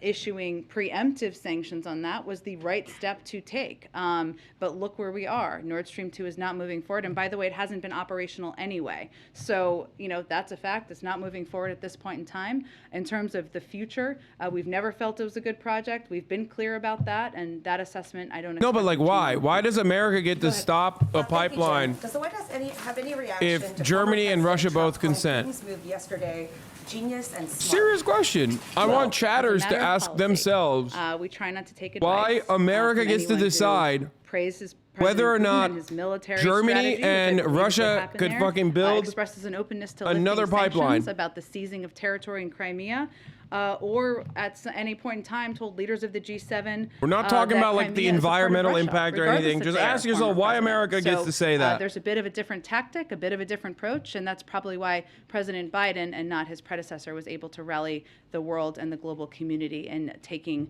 steps against Russia's aggression. Is there any fear that statements like that could turn support for Ukraine into a more partisan issue among the U.S. public? By the former president? I think that is up to members of the Republican Party to make the decision, to make the determination. There has a long history, decades of history, which President Biden was a part of when he was chairman of the Foreign Relations Committee, of standing up to the efforts of any country to seize the territory of another country, standing up Except Israel. for efforts by the United States to rally global support against except when we do it. and illegal actions by another country. There's a long history of that, not in a partisan way, in a bipartisan way, and certainly that choice is up to Republicans to determine. Go ahead. Thank you, Jen. I've got 2 questions quickly. The administration rolled out Except Israel and Saudi Arabia against and other Russian allies. oligarchs and elites. of the United States. My question is, are any of them being sanctioned for the first Or time? when we do it. Or are these sort of repeat bad offenders? That's a good question. I'm sure we can get you a breakdown of that. I believe some of them are new, and certainly the banks are new, but let us get you a more specific breakdown of that. My second question is, the last time Jake Sullivan was here, he said that a Russian invasion of Ukraine would lead to U.S. sanctions, warning that that would necessarily make Moscow more beholden to Beijing. Obviously, both of those foreign powers aren't exactly the most friendly to us. So is the administration taking any steps or issuing any warnings to keep those geopolitical foes from, aligning together and marching in lockstep? Well, long before the events of the last few months, we saw China and Russia moving closer together in some capacity. But right now, as we're looking at the actions of President Putin and as we're preparing for him to further invade Ukraine, to unfortunately put forward death and destruction on the country and the people of Ukraine, it's really a question for China. On Finally, they mentioned the people of Ukraine and think that's acceptable behavior. So I think you saw that our Secretary of State had a conversation with his counterpart in the last 24 or 48 hours, and we will certainly remain and continue to engage. But I think it's about looking at where the global community is in this moment and determining where you want to stand. Okay, go ahead. She keeps saying further invade. About rapid COVID tests. Do you have an update at this point on how many you've shipped and how many you have under contract? I believe we do, but I'm going to have to get that to you after the briefing. We have, let me get that to you after the briefing because I think we have some updated numbers on that. I think we're going to have to wrap up shortly here. Go ahead in the back. Thank you, Jen. I'm sorry I had to step out. It's okay. For a live shot for a moment, but so if somebody asked this question, I'm sorry. But I would like to clarify what Dalip said at the beginning. He said that Nord Stream 2 will go to waste now. So do you have assurance from Germany that it's the decision to cancel the project is final, or it's still reversible? Well, I don't have anything to build on beyond what the strong statements and the strong comments of the Chancellor this morning and the President's own statements about how it would not move forward. Okay, thanks everyone. We'll see you tomorrow.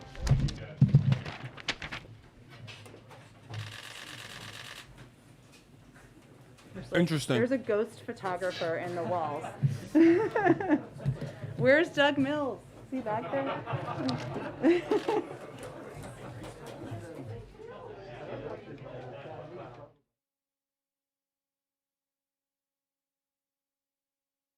Once again, yet another fucking press conference where we learned absolutely nothing.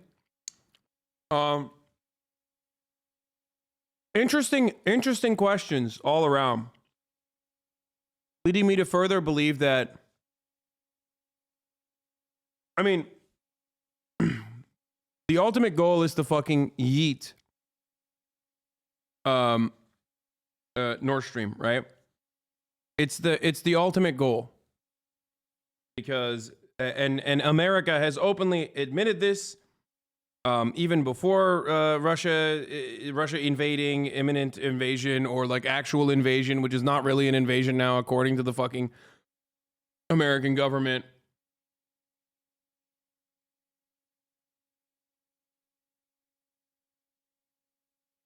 But that was always their goal, and the reason why that was the goal was because they would have an over-reliance. It would help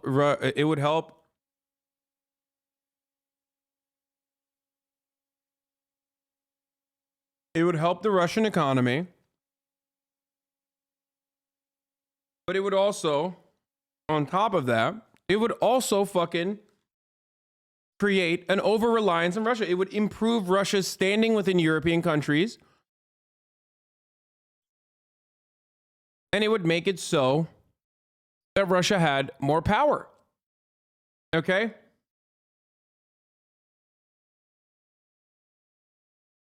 And they're able to do that.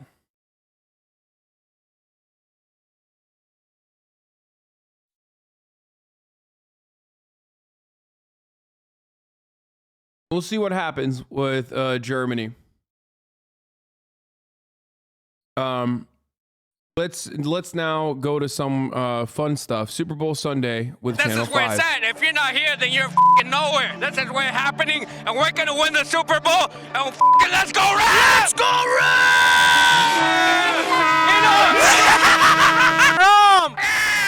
What are we talking about? Talk about whatever the f*** you want. I like beer.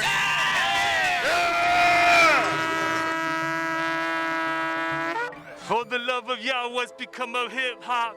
I'm not giving up my spot, even though I know the apocalypse will never stop. We in exile, going hostile, buck wild Gentiles with styles. Evil to a father like a pedophile to his child, girls gone wild. Shalom.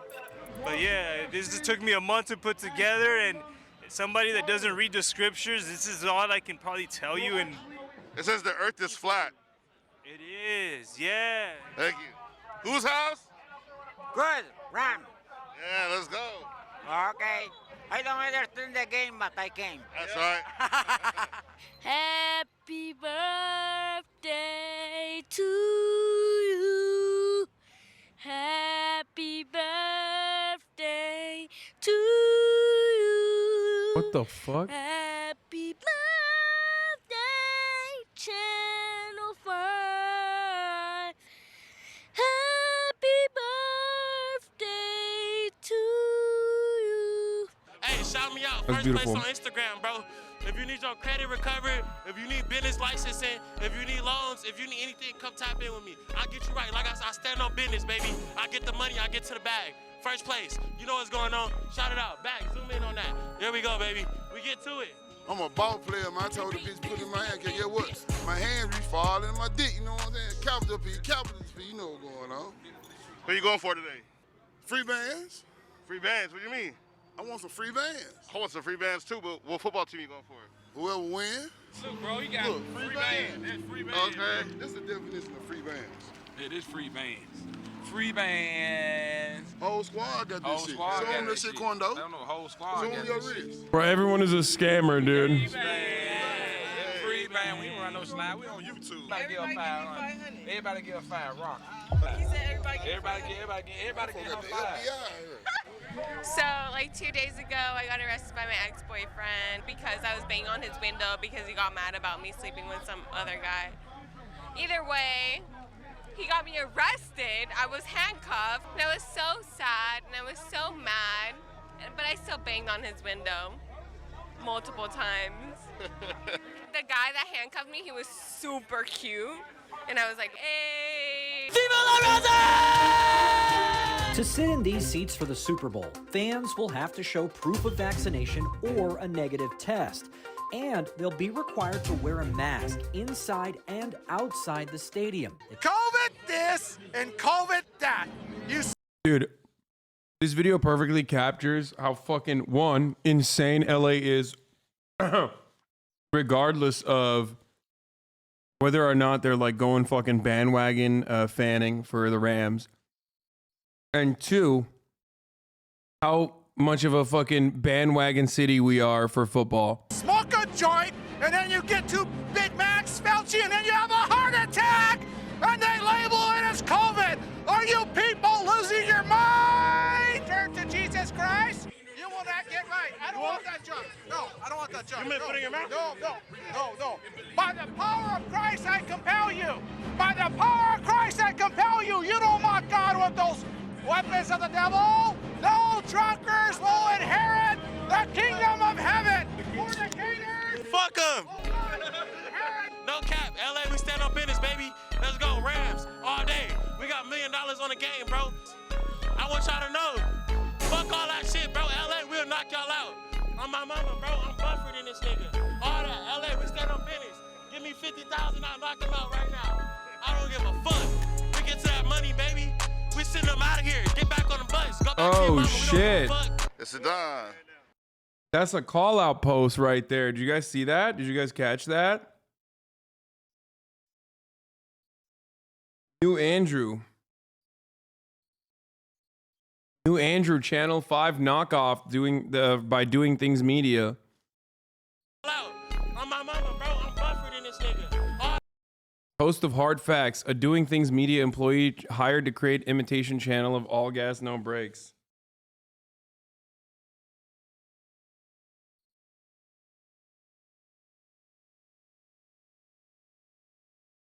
It is so windy outside. It's fucking crazy right now. I don't know what the fuck's happening. LA, we stand on business. Give me 50,000, I'll knock them out right now. I don't give a fuck. We get to that money, baby. We send them out of here. Get back on the bus. Go back to your mama. We don't give a fuck. It's Saddam. We are right here. We're at the Super Bowl, Inglewood. Saddam, Super Bowl Sunday. Let's go. My mama always told me about that water. And I said, okay, ma, I just gon' put my feet in. I'm sorry, ma, I got right in that water. I ain't never noticed I was going deep in. No, we know Big Bog. We know Big Bog over here. I'm out here grinding, you know what I'm saying? I got the packs right here, I got the Super Bowl mixtapes out here, straight from Hollowell, Sugar Hill, baby, you know? I've been spitting bars since I started talking to you. They call me Super Octopus Prime, every word is a rhyme, you heard? Yeah. Yeah, they got eyes but You can't see, heard? they got mind but can't think, and they ears but they can't hear. Do the right thing. Love you, bro, Steve. I'm rapping fly, one hell of a guy. I'm my favorite black guy from Channel 5. Shout out to Guap Dad. Hey, what are you selling? What are you selling? Modelo's, I'm selling pre-rolls. I'm selling everything. I'm selling tickets. I sell fucking air, water, merchandise. I got bags of shit. Cash App, the best way to pay for Modelo's, air, water, merchandise, all types of bags of shit. I don't know if you know this, but Cash App isn't just a peer-to-peer money sending service. You can actually use it to invest in stocks and cryptocurrency. That's crazy. Yeah. Cash App. Cash App. Hey guys, I'm Patrick from Germany.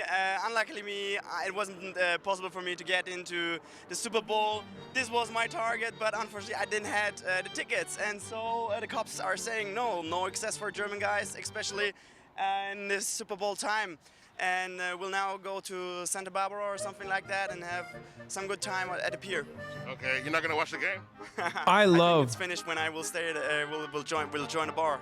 Okay, why don't you just go to the LA bar? Is there any place I didn't Google for it which you can recommend? Yeah, you can probably go downtown, hit some sports spots. Bro, this dude is the most German motherfucker on the planet, dude. I love this man. I love him. He is so hilariously German. Oh my God.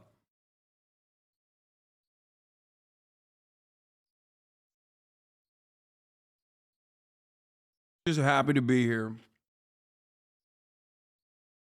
Bar or something like that. Yeah, for sure. Perhaps this is a good idea, yeah? Yeah, make some new friends. I think maybe you should try to sneak in. Sorry? You should try to sneak in. Sneaky? Yeah. What's a sneaky? Like when you jump over the fence.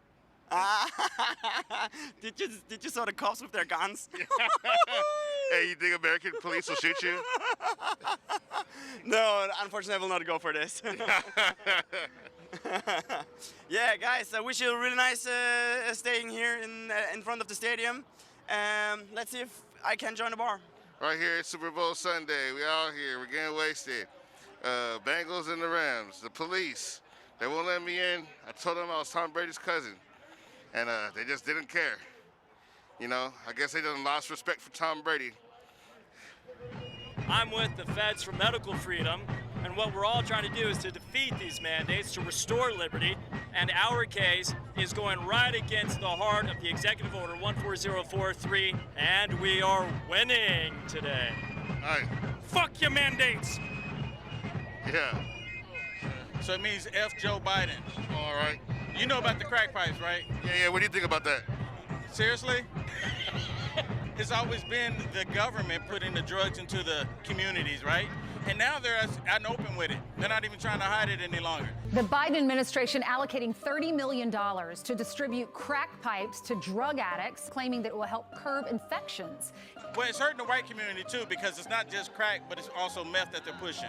I mean, I guess they can tell you they love you, but if they're encouraging you to smoke more crack, maybe they're lying. But the Biden administration is just providing grants to people who, to cities, to towns, to organizations. Majority report. One of those is providing safe smoking kits and supplies. Let's It's go. Basically like a clean needle program. I'm not saying we should be giving out crack pipes per se. The thing of it is, people. I covered it too, Andrew. I'm just saying.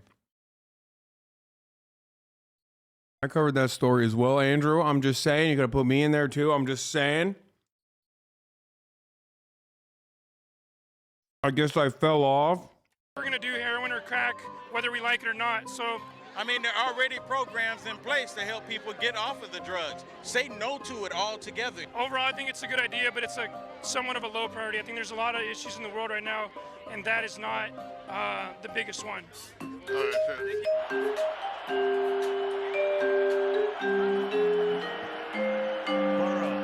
Keep it going, gets spun down, gets it away, and incomplete. It looked like P-Ron might have had a shot, but the Rams were built to win the Super Bowl, and they have sealed the deal.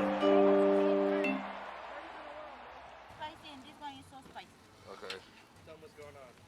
Hey, what's up, y'all? We're downtown LA right now. The Rams just won the Super Bowl. We're about to go up. We're about to go see what's popping.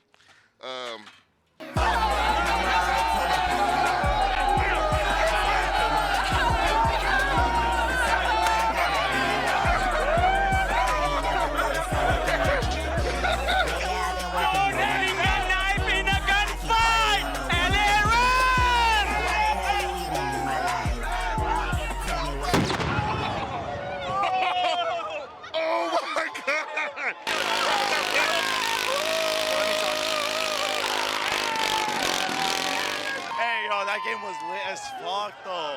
Oh, yeah. Yes, sir. I want to send a shout out to Chicago, little JoJo. Stop the killing! Stop the killing! Hey, no! Little JoJo! Little JoJo! Little JoJo! I love Chicago! Little JoJo!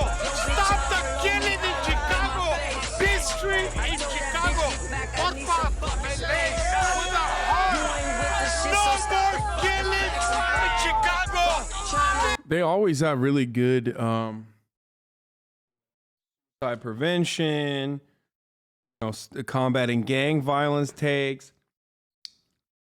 I can't stand LA fans. I mean, yeah, I know why you can't. It makes sense. We love you all! That's right! I don't think that dude's in Chicago. I'm not circumcised! Fuck Russia! Fuck the USSR! Long live Ukraine! This is the first Rams game I've watched in my life. Do you feel like this is like the normal reaction towards sports in America? Oh, yeah, off top. You think it's warranted? I don't really care. You know what I mean? Just let people have fun. You know what I mean? I see. But just a few seconds ago, we almost nearly died with some fireworks. I wouldn't have killed this. It's worth it? Yeah. It's worth it? It's worth it. Do you feel like people should be this passionate about climate change? About what? About climate change? Okay, nerd. About climate change? Oh, yeah, for sure. Rams!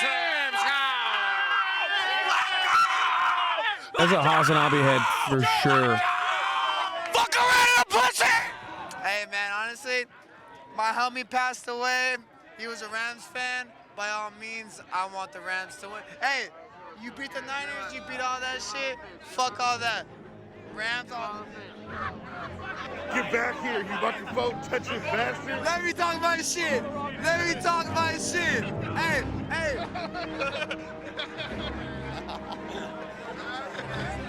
All right, dude. Just want to let y'all know, Cooper Cup, bitch. Cooper Cup, bitch. That's all I gotta say. Rams running shit. Rams running shit. All right. I just moved here to LA. What a welcome, man. Yeah, right? What a welcome. Seriously, wow. Oh my God, they found it. They found the fucking oh my God. They found everyone, dude. They found like the most LA guy. The most LA man. Okay. Oh, Jesus, that's awesome. I just moved here to LA. What a welcome, man. Yeah, right? What a welcome. Seriously, wow. I live in Burbank now, but I came from North Carolina. It's such a big change, but I love it. I heard about the Lakers and all that, but like, this is unreal experience. What a welcome.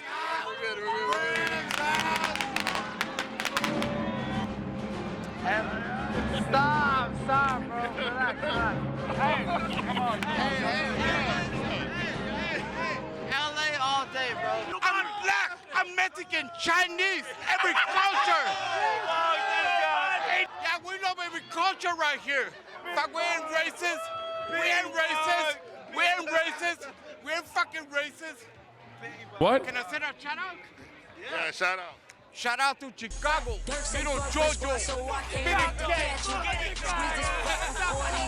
Yeah, Moneybag Mo. Who's that? Me. I'm in the streets, so I gotta let it go. I'm gonna tell you right now, one and only that. I'm gonna run it right back, in fact, like that. I sit on my stacks, I'm 5'8", in fact. Let me tell you right now, going up, in fact. I'm about to be on the charts next time, in fact. I'm gonna tell you right now, I'm in LA, in fact. I'm finna go to Tennessee next, and then, you know what, that. The Texas, you can see it everywhere, that. I'm telling you, I'm flying high everywhere, in fact. Gotta do this for my daddy, what you know about that. I'm gonna be in the Lambo, what you know about that. I'm finna be everywhere, my name on every sign, in fact. Just know I'm starting in LA like that, hey. This ain't no news. Just trying to find news. Oh, God.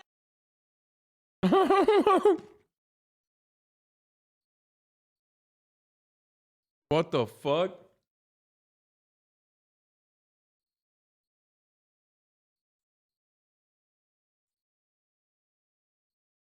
Oh my god, someone just reminded me of the greatest fucking rap, the greatest rap song of all time, That Last Girl.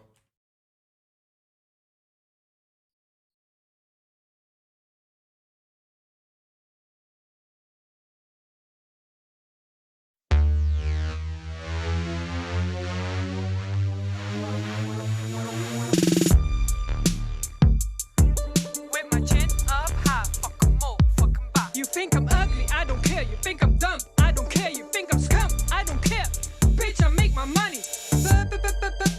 Party till I die. With my chin up high, fuck 'em all, fuck 'em back. Twerk like it's my last day on this earth. Let the dollar make a work.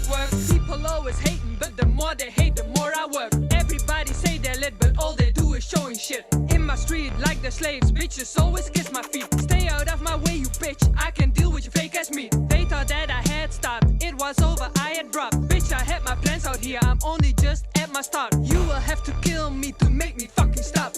I was already dead again. You can't hurt me, only God. Party till I die. With my chin up high. Fuck 'em all, fuck 'em back. Twerk like it's my last day on this earth. Let the dollar make a work. Lil Durk could never, dude. With my chin up high, fuck 'em all, fuck 'em back. Twerk like it's my last day on this earth. Let the dollar make a work. I ain't scared of death, but I fear damn as dead as breath. All the drugs in your veins, I am blessed with the smartest brain. I remember your laugh when I was at my worst. Let me tell you, piece of scum, I'm supported from above. Your man in my DMs while you talking shit behind my back. All the shit you said made you look like a little bitch flathead. You're Anyway, that's this video is why YouTube shouldn't have removed dislikes. How dare you? How dare you say that? How dare you?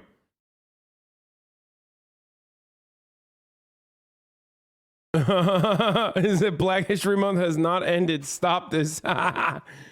Oh my god, I did this. Oh my god. I did this on Black History Month. That's crazy.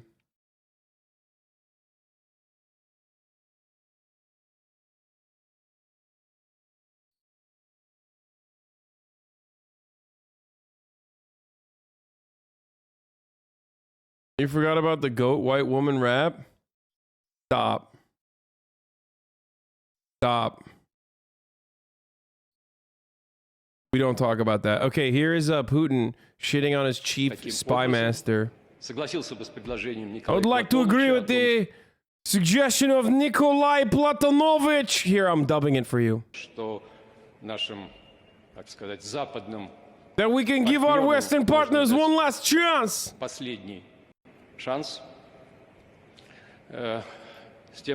Presenting them with a choice in the shortest time. To force Kiev to choose peace and implement. In the worst case, we have to make the decision we are discussing today.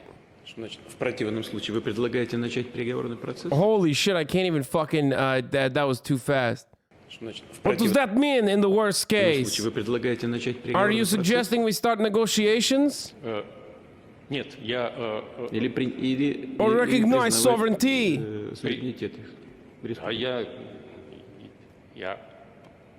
Oh my god.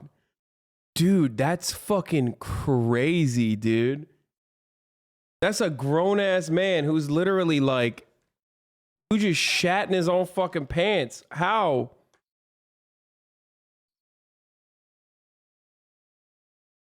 Bro, why does he have this like, does he kill people in his cabinet? I don't think so.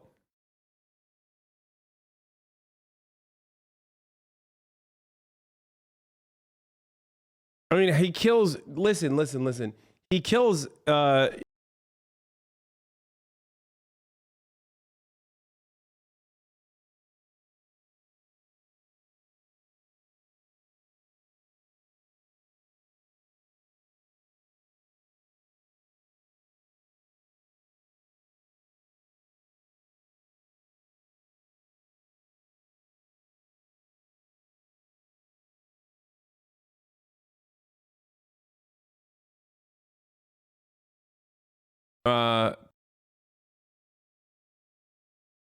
it takes you 30 seconds to poop. This man did it in one. It's kind of crazy that the fucking spy master, who is like supposed to be historically at the very least, and like the second most powerful man, and sometimes more powerful than the fucking leader himself, and he's literally shitting in his britches here. Even though it seems like Putin's being like jovial, I don't think he's reprimanding him.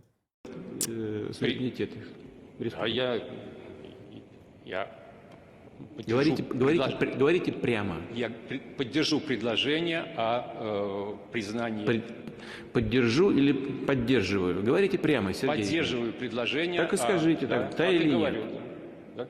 Поддерживаю предложение о вхождении Донецкой и Луганской. Oh my God, what the fuck? That's crazy. Okay, maybe he's not joking. At first I thought he was. Значит, в противном случае вы предлагаете начать переговорный процесс? Like he was just like smiling a little bit, so I thought he was maybe joking.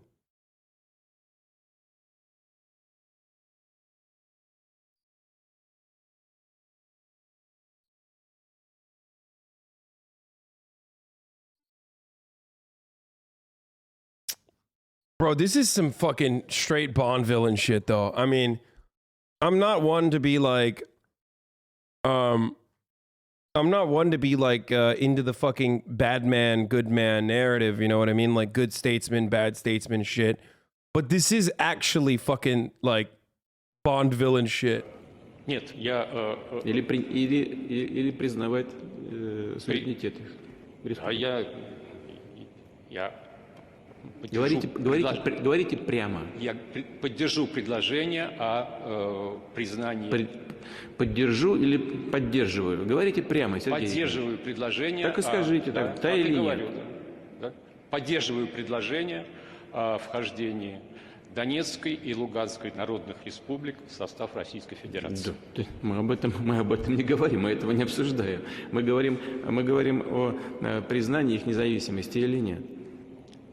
Да, я поддерживаю предложение о признании независимости. Хорошо, пожалуйста, садитесь. Спасибо. Владимир Александрович. What the fuck? Записал? Что я не вижу вашей подписи? Идите, пишите. Идите ко мне. He used to be hotter. Wait, was it Vladimir Putin who stole the NFL Super Bowl ring?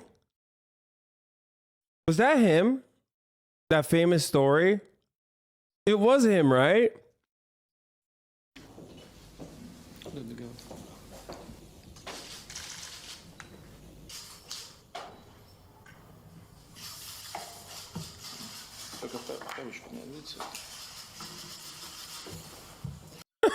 Give me back my pen. Okay, you don't know what the fuck that pen is capable of doing, okay? Classic Putin. Gordon Ramsay cooked for Vladimir Putin? First guest tonight is a world-renowned chef with 7 Michelin stars. And Shut the fuck up. Is there video? hometown? Come over here and go, like, oh, we should have that food back home. You guys have something that's common here that you guys don't eat. It looks like you're just playing the highlights of your favorite man who you think is good. God damn it! Here!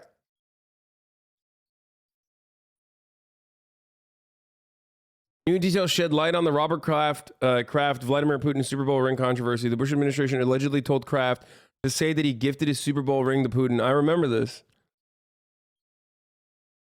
Yeah.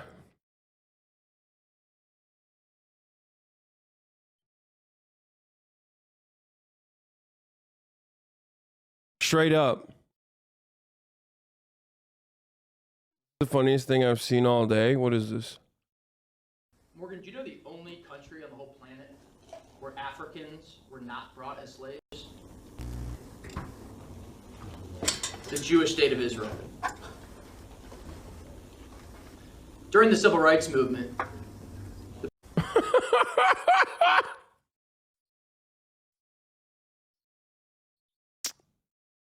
That's great. Vladimir Putin is an insanely bad man. Bro, it would have been really fucking weird if Israel had, you know, chattel slavery in 1948, dude. That would have been real fucking strange. I feel like it would be, I don't know, really fucking far into the creation and development of a fucking nation state for chattel slavery. Morgan, do you know the only country on the whole planet where Africans were not brought as slaves? The Jewish state of Israel. Ah, that's awesome.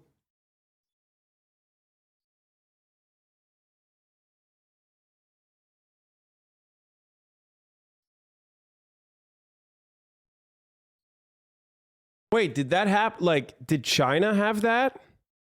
I don't know. I'm like legit asking. Like, I know even Turkey didn't have like the same level of chattel slavery. Turkey did not have chattel slavery, but like they did have black slaves.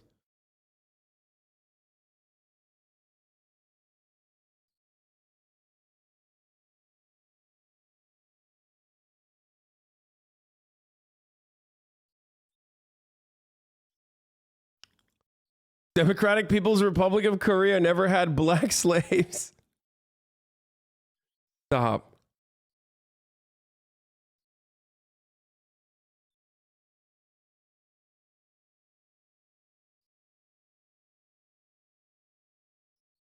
Seems like Putin signed the agreement for the independent regions hours before the council meeting, even though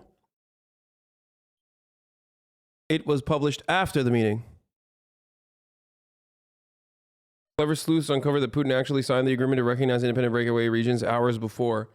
The Russian Security Council meeting was later held around noon to discuss the independence request for recognition. What's really interesting about this is that they fucking, like, what's really interesting about this is that they actually, he literally said earlier that day,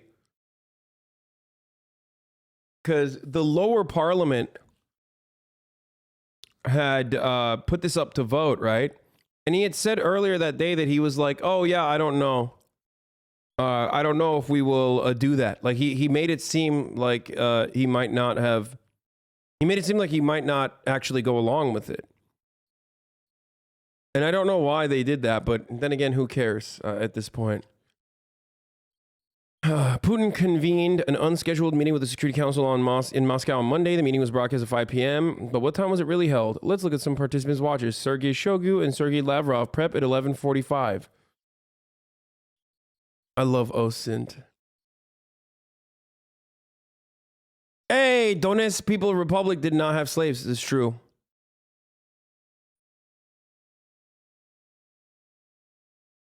I actually, straight up, I didn't realize how much like Russiagate shit was impactful. Oh. Stop, dude. Okay. We're not one.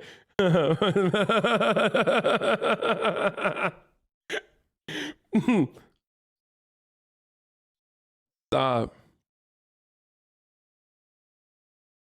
I didn't realize how content Russia is. Wait, first of all, I've always known Russia is content.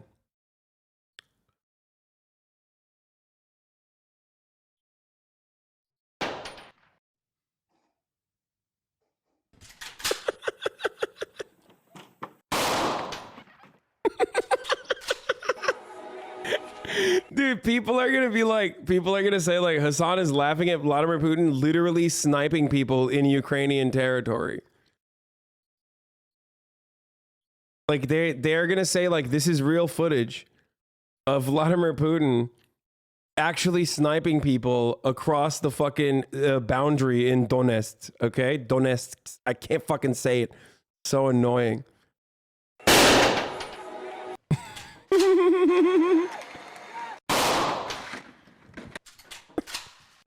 Okay, I'm done. I can't do this anymore. I am a fucking dad.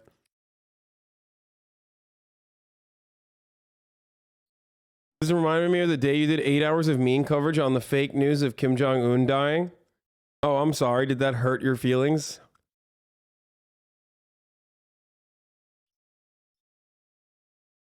Donetsk!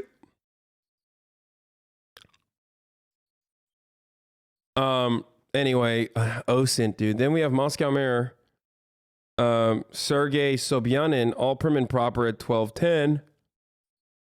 Followed yet by another Sergei, Secretary of Defense, Sergei Shoigu, clocking in at 12:46. This meeting was to decide if Russia would recognize 2 breakaway regions in eastern Ukraine as sovereign states. If so, an agreement would be signed following the important meeting. In actuality, Putin had already signed the agreement almost 2 hours prior at 10:45.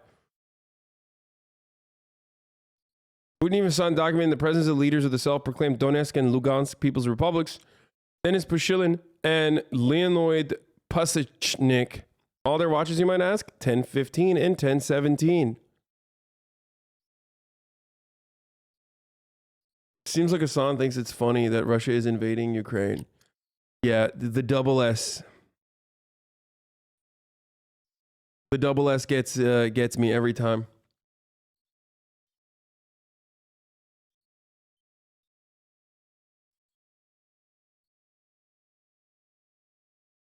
The Donetsk Prime Minister said on camera, Russia will attack today. Back on October 27th, the U.S. government has known since October this would happen. It was shown on Fox News an hour ago. Okay. Oh, shit. Donetsk People's Republic, thank you for the 5 gifted subs.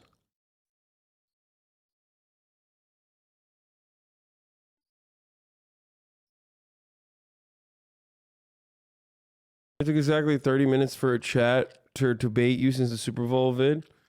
Did you fucking did you time that?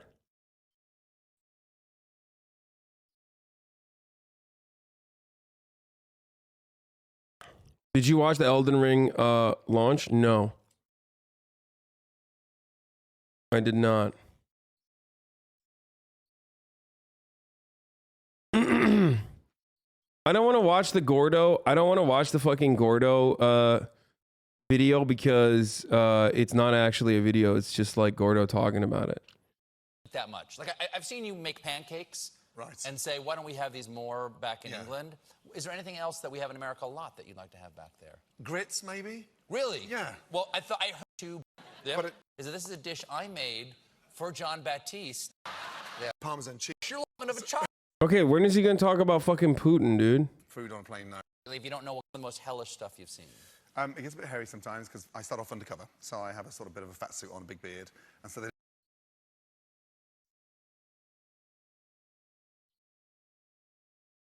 At minute 1? Oh, he talks about it in the beginning?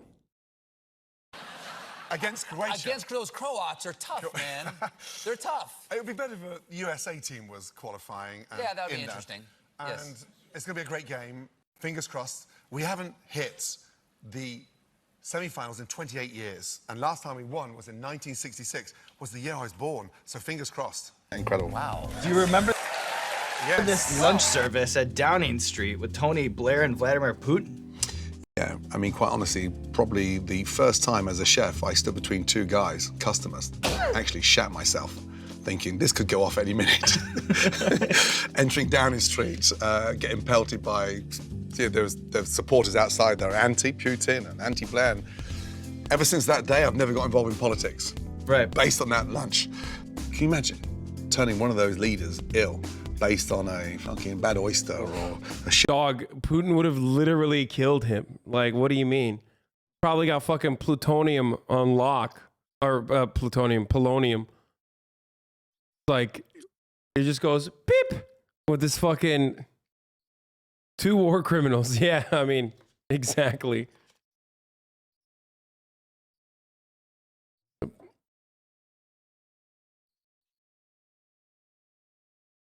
More like plutonium. Plutonium. Yeah, that's why he needed the pen back. That's his murder pen. Give me my pen back. Shit chicken wing. We didn't serve chicken wings there, by the way.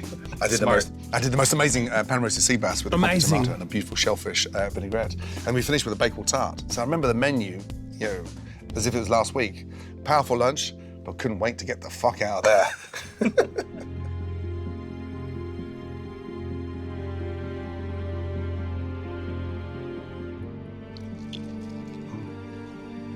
Yeah, okay, that's hot now.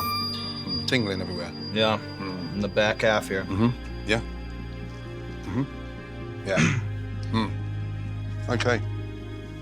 So we've talked a lot about your tangible accomplishments, yes. Michelin stars, TV ratings, but I'm curious about some of the more unusual highlights and lowlights from your life. Okay. Of the following daredevil moments, which was more intense? Hunting down a Burmese python, butchering a wild boar, or tracking down puffins in Iceland?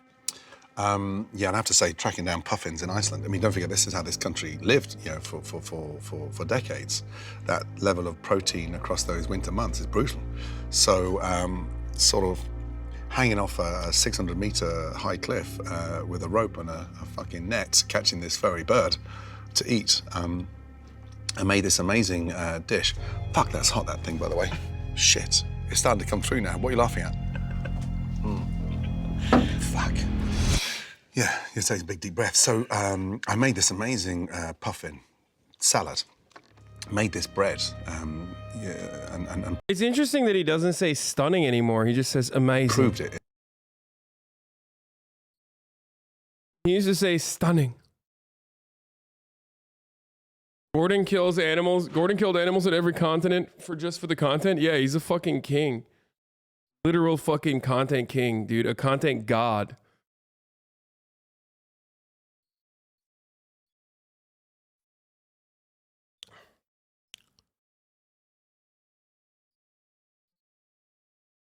After all these years, you're still looking good, man. Great for you. Wait, are you talking to me or are you talking to fucking Gordo? I'm only 30, man. Gordo gets destroyed in this video. Literally a bitch. Is he not capable of fucking eating? Is he not capable of eating? I mean, he is white as fuck. Can't tell if you like Gordo or not. I don't like Gordo. I don't like Gordo. I love Gordo. I love him.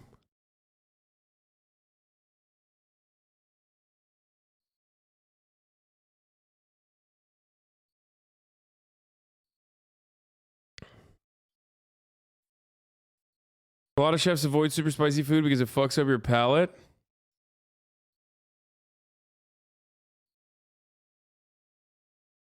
In this active volcano in Iceland.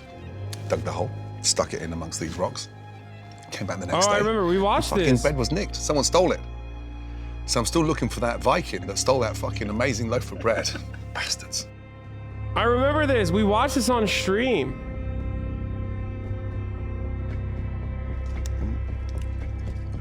Oh, yeah. We got nicked. Okay. Yeah, that's moving. Yeah. Yeah. Also, it's just a little bit. It's not. Not good, that one, is it? It's a tough one. Yeah, it's a tough one. Also, it's just. So, when people have reached their peak in a profession, whether it's Kobe Bryant. I think that's. I feel like that's burning a new ring on my fucking ass. You and I both, Gordon. Eye to eye on this one. Now I know We're what in that this fucking together. song means, Ring of Fire. Was that Johnny Cash? I've was got one on Johnny this Cash. fucking seat. There's nothing coming through, so we're okay. All right, but everybody in production, be ready, okay? Yeah, Ring of Fire. Holy fuck. Yeah. Gordon Ramsay has a propensity to kiss animals before he eats them. What? I am not saying. And now a lot of you guys are gonna say, well, what the fuck, Ian? Like, I think you're just seeing what you want to see. Whatever. It's just like a clip. What? He kissed a fish. What's the big deal? Is that the perfect age? Oh my I god, don't he does understand- kiss all of the fucking animals on that show where he murders them.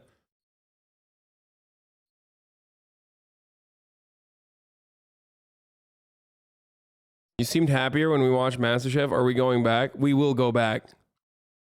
We will go back to MasterChef. Delicious. Do you know what I'm amazed? He catches the and kisses animals before he eats them. That's it. Entropy says only 3 clips. All right, fair enough. Oh my god. That is delicious. Oh my god. Dude, your British accent is so bad. Like, if it was actually good, I wouldn't care, but it's painfully bad. You're coping. Also, plus the queen is dead, plus ratio, plus I'm the real queen of England.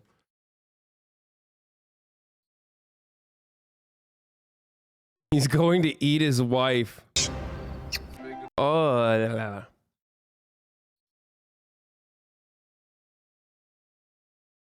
Simple as.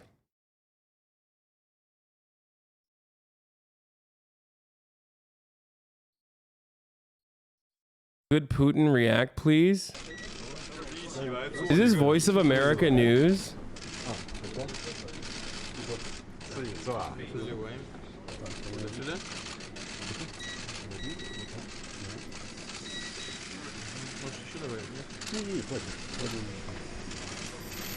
Okay, neither of these dudes know how to make pancakes, bro. That's terrible drip. Oh. Okay, G's better. G better. G better.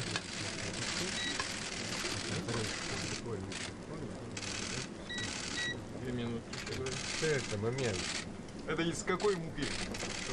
Это наша пшеничная мука.俄罗斯的这个麦，小麦。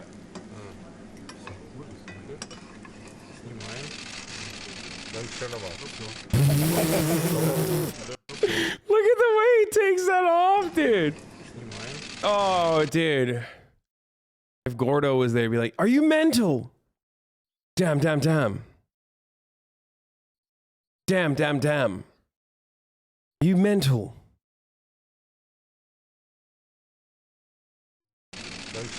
Wait, I want to watch. Vladimir Putin reveals what he admires about America. What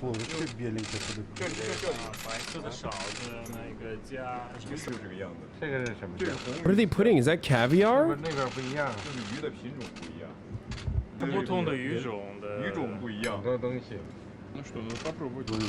are they doing with the fucking... Wait, what?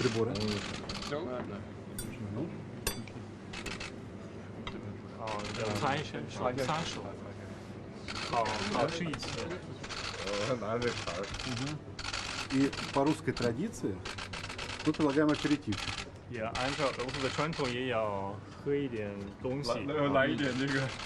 Why are they doing this? Why did they do this? Why? Does anyone know why this happened? Russian President Vladimir Putin and Chinese President Xi Jinping did a spot of Cooking Tuesday on the sidelines of the Eastern Economic Forum in Vladivostok. These two leaders made Russian pancakes stuffed with black and red caviar, washed down with some Russian vodka. These two toured a cultural expo following a day of meetings in the far eastern city.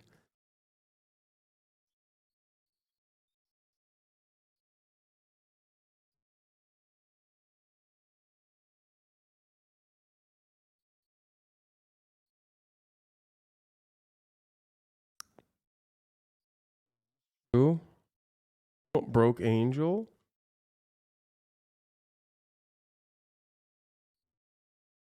Queen Elizabeth holding on for dear life so she doesn't get reincarnated as Trisha Paytas's baby? What the fuck? Oh, that's fucking stupid, dude. Let's hear what interview with President Vladimir Putin, the Russian leaders among those heading to the United Nations.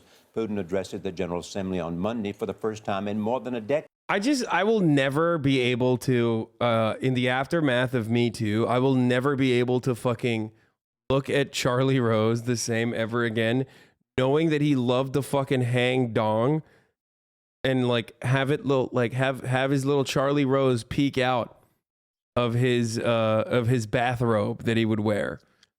Like every time I see him, I only see Charlie Rose wearing like a fucking kimono, okay, and his dong just hanging out of it as he like opens the door for some fucking intern. Sigma Male Grind said Vladimir Putin versus journalists. What, like, is he gonna kill them?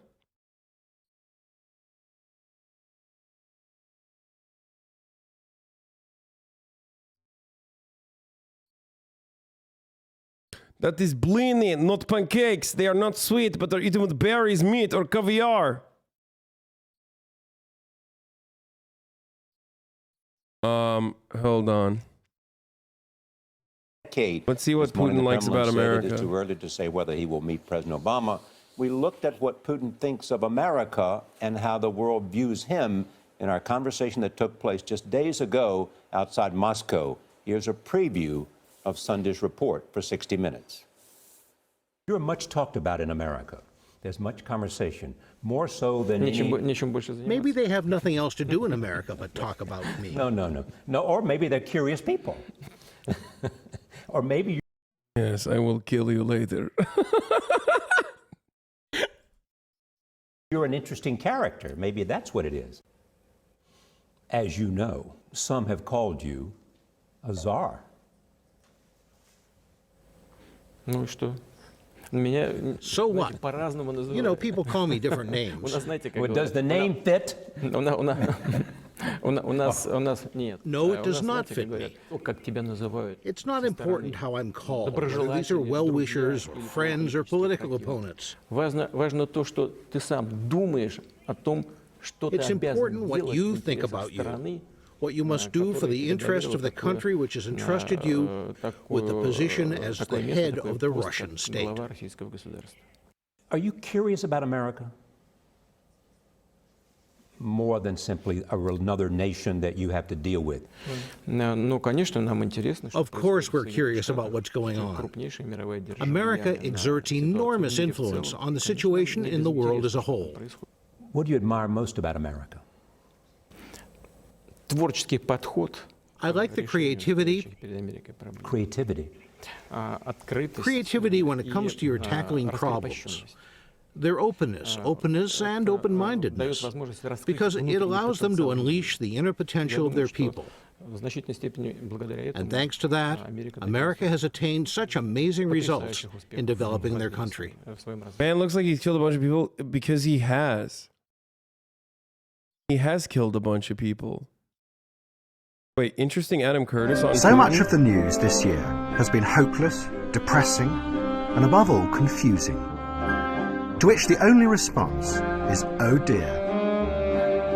But what this film is going to suggest is that that defeatist response has become a central part of a new system of political control. And to understand how this is happening, you have to look to Russia, and to a man called Vladimir Surkov, who is a hero of our time.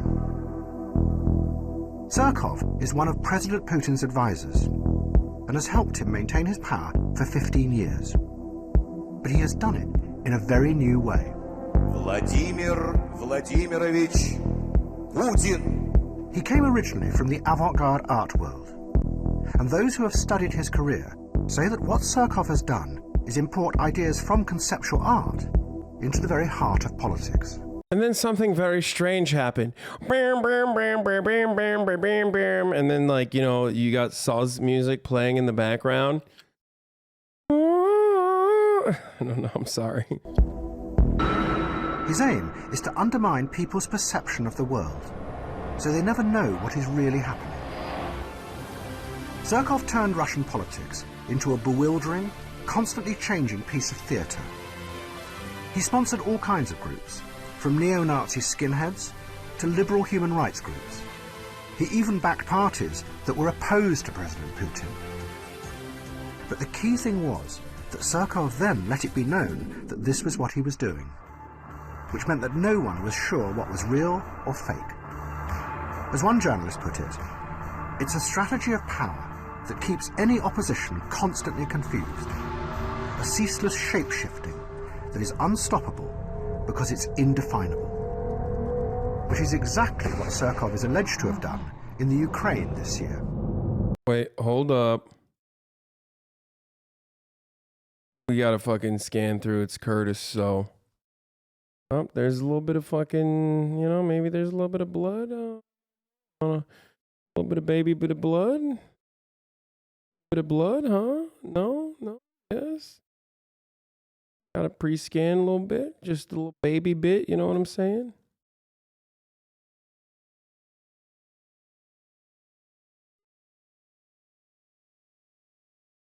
Okay.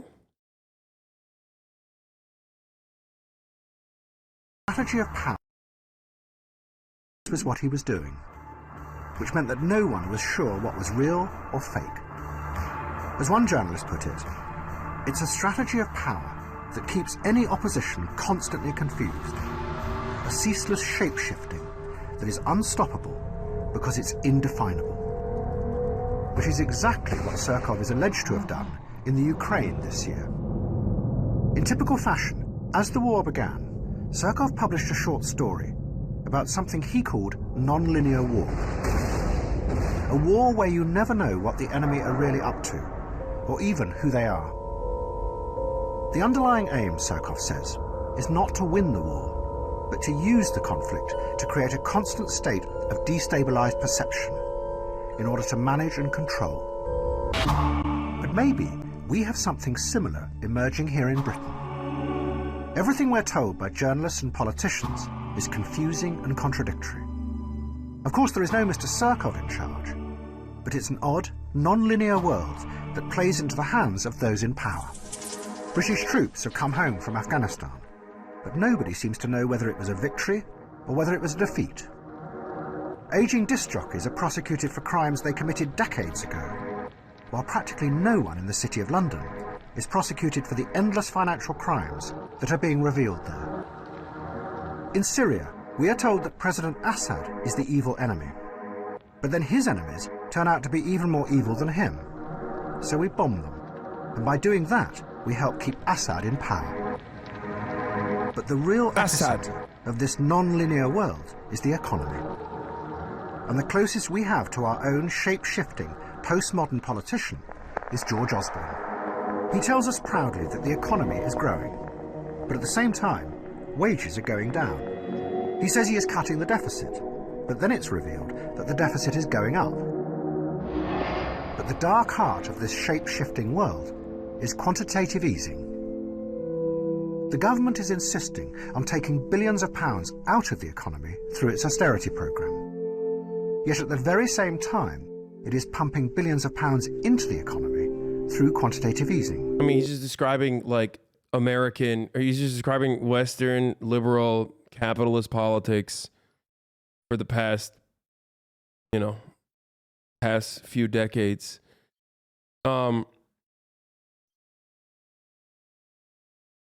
Hi, Mr. Piker. I'm a nameless, faceless Twitter user who's recently led a slanderous / outright lie Twitter thread about you.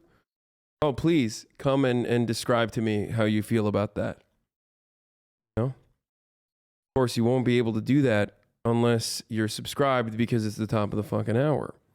And at the top of the hour, many of you don't know this, or maybe all of you do, there's a 60-second ad break. And if you no longer want to see those ads at the top of the hour, if you want an ad-free broadcasting experience, then all you need to do is subscribe.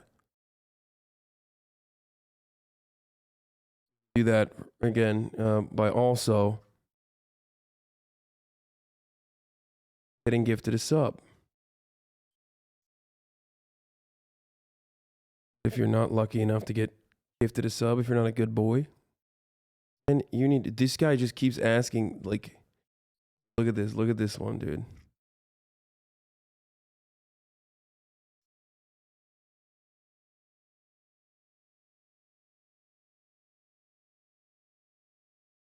There should just be like an automatic permaban on sock account created specifically to spam this over and over again. This has to be like a bot, right? Metaverse! The equivalent of 20... Anyway, here's the ad, 1 minute ad break now, by the way. I haven't watched your stream in a while because I'm starting a new job. Why does your voice sound so weird now? It sounds so metallic, echoey. It's because I am groggy. It's because my nose is full. Invalid number. Thank you for the 5 get the subs. And Donetsk People's Republic. Thank you for the 5 get the subs. Dude, people are going to say I'm being sponsored by Vladimir Putin. Also, where's the fucking LPR, dude? Step your game up.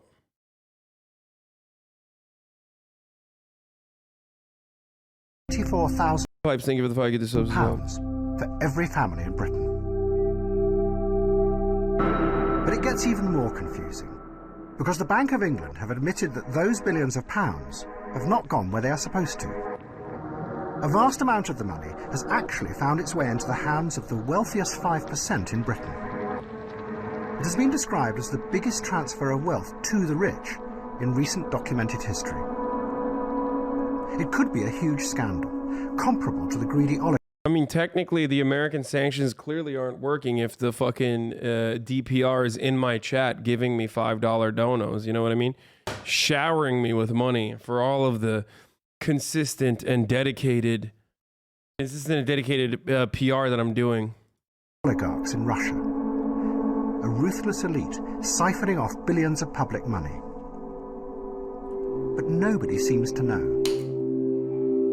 It sums up the strange mood of our time, where nothing really makes any coherent sense. We live with a constant vaudeville of contradictory stories that makes it impossible for any real opposition to... What's America gonna do, dude? Shut down my fucking Twitch stream? I'm getting money from DPR. ...to emerge, because they can't counter it with a coherent narrative of their own.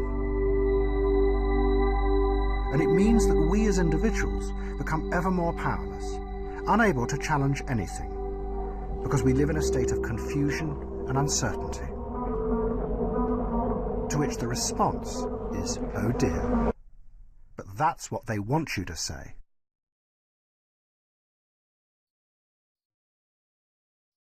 Why Germany won't help Ukraine? Not personal, just business.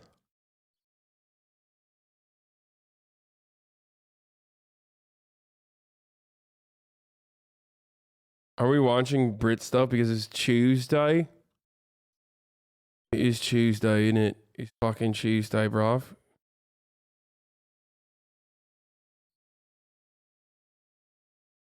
Have you seen Putin's Palace by Alexei Navalny? It's a great look into the oligarch politics, Putin, and the Russian parliament. I think you in the chat would enjoy it quite a lot. This is a 1 hour version, although there's a 2-minute version as well as a 2 hour version. What the fuck? I have seen hypernormalization. I do not remember that.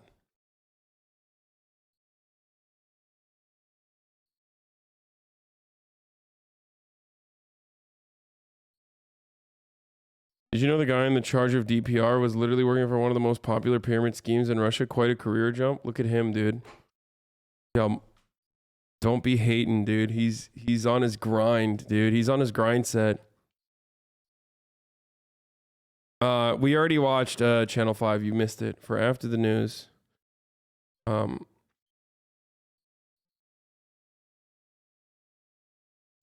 a year and a half, my girlfriend has finally convinced me to use her Prime for a sub. Bye-bye ad breaks. All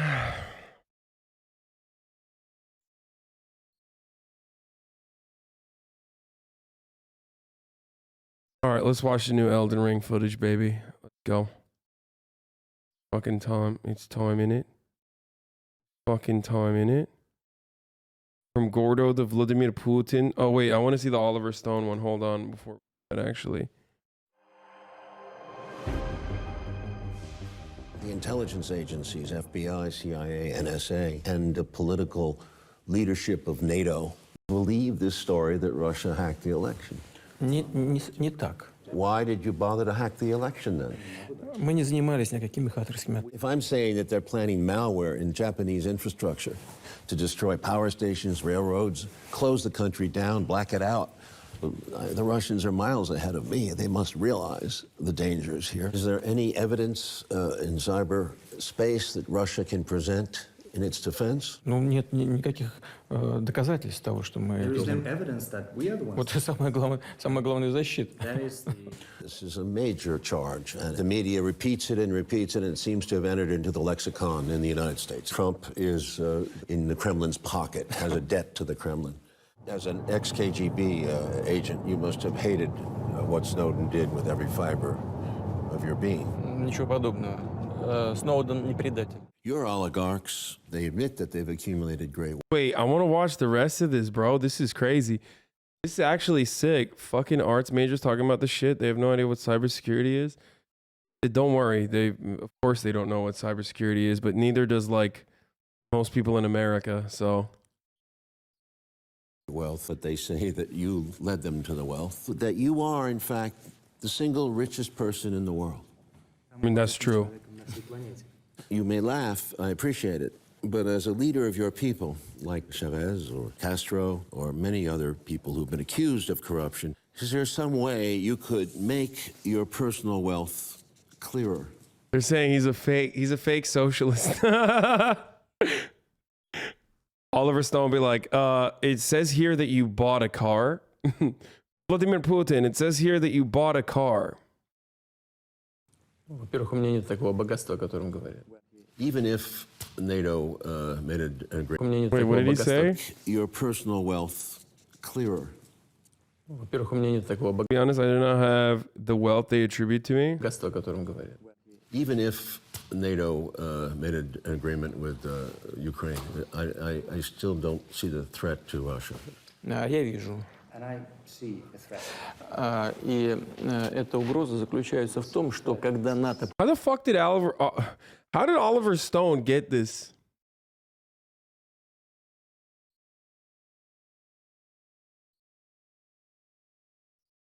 His interview, like that's kind of crazy that he was able to do fucking 4-hour. I know his son works for Russia Today. I know Sean Stone. Like, I mean, I've met Sean Stone. Sean Stone used to work, his son used to work under the TYT banner.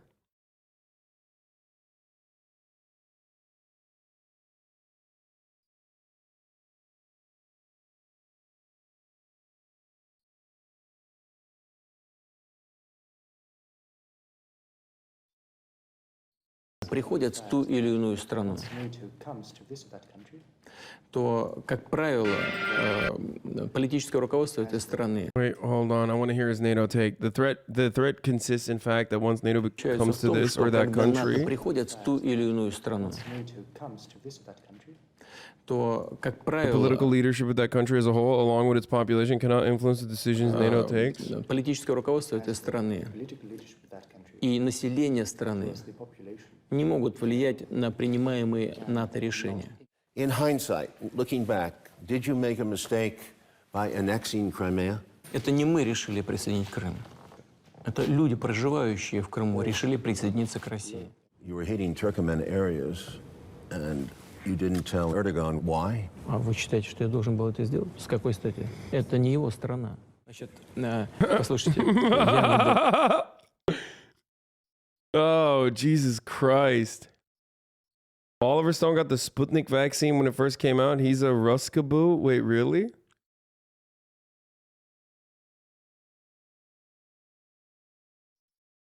Just listen during the G20 summit when the journalists left the room. На двадцатке, когда пресса ушла. Who from the United States was in that room? Ну, знаете, вы говорите... Well, you're asking things which probably shouldn't be made public. Такие вещи, которые, видимо, не следует придавать гласность. Вы думаете, что наша цель заключается в том, что мы должны You think our goal is to prove anything to anyone? доказывать? Наша цель заключается в том, чтобы укреплять свою страну. Oh, fuck, this is the whole thing? Oh, my lord. Направили уже в действующий. Oh, is there a specific part that I should watch from this? Those who abuse power always say it's a question of survival. In a hot war, is the U.S. dominant? Yes or no? Bro, I love Oliver Stone's, like, he's just so disgruntled, disheveled. The question. And then also on top of that, look at him fucking walking around with his notes like a madman.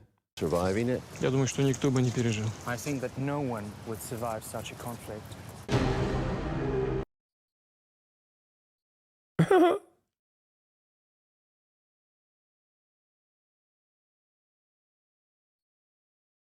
You think it's the best time for Putin to attack because Ukraine will build up its army and get support from NATO in the long term, therefore will be much more problematic for Russia? I think the reason why Ukraine will not join NATO is because of what's going on today, and the likelihood of what's going on today being a likelihood in perpetuity. I also understand why Vladimir Putin would do that. I understand why he would not want Ukraine to be a part of NATO.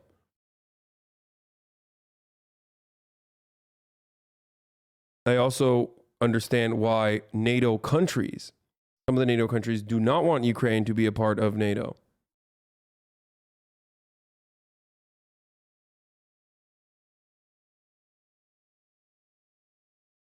Oliver Stone goes from anti-imperialistic, anti-USA films to fucking dumbass takes about NATO. I love him, but he always seems so confused which position to take. Bro.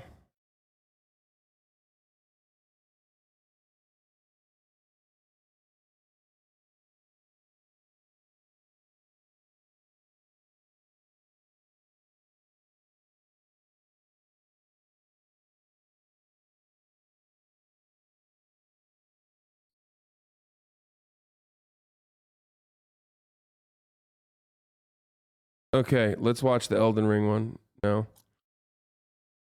We're not going to watch the whole interview. Peggy 16. Why NATO countries don't want Ukraine in? America goes back and forth on whether they not want Ukraine in NATO or not. I mean, George W. Bush said they wanted Ukraine and Georgia in NATO, but other NATO countries don't want that. And the reason for why other NATO countries don't want Ukraine to be a part of NATO is because of Article 5 and what would happen if Russia chose to do what they did literally yesterday, put boots inside of Ukrainian territory. That would constitute an invasion, which would require all of the other NATO nations to, you know, gather up all of their fucking, gather up all of their allies and fight back in defense of Ukraine. Hey, if you like this video, please subscribe and hit that bell so you don't miss out on any future videos.